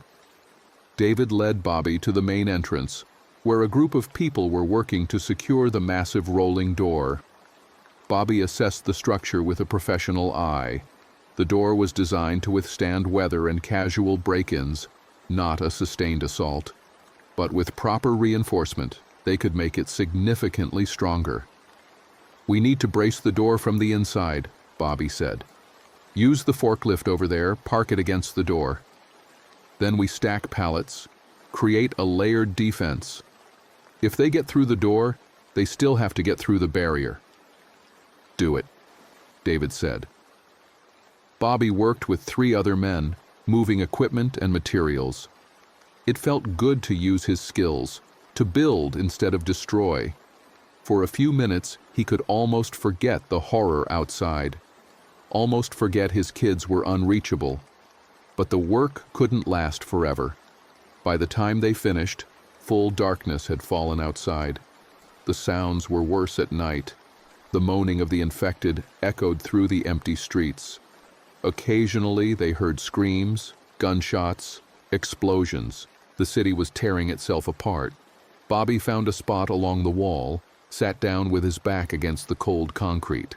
Linda was nearby, sitting with an older woman who turned out to be her aunt. Other survivors clustered in small groups, sharing information, resources, and fear. David stood on a makeshift platform, a stack of pallets, and addressed the group. Listen up. We've got food for maybe 3 days if we ration carefully, water for 2. We've got 18 people who know how to fight, 20 who are injured or too young or too old. We've counted 42 total. The infected are everywhere outside. Right now we're safe, but that won't last. We need a plan. We should wait for the military. Someone called out. They'll send rescue. The military is gone, David said bluntly. I've been trying to reach my old unit all day. Nothing. The infection spread too fast. The whole command structure collapsed. We're on our own. So what do we do? Linda's aunt asked. We survive. We scout the surrounding area for supplies. We find other survivor groups and coordinate. We learn everything we can about the infected, how they move, what attracts them, how to kill them, and we wait for an opportunity to move to somewhere more defensible. Where? Bobby heard himself ask. Everywhere's infected. Not everywhere. Rural areas will be better. Small towns, islands, anywhere with low population density. The infection needs people to spread. If we can get to somewhere isolated, we have a chance. It made sense. Bobby's mind immediately went to the San Juan Islands, north of Seattle. Isolated, limited access, surrounded by water. Or the Olympic Peninsula, vast forests with few towns. Lots of places in Washington state where you could disappear. But getting there would mean traveling through infected territory. And Bobby still couldn't let go of the idea of reaching Tacoma, reaching his kids. The group broke up, people settling in for the night. Watches were established. 4 people at a time, rotating every 2 hours. Bobby volunteered for the first watch. He was too wired to sleep anyway. He stood near one of the small windows, looking out at the dark city. Fires burned in several places, painting the underbelly of the smoke orange. He could see infected wandering in the street below, their movements jerky and aimless when they had no prey to chase. Some were fresh, recently turned, still wearing business clothes or uniforms. Others were more decayed, their flesh hanging loose, bones visible. Linda joined him at the window. You thinking about your kids? Yeah. You think they're okay? Bobby wanted to say yes, wanted to believe Michelle had kept them safe, that Tacoma was somehow better than Seattle, that his kids were alive and waiting for him. But he'd seen how fast the infection spread, seen how unprepared everyone was. The realistic part of his brain, the part that built buildings and calculated load-bearing weights, told him the odds were bad. "I don't know," he said honestly, "but I have to believe they are. Otherwise, what's the point? The point is, you're alive. That's what your kids would want." Bobby nodded, but the words felt hollow. He'd failed as a father before. The divorce, the missed weekends when work ran long, the times he'd chosen a job over a school play. And now, the biggest failure of all, not being there when they needed him most. Hours passed. Bobby's watch ended and he tried to sleep, lying on the cold concrete with his backpack as a pillow. But every time he closed his eyes, he saw Dale's red eyes, Rick's torn arm, the bodies in the street. He saw his kids, scared and alone, calling for him while he couldn't reach them. He must have slept eventually, because he woke to Linda shaking his shoulder. Daylight filtered through the high windows. Morning, day 2 of the apocalypse. "David's calling a meeting," Linda said. The group gathered. Everyone looked worse than the night before, more exhausted, more defeated. The reality of the situation had settled in during the long night. This wasn't temporary. This wasn't something the authorities would fix. This was their life now. David stood on his platform again. "We sent out a scouting party at first light. 3 people, armed, checking the immediate area. They found a grocery store 2 blocks north that's been partially looted but still has supplies. They also found about 50 infected within a 3-block radius. The good news is the infected don't seem to be actively hunting during daylight hours. They're more passive, slower. The bad news is they're everywhere." "So what's the plan?" someone asked. "We organize a supply run. Take 10 people, all armed. Get to the grocery store, grab everything we can carry, get back here. We move fast and quiet. The infected respond to sound, so no yelling, no gunshots unless absolutely necessary. Melee weapons only." "I'll go," Bobby said immediately. He needed to do something, needed to be useful. David nodded. "Good. Anyone else?" 8 others volunteered, including Linda. David organized them into 2 groups of 5, each with a specific task. Bobby's group would focus on food and water. Linda's group would get medical supplies, batteries, and any useful tools. They armed themselves with weapons scavenged from the warehouse, crowbars, pipes, hammers. Bobby kept his own hammer, the one he'd carried from the high-rise. It was stained with dried blood, but it was familiar, balanced perfectly for his grip. They gathered at the side door of the warehouse, a smaller entrance that was easier to secure. "Remember," David said, "quiet and fast. Stay together. If anyone gets bitten, they don't come back. I'm sorry, but we can't risk the infection getting inside. Everyone understand?" Nods all around. Nobody questioned the harsh rule. They'd all seen how fast the infection spread. David opened the door. The morning air was cool, carrying the stench of death and smoke. The street outside was empty, but Bobby could hear the moaning in the distance. Always the moaning. They moved out in a tight group, Bobby in the lead. The grocery store was visible 2 blocks north, a small local market. Its front windows were smashed, the door hanging open. Not a good sign. They covered the distance quickly, staying close to buildings, avoiding open spaces. Bobby saw infected in the distance, but none nearby. The morning light made everything look surreal. Normal, suburban streets covered in trash and blood, cars abandoned at random angles, bodies lying where they'd fallen. They reached the grocery store. Bobby peered through the broken window. The interior was dim and looked ransacked. Shelves were toppled, products scattered across the floor. But he could see canned goods still on some shelves, bottled drinks in the coolers. "Clear," he whispered. They entered carefully. The smell inside was terrible. Spoiled food and something else. The sweet rot smell of death. Bobby's group moved toward the canned goods section, while Linda's group headed for the pharmacy in the back. Bobby grabbed a plastic shopping basket and started filling it. Canned soup, canned vegetables, canned fruit. Anything that was shelf-stable. The others did the same, working quickly and quietly. The pile of supplies grew. A sound from the back of the store. A wet, dragging sound. Bobby froze, hammer in hand. The others heard it too. They turned toward the pharmacy area. Linda's voice loud with panic. "There's 3 of them back here. Quiet," David hissed. But it was too late. The infected emerged from the back of the store. 3 of them, all former employees based on their uniforms. They locked onto the survivors and charged with that terrifying speed. Bobby met the first one, a woman with her name tag still pinned to her blood-soaked shirt. His hammer caught her in the temple and she dropped. The second infected, a teenage boy, grabbed one of the other survivors, a man named Carl. Carl screamed, which drew the attention of the third infected and alerted any others in the area. David swung his crowbar, crushed the boy's skull, but Carl was already bleeding, already bitten. The man looked at his torn arm in shock, then at David. "No," he said. "No, no, please." "I'm sorry," David said, and brought the crowbar down. Carl's body hit the floor. The survivors stood in stunned silence. David had just killed a living man. Had to, Bobby's rational mind supplied. Had to prevent the infection from spreading, but knowing it was necessary didn't make it easier to witness.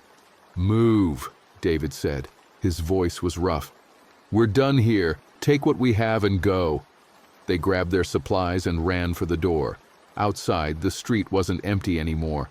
Carl's scream had drawn infected from the surrounding area. Bobby counted at least 20, stumbling toward the grocery store from different directions.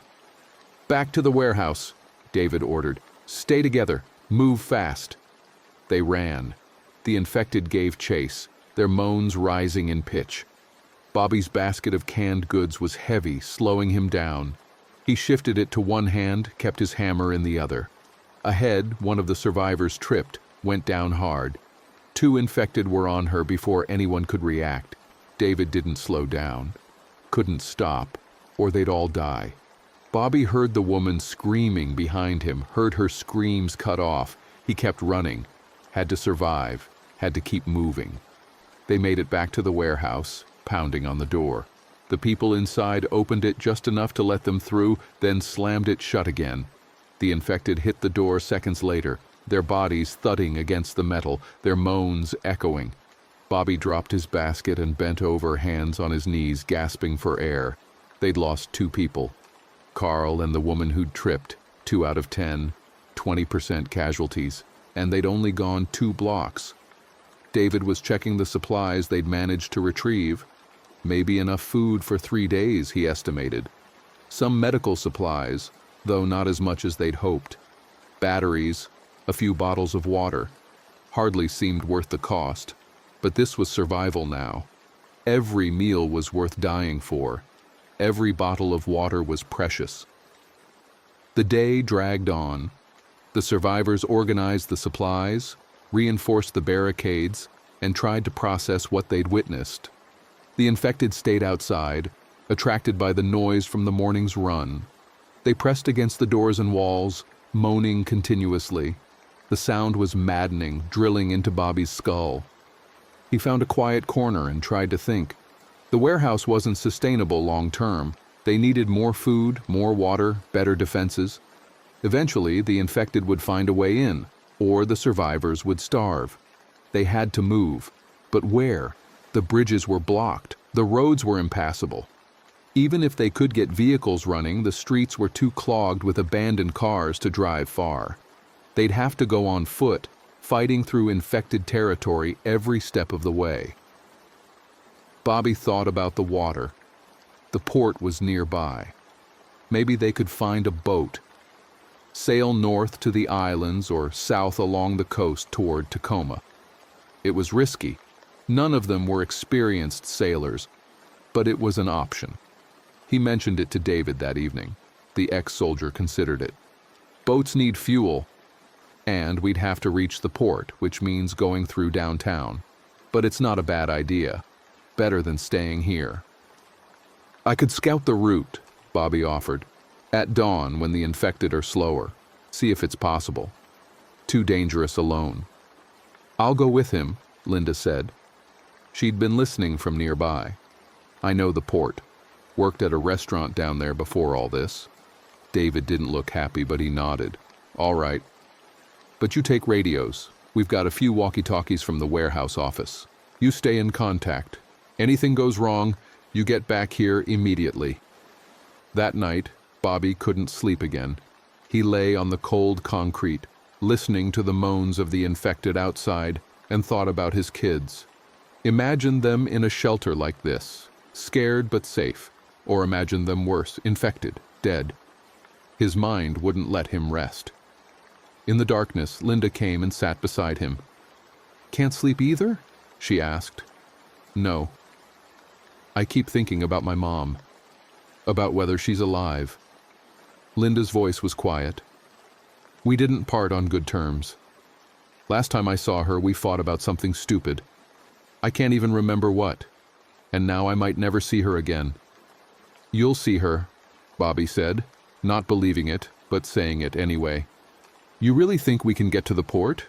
Get a boat? I don't know, but we have to try something.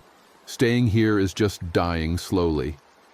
They sat in silence, two strangers brought together by catastrophe, finding comfort in shared fear and determination. Eventually, Linda went back to her spot.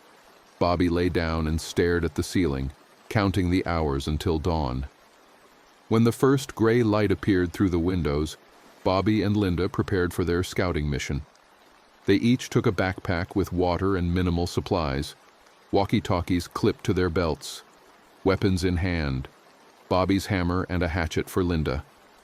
David went over the plan one more time. You get to the port, you scout for usable boats, you come back. Don't engage unless you have to. Don't take unnecessary risks. We need the information, but we need you alive more. They left through the side door. The morning was cool and foggy, reducing visibility, but also providing cover. The infected were fewer in number than the night before. Many had wandered off when the warehouse went quiet, but Bobby could still see them in the distance, shambling through the streets. They moved north toward the waterfront, using alleys and side streets to avoid main roads. The fog, muffled sound, made everything feel isolated and dreamlike. Bobby's boots crunched on broken glass. Linda breathed heavily beside him, her knuckles white on the hatchet handle. They passed through a residential area. Houses with doors hanging open, windows broken, bodies in yards. One house was still burning, smoke adding to the morning fog. Bobby heard infected inside, drawn by the warmth or just mindlessly wandering. A cat appeared from under a car, meowing pitifully.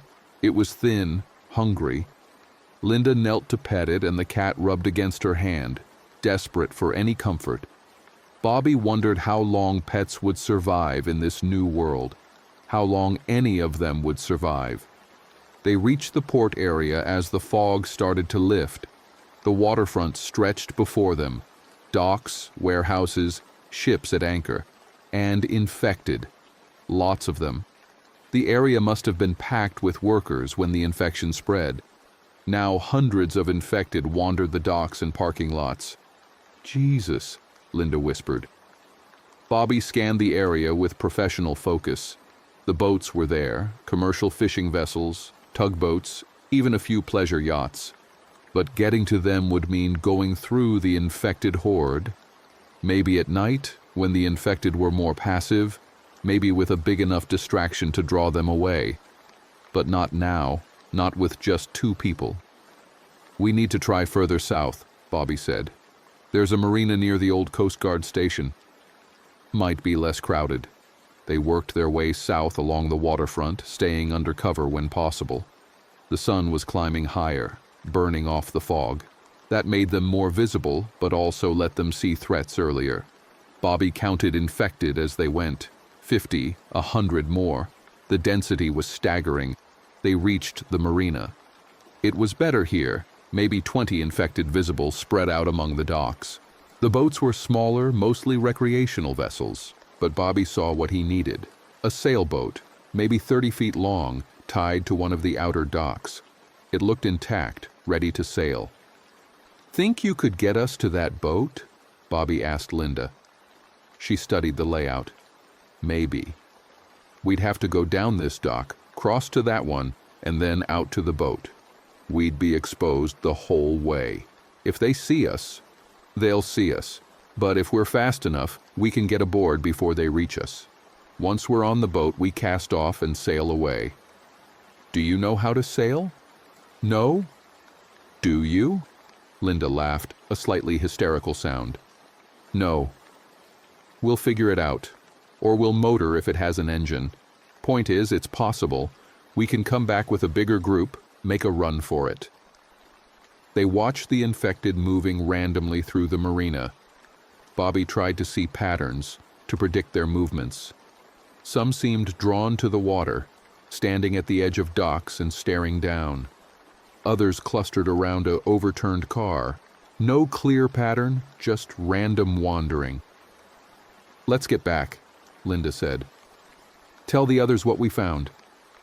They started back toward the warehouse, taking a different route to avoid retracing their steps. This took them through a more residential neighborhood. Bobby saw movement in one of the houses, not infected shambling, but deliberate movement. Survivors. He hesitated. Should they make contact? Maybe these people had supplies they could trade? Or maybe they'd try to take what Bobby and Linda had? In this new world, you couldn't trust anyone. The decision was made for him when a man stepped out onto the porch of the house. He held a rifle, pointed at Bobby and Linda. "Stop right there." Bobby raised his free hand, the one not holding the hammer. "We're not looking for trouble."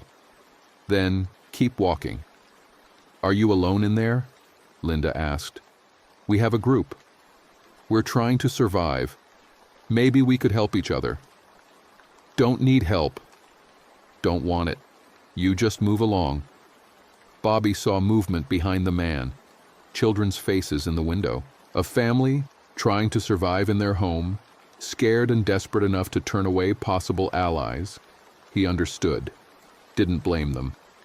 "Good luck," Bobby said, and meant it. They continued on. The walk back to the warehouse took over an hour, navigating through infected territory. They saw more survivors in the distance, individuals and small groups, all avoiding each other.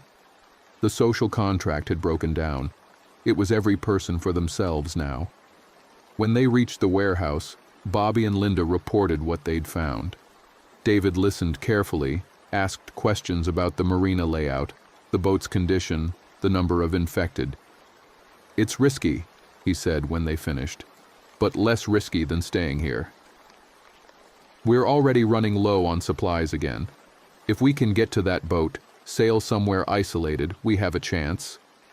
He looked around at the group of survivors. "Who here knows how to sail?" Silence. Then an older man, thin and gray-haired, raised his hand. "I've got experience. Used to race sailboats in Puget Sound." "Good. What's your name?" "Martin." "Okay, Martin. You'll be crucial to this working. Everyone else we need to prepare. Gather everything we can carry: water, food, weapons, medical supplies. We move tomorrow at dawn. That gives us the rest of today to plan and rest." The warehouse became a hive of activity. People sorted supplies, packed bags, sharpened makeshift weapons. Bobby helped reinforce carrying systems, backpacks, shoulder bags, anything that would let them transport supplies while keeping hands free for fighting. Linda found him in the evening. "Thank you," she said, "for volunteering to scout. I know you're trying to get to your kids. This takes you in the opposite direction." Bobby had been thinking about that. Going north to the islands meant leaving his kids behind, accepting that he'd never see them again. It felt like a betrayal, like giving up. But what was the alternative? Dying in a hopeless attempt to reach Tacoma? At least if he survived, he could keep hoping. Keep looking for information. Maybe someday the infection would die out and he could search for them. "I don't have a choice," Bobby said. "None of us do." We go where we can survive. That night, as the group settled in for their last night in the warehouse, Bobby allowed himself to think about his kids one more time. His daughter, fierce and independent, so much like her mother. His son, quiet and thoughtful, who loved to build things with Legos. He wondered if they thought about him, if they were scared, if they were even alive. He took out his phone, knowing it wouldn't work but needing to try. No signal still. But the battery had enough charge for him to look at the photos. His kids' faces looked back at him from the screen. A picture from last summer at the beach. They were smiling, sun-kissed, and happy. Bobby's chest ached. He typed out a message knowing it would never send but needing to say it. I love you both so much. I tried to get to you. I'm so sorry I couldn't. If you're reading this somehow, know that I never stopped trying. Stay safe, stay together, survive. He hit send. The message stayed in the outbox, unsent. Bobby put the phone away and closed his eyes. Tomorrow they'd try for the boat. Maybe they'd make it, maybe they wouldn't. But at least they'd die trying to live instead of waiting to die. Dawn came too fast. The group assembled at the warehouse door, 42 people with makeshift weapons and heavy packs. David had organized them into a defensive formation, fighters on the outside, non-combatants in the middle. Martin, the sailor, was protected at the core. Without him, the boat was useless. Bobby was near the front, his hammer ready. Linda was beside him, looking determined despite the fear in her eyes. David gave final instructions, reminding everyone to stay together, stay quiet, and fight only when necessary. They opened the door and moved out into the gray morning light. The infected were waiting. They'd never left, just spent the night moaning outside the warehouse. As soon as the survivors emerged, the infected surged forward. David led the group in a tight formation, pushing through the initial wave of infected. Bobby's hammer rose and fell, rose and fell. Skulls cracked, bodies dropped. The survivors moved like a single organism, protecting each other, covering the weak spots. They made it 3 blocks before the first casualty. A teenager, Bobby didn't know his name, got grabbed by an infected and pulled from the formation. Others tried to help, but the infected swarmed. The boy went down screaming. David yelled to keep moving. 4 blocks. 5. The marina was visible ahead. But so were the infected, dozens of them between the survivors and the docks. David didn't hesitate. He led the charge, the entire group running forward now, abandoning stealth for speed. Bobby ran with them, his lungs burning. An infected woman threw herself at him. He dodged, brought the hammer around, connected, kept running. Linda stumbled beside him. He grabbed her arm, kept her moving. They couldn't stop. Stopping meant death. They reached the dock. The sailboat was still there, pristine and waiting. Martin ran for it, surprisingly fast for his age. Others followed. Bobby and the other fighters formed a defensive line at the dock's entrance, holding back the infected while the non-combatants boarded. "Get on the boat!" David yelled. "Everyone who's not fighting, get on now!" The infected pressed forward. There were too many. Bobby's arms screamed with fatigue. His hammer was slick with blood and worse things. An infected man in a business suit grabbed Bobby's jacket.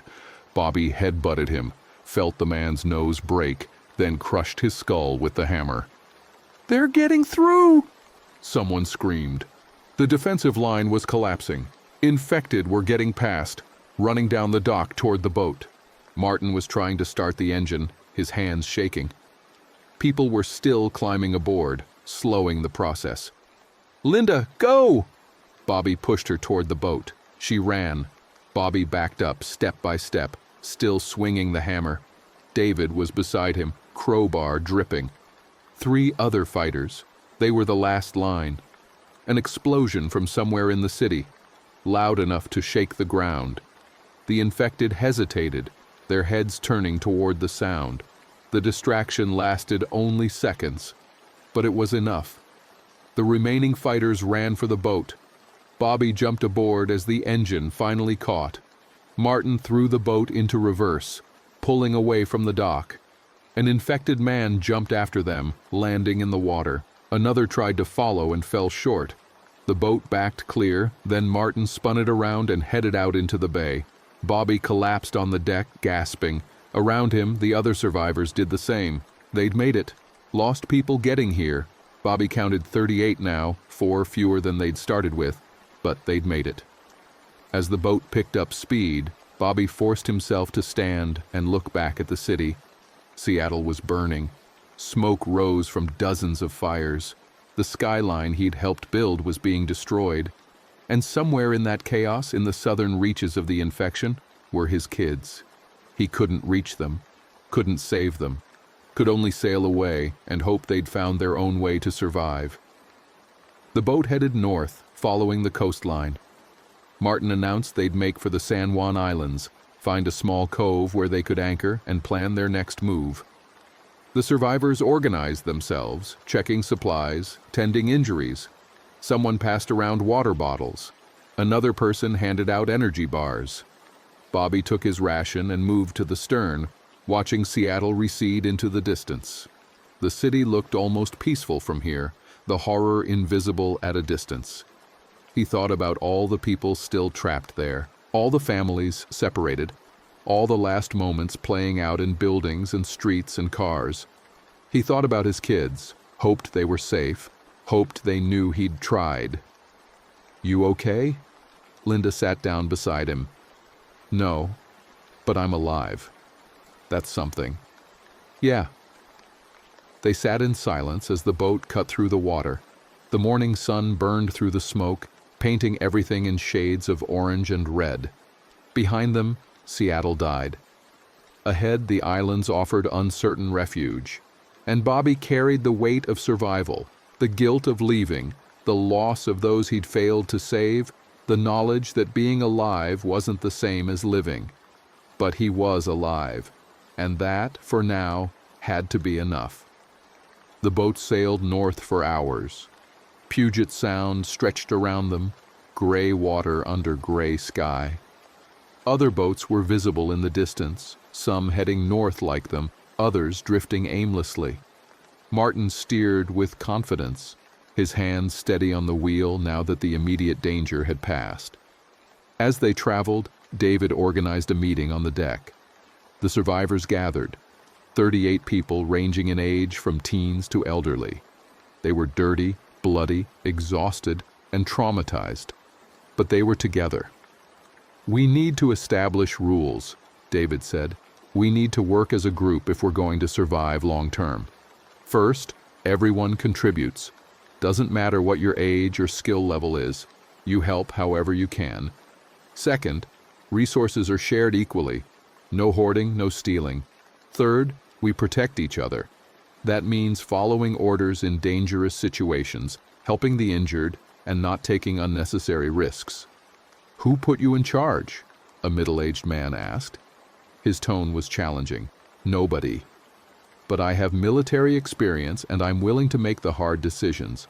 If someone else wants to lead, speak up now." Silence. The man who'd challenged David looked away. "Good. Now, when we get to the islands, we need to find a secure location, preferably isolated, defensible, with access to fresh water. We'll need to scavenge supplies from any nearby towns or homes. And we'll need to establish a long-term survival plan, fishing, farming if possible, water purification." Bobby listened, impressed by David's organizational skills.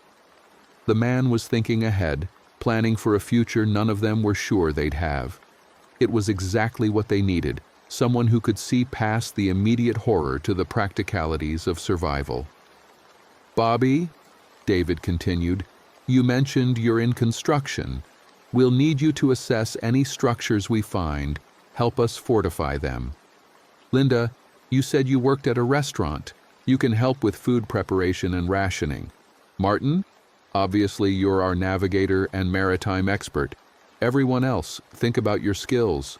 What can you contribute?" People started speaking up. A woman had been a nurse, invaluable. A young man knew how to hunt.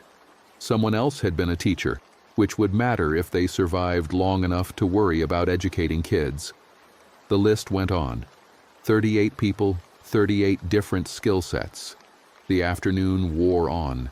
The boat reached the southern tip of the San Juan Islands. Martin guided them through narrow channels between islands, looking for the right spot. They passed several small islands, but each had problems. Too visible from shipping lanes, too close to populated areas, no good anchorage. Finally, as the sun was sinking toward the horizon, Martin found what they needed. A small cove on the western side of one of the smaller islands.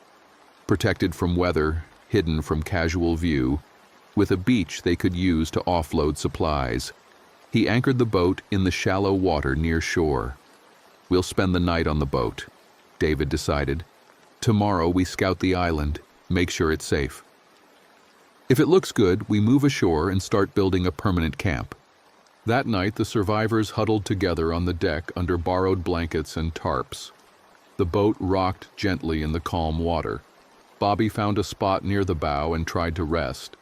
His body ached from the violence of the escape. His mind kept replaying moments: Dale's first attack, Rick's red eyes, the people who'd died on the run to the marina. He pulled out his phone again. Still no signal, battery nearly dead. He looked at the photos of his kids one more time, memorizing their faces. Then he turned off the phone to save what little battery remained. Maybe someday the networks would come back online. Maybe someday he could try to contact them again. Maybe. Morning came with rain. Bobby woke to find himself soaked, the deck slippery with moisture. Other survivors were already up, bailing water from the boat. Martin was worried about the weather getting worse, wanted to get everyone ashore as soon as possible. They organized into groups. One would scout the island for threats, infected or hostile survivors. Another would start setting up a camp on the beach. A third would inventory their supplies and figure out what they needed most urgently. Bobby was assigned to the scouting group along with David, Linda, and 2 others. They took a small inflatable dinghy to shore, pulled it up onto the beach, and moved inland. The island was heavily forested, thick with Douglas fir and cedar. The undergrowth was dense, making movement slow. They found signs of previous habitation: an old cabin partially collapsed, maybe a fishing camp or vacation home. No signs of recent use, no infected. The island seemed deserted, which made sense. It couldn't have had more than a handful of permanent residents, and they'd either evacuated or died at the outbreak. "Looks clear," David said after they'd completed a circuit of the small island. "No immediate threats. We can make this work." They returned to the beach to find the others had made progress setting up camp. Tarps were strung between trees for shelter. Supplies were organized into piles. Someone had started a small fire. It looked almost peaceful, almost normal. Over the next few days, the survivors worked to establish their new home. Bobby used his construction knowledge to design more permanent shelters, showing others how to lash together frames using fallen trees and rope. They built 3 main structures: a sleeping shelter, a storage shelter, and a communal space for cooking and gathering. They established systems for everything. Water was collected from rain and a small stream on the island, then boiled before drinking. Food was rationed carefully. They had maybe 2 weeks of supplies if they were conservative. Martin organized fishing expeditions, teaching others how to catch and prepare local fish. Someone found berry bushes and checked which were safe to eat. Defense was constant concern. They established a watch schedule, always having someone alert for boats approaching the island. If the infection had spread to the islands, or if hostile survivors came looking for refuge, they needed warning. Bobby threw himself into the work, trying to stay busy, trying not to think. During the day, it was easier. There were always tasks, always problems to solve. But at night, lying in the communal shelter listening to others breathing in the darkness, his mind went to dark places. His kids, Michelle, the co-workers he'd killed with his hammer, the people they'd left behind. Linda seemed to understand. She'd find Bobby during quiet moments, sit with him without speaking, just being present. Her own grief was visible in the shadows under her eyes, the way her hands shook sometimes. But she kept moving forward, kept contributing, kept surviving. A week into their time on the island, a boat appeared. Not drifting randomly, but moving with purpose, heading straight for their cove. David immediately called everyone to defensive positions. Bobby grabbed his hammer, took position behind a large rock that offered cover. The boat was a fishing vessel, larger than their sailboat.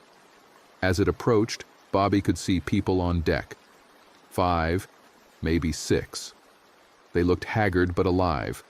One of them waved, a universal gesture of peace. David stepped onto the beach, visible but keeping distance. "That's close enough," he shouted. "State your business." "We're looking for safe harbor," a woman's voice called back. "We've been on the water for 5 days. We're running low on supplies. We're not infected, not hostile, just trying to survive. Show us, all of you, on deck where we can see you." The people on the boat complied, moving into view. Bobby counted 6, 3 men, 2 women, and a child. They all looked exhausted, desperate, the kind of desperate that could be dangerous. David conferred quietly with Bobby and the others. "What do you think?" "Could be a trick," Bobby said. "Could be bait while others come from a different direction. Or they could be like us, survivors trying to find safety. Can we afford to take the risk?" David thought about it. Their supplies were already stretched thin, feeding 38 people. Adding 6 more would make things harder. But they couldn't just turn away a child. That's not what humanity meant. "We take them in," David decided, "but carefully. They stay on their boat tonight. Tomorrow we let them ashore a few at a time, check for bites, weapons. If they're clean, we integrate them. If not," he left the sentence unfinished. The negotiation took place across 50 feet of water. The boat's occupants agreed to David's terms. They anchored near the sailboat, out of immediate reach of the shore. David arranged for someone to take them food and water, a gesture of good faith. That night, Bobby took watch duty. He sat on the beach, his hammer beside him, watching both boats. The rain had stopped, but the clouds remained, obscuring the moon and stars. Darkness pressed in from all sides. He could hear the water lapping at the shore, the wind in the trees, and underneath it all, his own heartbeat. Movement on the new boat. Bobby tensed, hand going to his hammer. But it was just one of the newcomers, a woman, visible in the dim light of a lantern. She was looking toward shore, toward Bobby. Their eyes met across the water. She raised her hand in greeting. Bobby, after a moment, raised his in return. 2 strangers in the dark, acknowledging each other's existence, each other's survival. The next morning, the newcomers were allowed ashore one by one.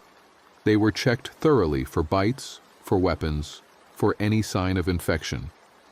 All came back clean. The woman Bobby had seen in the night was named Carol. She'd been a librarian in Bellingham. The child with them, a boy maybe 8 years old, was her nephew.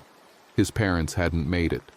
Their stories were similar to everyone else's, the infection spreading impossibly fast, desperate escapes, loved ones lost.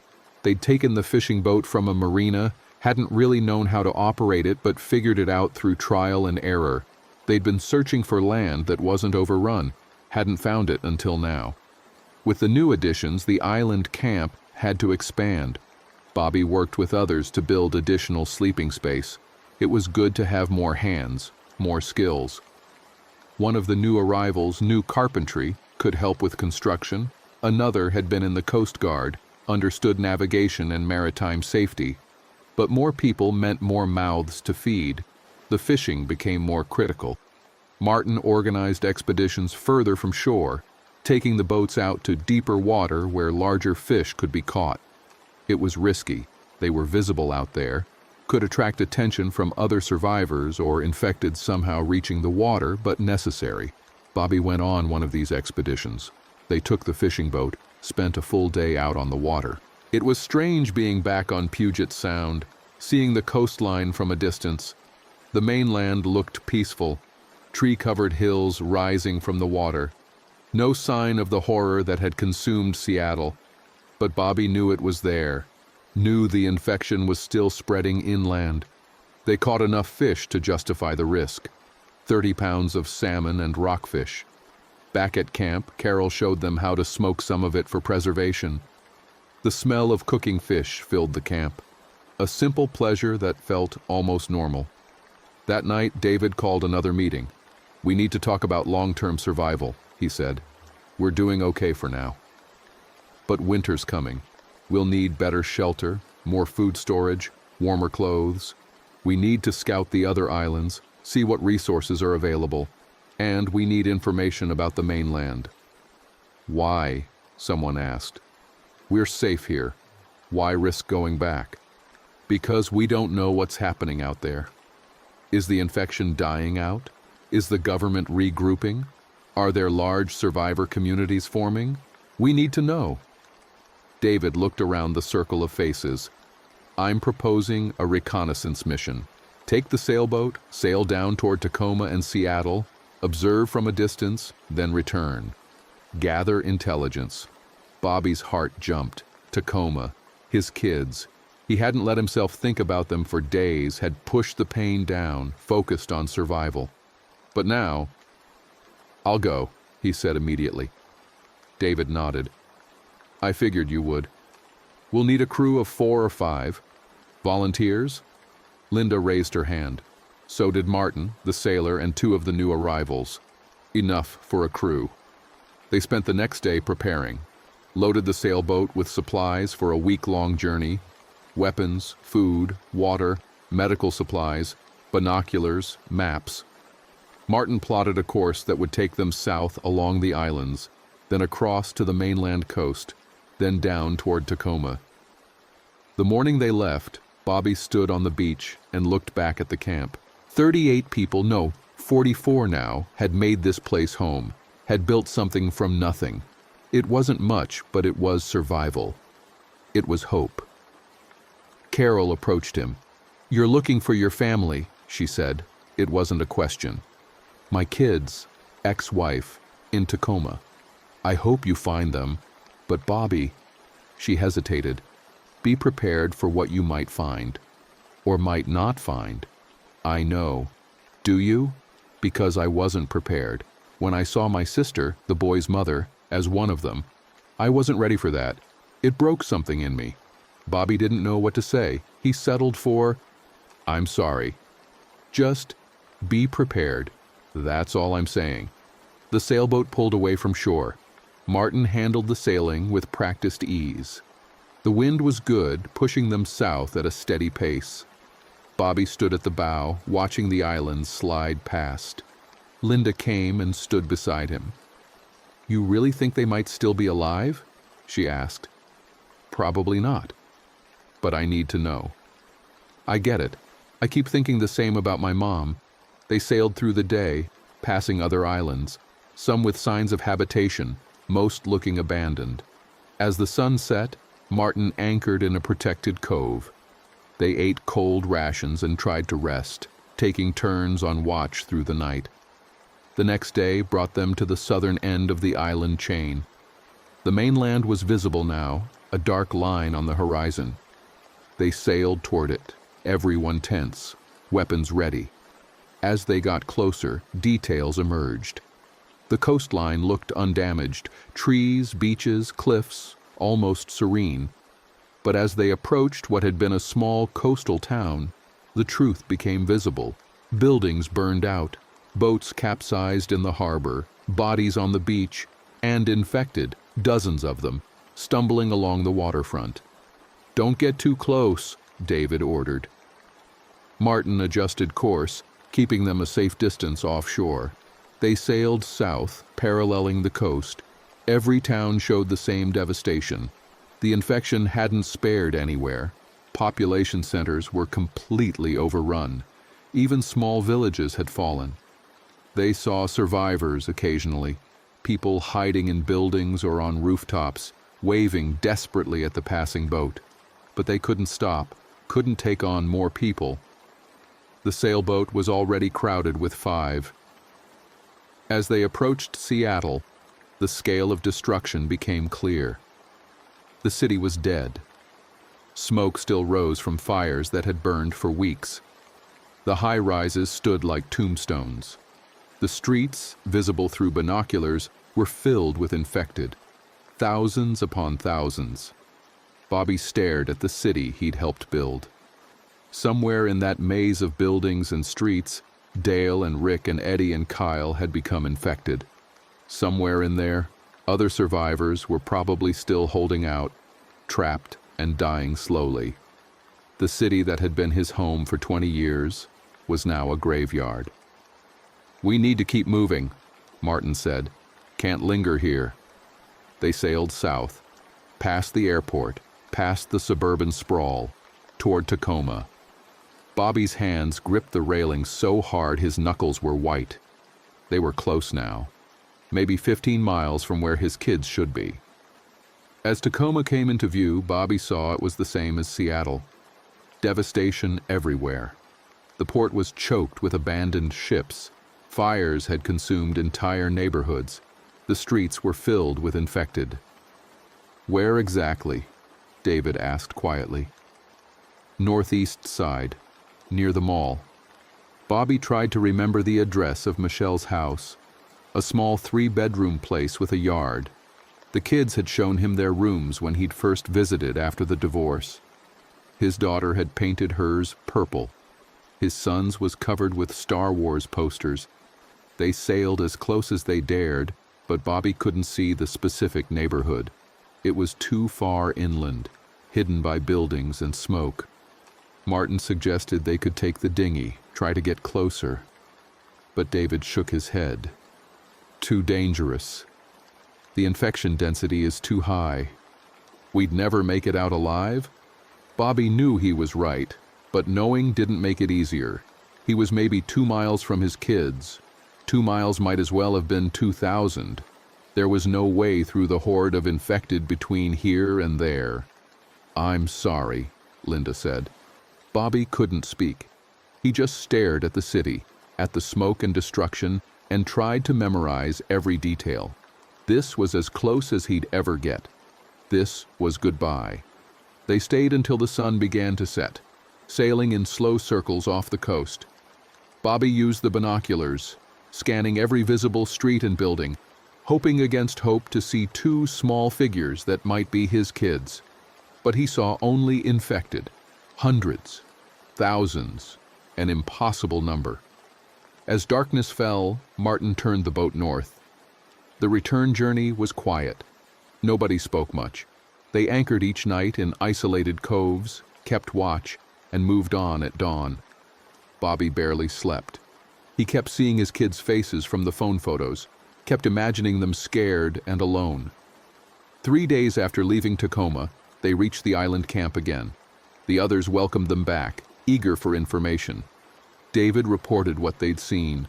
Total infection of all major population centers.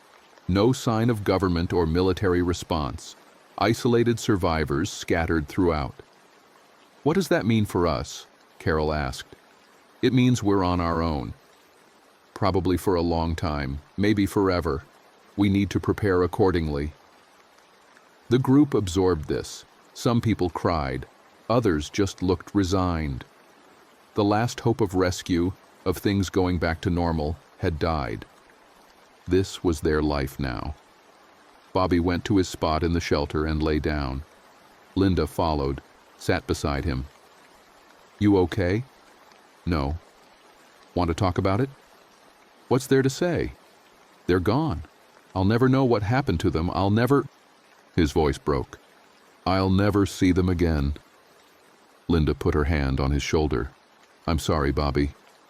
I really am." He turned away, facing the wall. Linda stayed for a while, then quietly left. Bobby lay in the darkness, dry-eyed and empty. The grief was too large to process, too vast to cry about. It just sat in his chest like a stone, heavy and cold. Days passed. Bobby went through the motions, working on shelters, fishing, standing watch. But he felt hollowed out, purposeless. The drive that had kept him fighting through the initial outbreak was gone. He'd survived to reach his kids. Now that was impossible. What was the point? David noticed. He pulled Bobby aside one morning. Talk to me. Nothing to talk about. You're giving up. I can see it. That's dangerous. I don't care. You should. Because we need you. This group needs you. David's voice was firm. I know you lost your kids. I know that hurts more than anything. But you're still alive, Bobby. You still have value. You can still help people. You can still make a difference. What difference? Everyone I loved is dead or might as well be. We're just waiting to die on this island. Maybe. Or maybe we're building something new, a community, a future. Your kids would want you to survive. They'd want you to help others survive. Bobby wanted to argue, to say it didn't matter what his kids would want because they were gone. But he couldn't, because David was right. His kids would want him to keep going. His daughter would be disappointed if he gave up. His son would be scared for him. Okay, Bobby said quietly. Okay, I'll try. That's all I'm asking. Bobby threw himself back into the work, built better shelters, improved the fishing equipment, helped establish a garden using seeds scavenged from the abandoned cabin. Physical labor kept his mind occupied, kept the grief at bay. But the nights were still hard. In the darkness, Bobby couldn't escape his thoughts.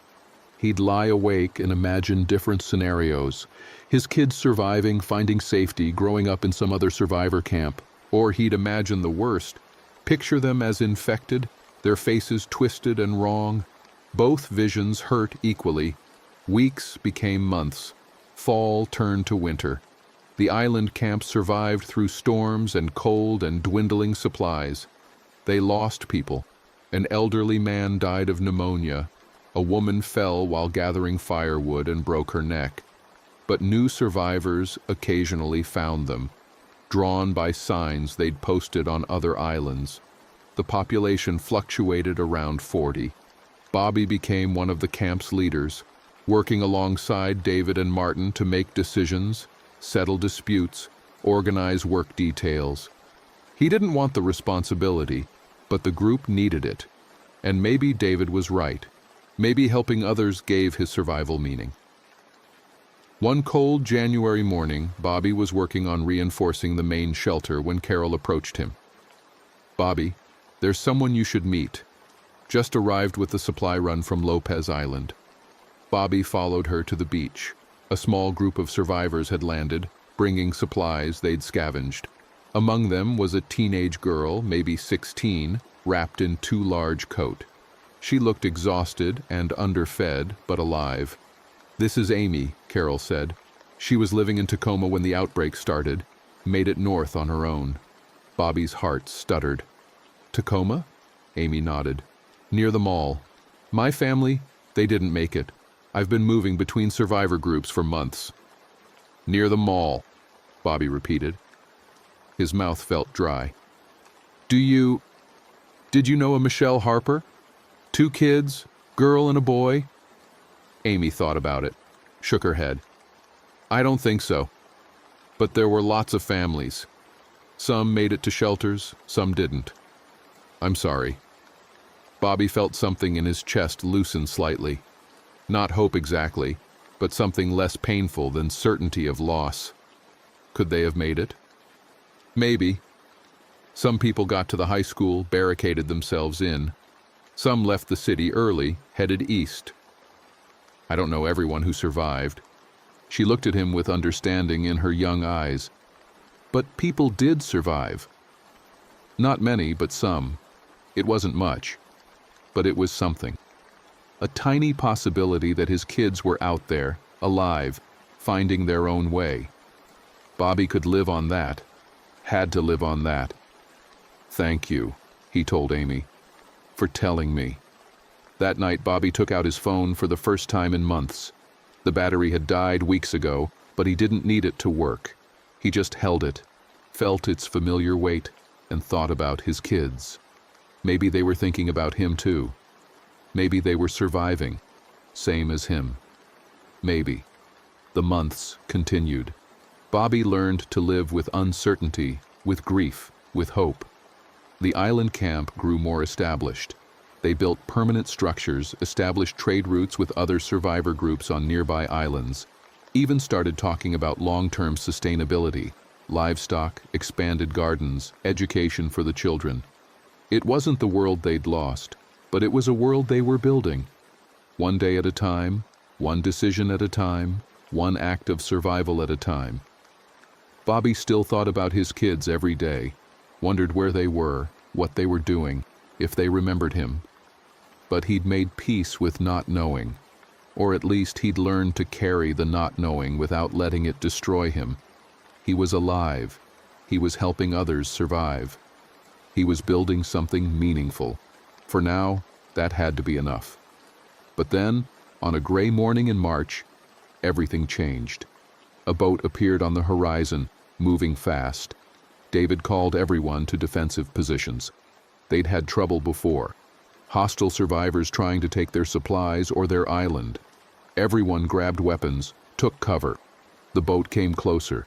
It was a motorboat, well-maintained, flying a white flag.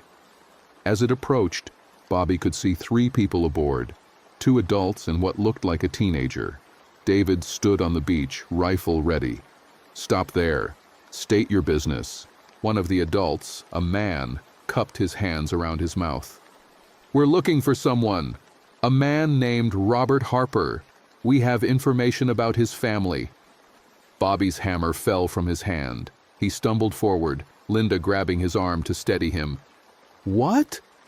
His voice came out as a whisper, then louder. "What information?" The man on the boat looked relieved. "You're Robert Harper? Construction worker, worked in Seattle?" "Yes." "My kids? Do you know about my kids?" "They're alive, both of them. They're at a settlement in Yakima, on the east side of the mountains. Your ex-wife got them out of Tacoma early, drove through the night. They made it. The world tilted. Bobby's legs wouldn't hold him. He sat down hard on the wet sand, his mind unable to process what he'd just heard. Alive. His kids were alive. "She's been trying to find you for months," the man continued. "Been sending messages to every survivor group, asking if anyone knew you. We heard about you here, made the trip to confirm." He held up a radio. "She's on the line, wants to talk to you." Bobby stood on shaking legs. David helped him into the water, steadied him as he climbed into the motorboat. The man handed him the radio. Bobby held it like it was made of glass, afraid it might shatter. "Dad?" The voice was his daughter's, tinny and distorted by the radio, but unmistakable. "Dad, is that you?" Bobby's vision blurred. His hands shook so hard he almost dropped the radio. "Yeah, honey, it's me, it's Dad." Oh my God, we thought you were dead. We thought..." Her voice broke into sobs. "I'm okay. I'm okay. Are you safe? Is your brother okay?" "We're both fine. We're in Yakima. There's like 200 people here. Mom got us out before it got really bad in Tacoma. We've been trying to find you forever." Bobby couldn't speak, couldn't form words. He just held the radio and listened to his daughter cry and laugh and try to talk through her emotions. Behind her, he heard his son's voice. "Is that Dad? Let me talk to him." Then his son was on the radio. "Dad? Dad, you have to come here. You have to come to Yakima. Can you come?" "I'll find a way," Bobby managed. "I'll find a way to get to you. I promise." They talked for 15 minutes. Then the radio's battery started to fail. Bobby had to say goodbye, had to let go of his children's voices once again. But this time was different. This time he knew they were alive. This time he had direction, destination, purpose. The man on the boat gave Bobby coordinates, explained the route to Yakima. It would mean crossing the mountains, traveling through infected territory, taking risks. But it was possible. Groups made the journey occasionally, trading between settlements. Bobby returned to shore in a daze. The other survivors crowded around, asking questions. David was already organizing a trip, Bobby plus 4 others, traveling overland to reach Yakima. They'd take what supplies they could carry, weapons, radios to stay in contact with the island camp. Linda hugged him tightly. "Go get your kids," she said. Carol smiled through her own tears. "Tell them you'll be careful." Martin offered advice about the route, the dangers, the other settlements they might trade with along the way. Bobby barely heard them. His mind was already ahead, already imagining the moment he'd see his kids again, hold them, tell them he loved them, promise to never let them go. It took 2 days to prepare. Then Bobby and his group set out, taking the motorboat across to the mainland. The journey would take weeks, maybe months. The infection was still everywhere. The world was still broken. But his kids were alive. That changed everything. As the boat pulled away from the island, Bobby stood at the stern and watched the camp recede. These people had kept him alive, had given him purpose when he had none. He'd return someday, if he could, bring his kids here, introduce them to the community, help them build a future in this broken world. But first, he had to reach them. The mainland approached. Bobby could see infected on the shore, shambling along the beach. He checked his hammer, felt its familiar weight. He'd fought through the outbreak before, survived when it seemed impossible. He'd do it again, because his kids were waiting. And nothing, not the infected, not distance, not danger, would stop him from reaching them. The boat grounded on the beach. Bobby jumped out, hammer in hand, ready for whatever came next. The journey to Yakima started now. Started with this step, this moment, this choice to keep fighting. Behind him, Linda and the others followed. Ahead, through mountains and infected territory and every obstacle the broken world could throw at them, were his kids. Bobby started walking. The infected noticed, started shambling toward them. He didn't slow down, just gripped his hammer and kept moving forward, toward hope, toward family, toward whatever future they could build from the ashes of the old world. He was going to make it. He had to make it. His kids were alive, and Bobby was going to reach them or die trying. But that's a story for another day. For now, the first step was enough. The first step away from the island, into danger, toward reunion. Bobby took that step, and then another, and another. The infected closed in. His hammer rose and fell, and somewhere beyond the mountains, his kids were waiting. That was all that mattered. That was enough.